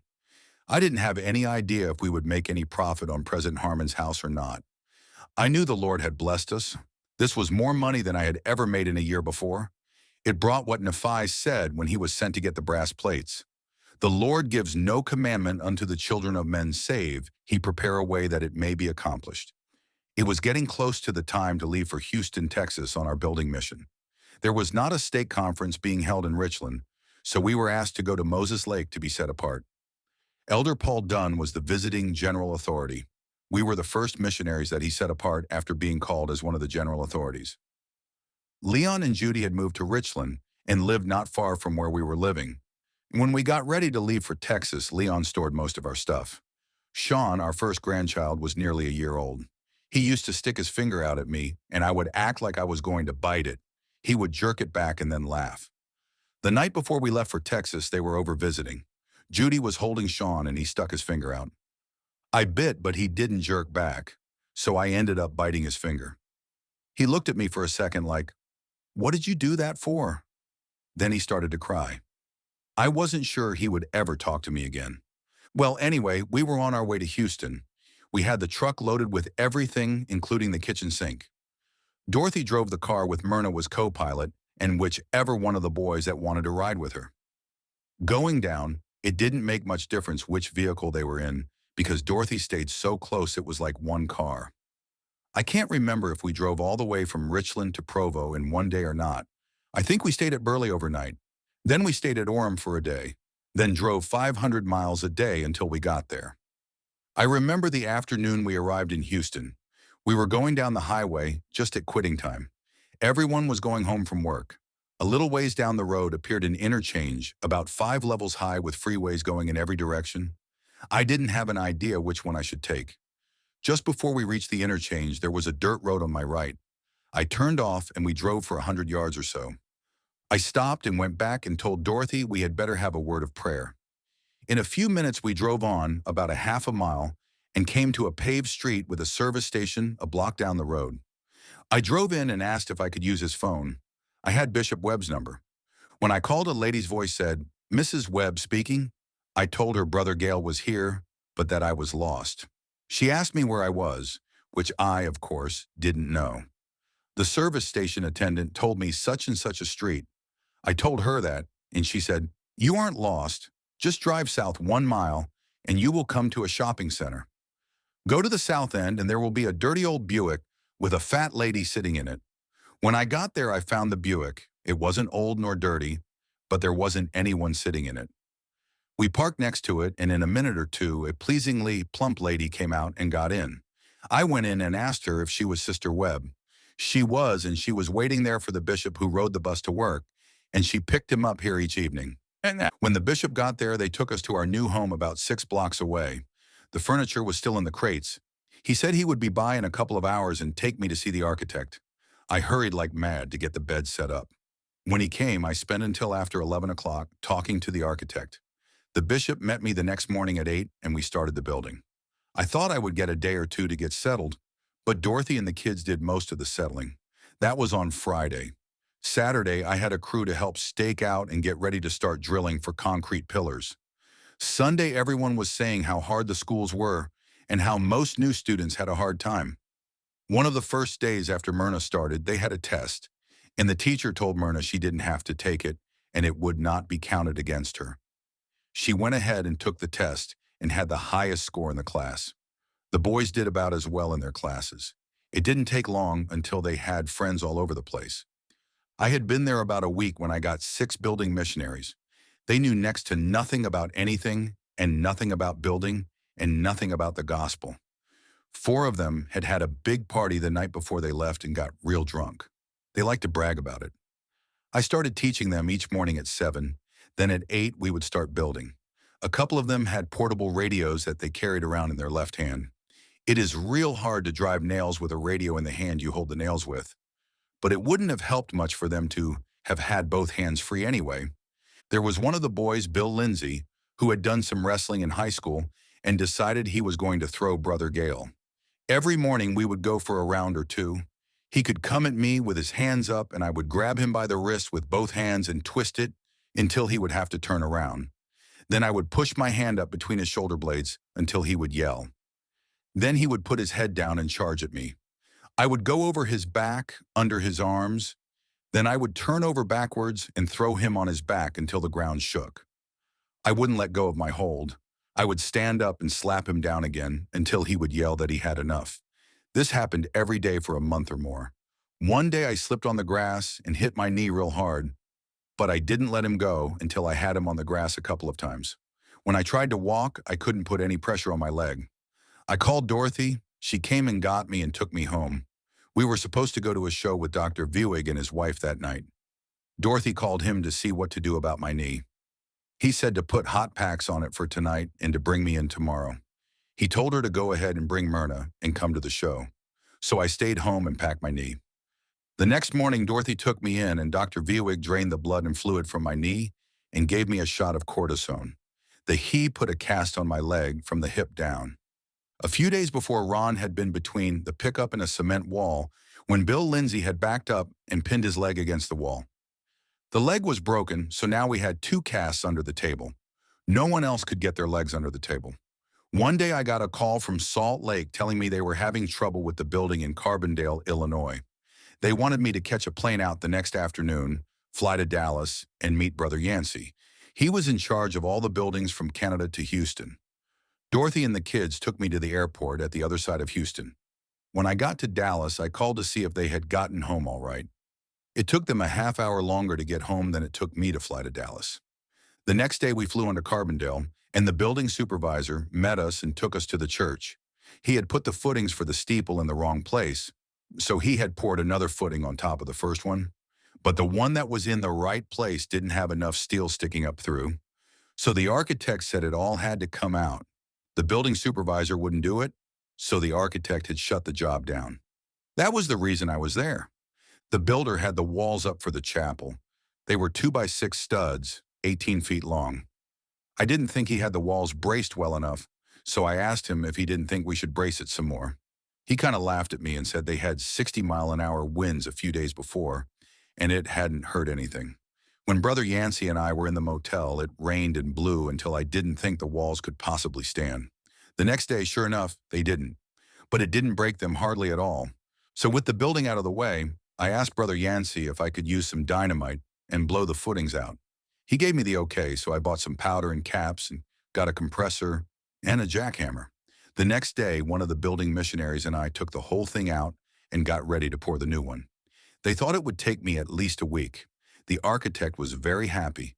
I made up all the trusses for the whole building, got a crane, stood up the walls, put the trusses on, and tacked all the sheeting down. The architect said that even with all the trouble, I was at least a week ahead of what they would have been.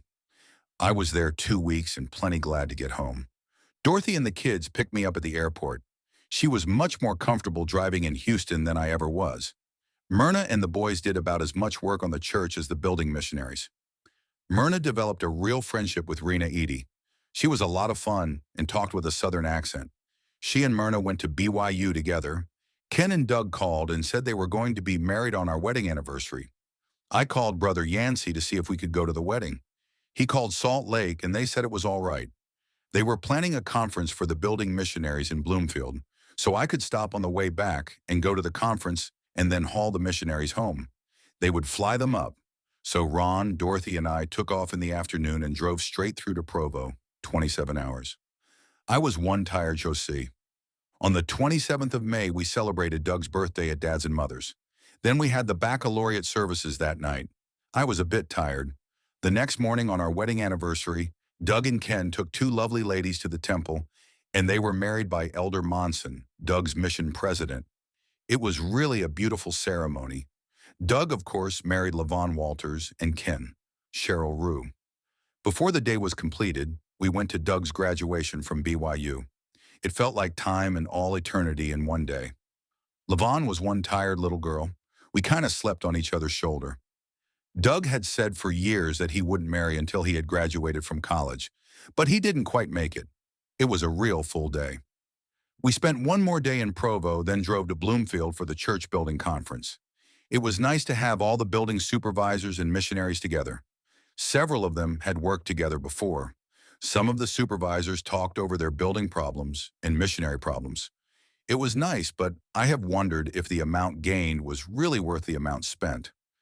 We spent 2 days there, and then I loaded the missionaries in the station wagon and headed home.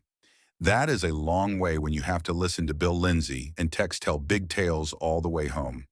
Myrna stayed home and rode herd on Rex and Floyd while we were gone. They seemed to get along really well. A few weeks after we got back, Myrna went to Utah with someone from the ward, and then on up to Richland to spend the summer with Leon, Ken, Doug, and Dolores and their families.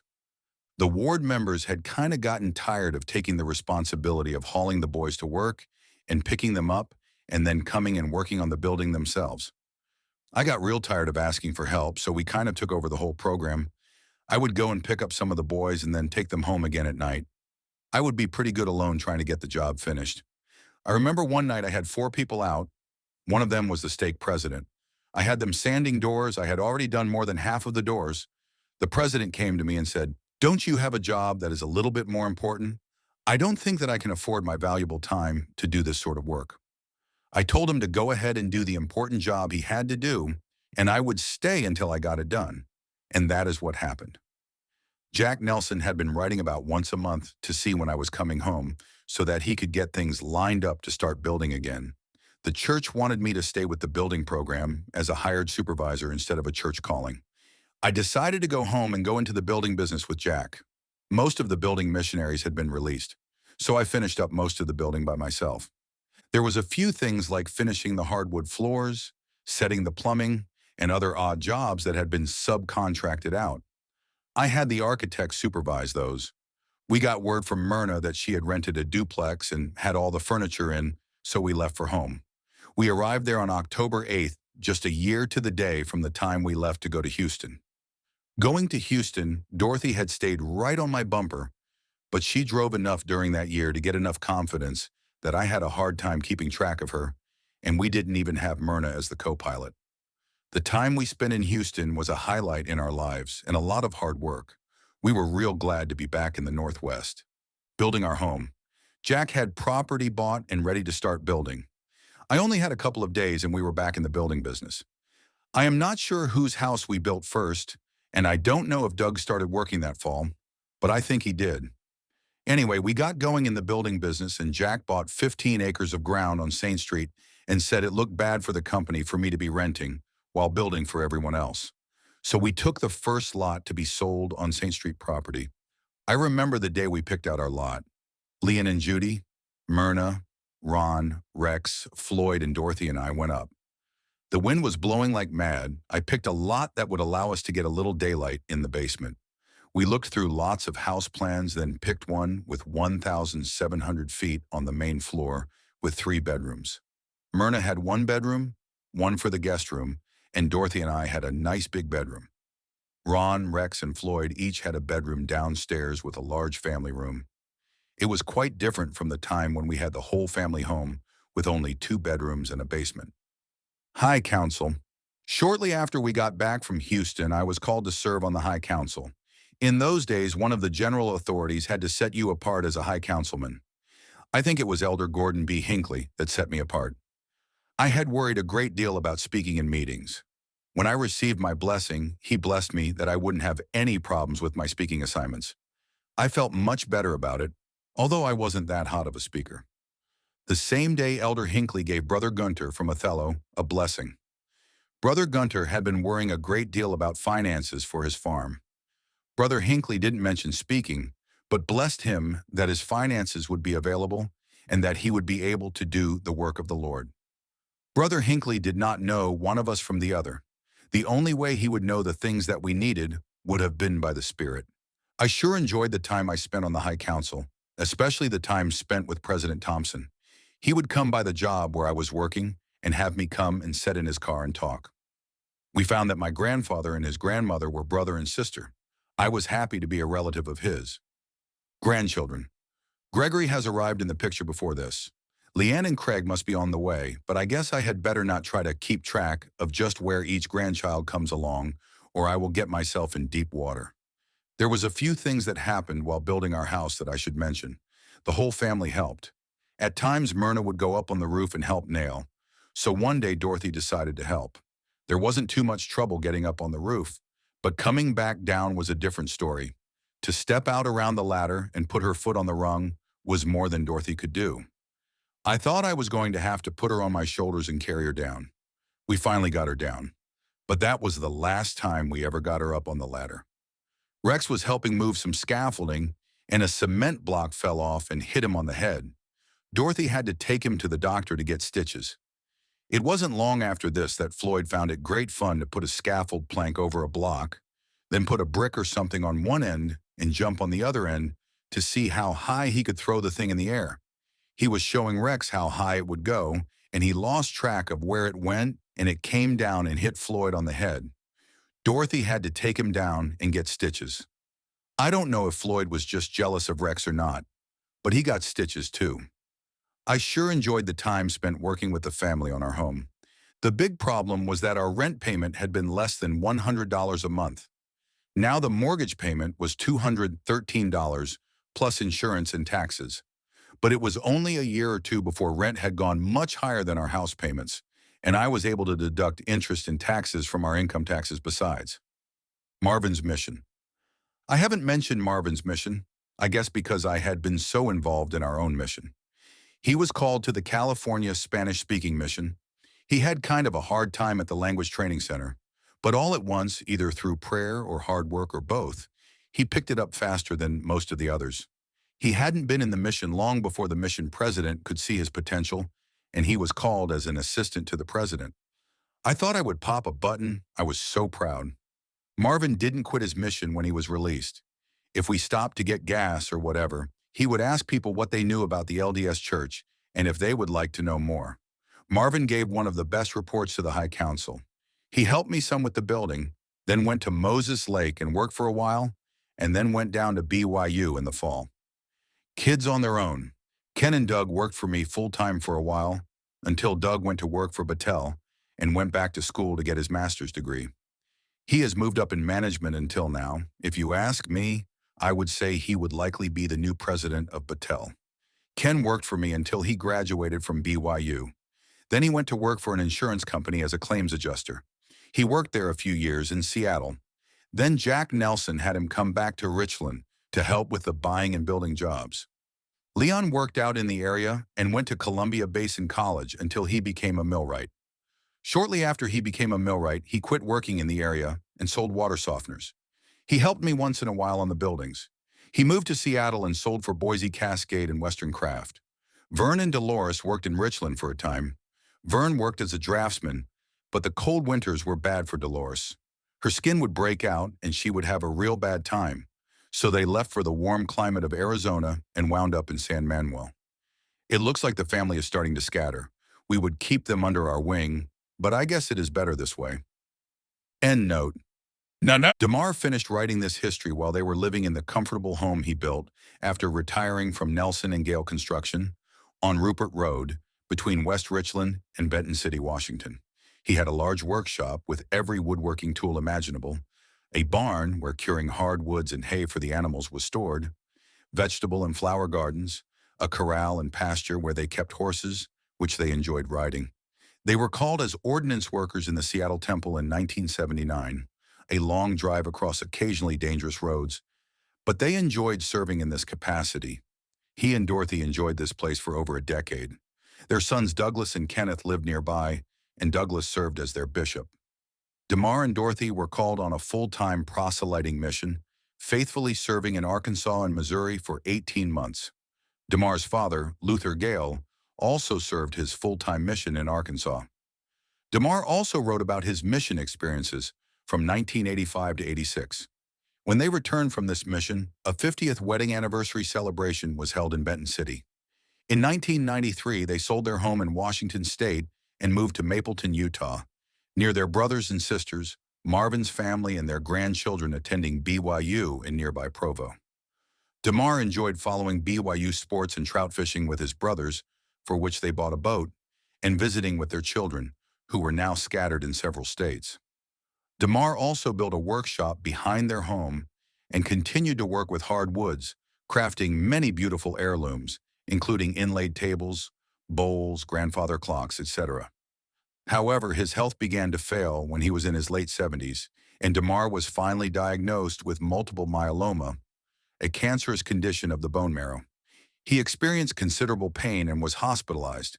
His children were called, and all 9 immediately came, and finally a decision was made to take him home with the assistance of hospice. 2 days later, on Sunday, April 6, 1997, following a blessing by his sons, DeMar peacefully passed from this life. A funeral attended by all of his children, grandchildren, great-grandchildren, living siblings, and many relatives and friends was held. A transcription of the funeral is also available. DeMar was buried in the Mapleton, Utah cemetery,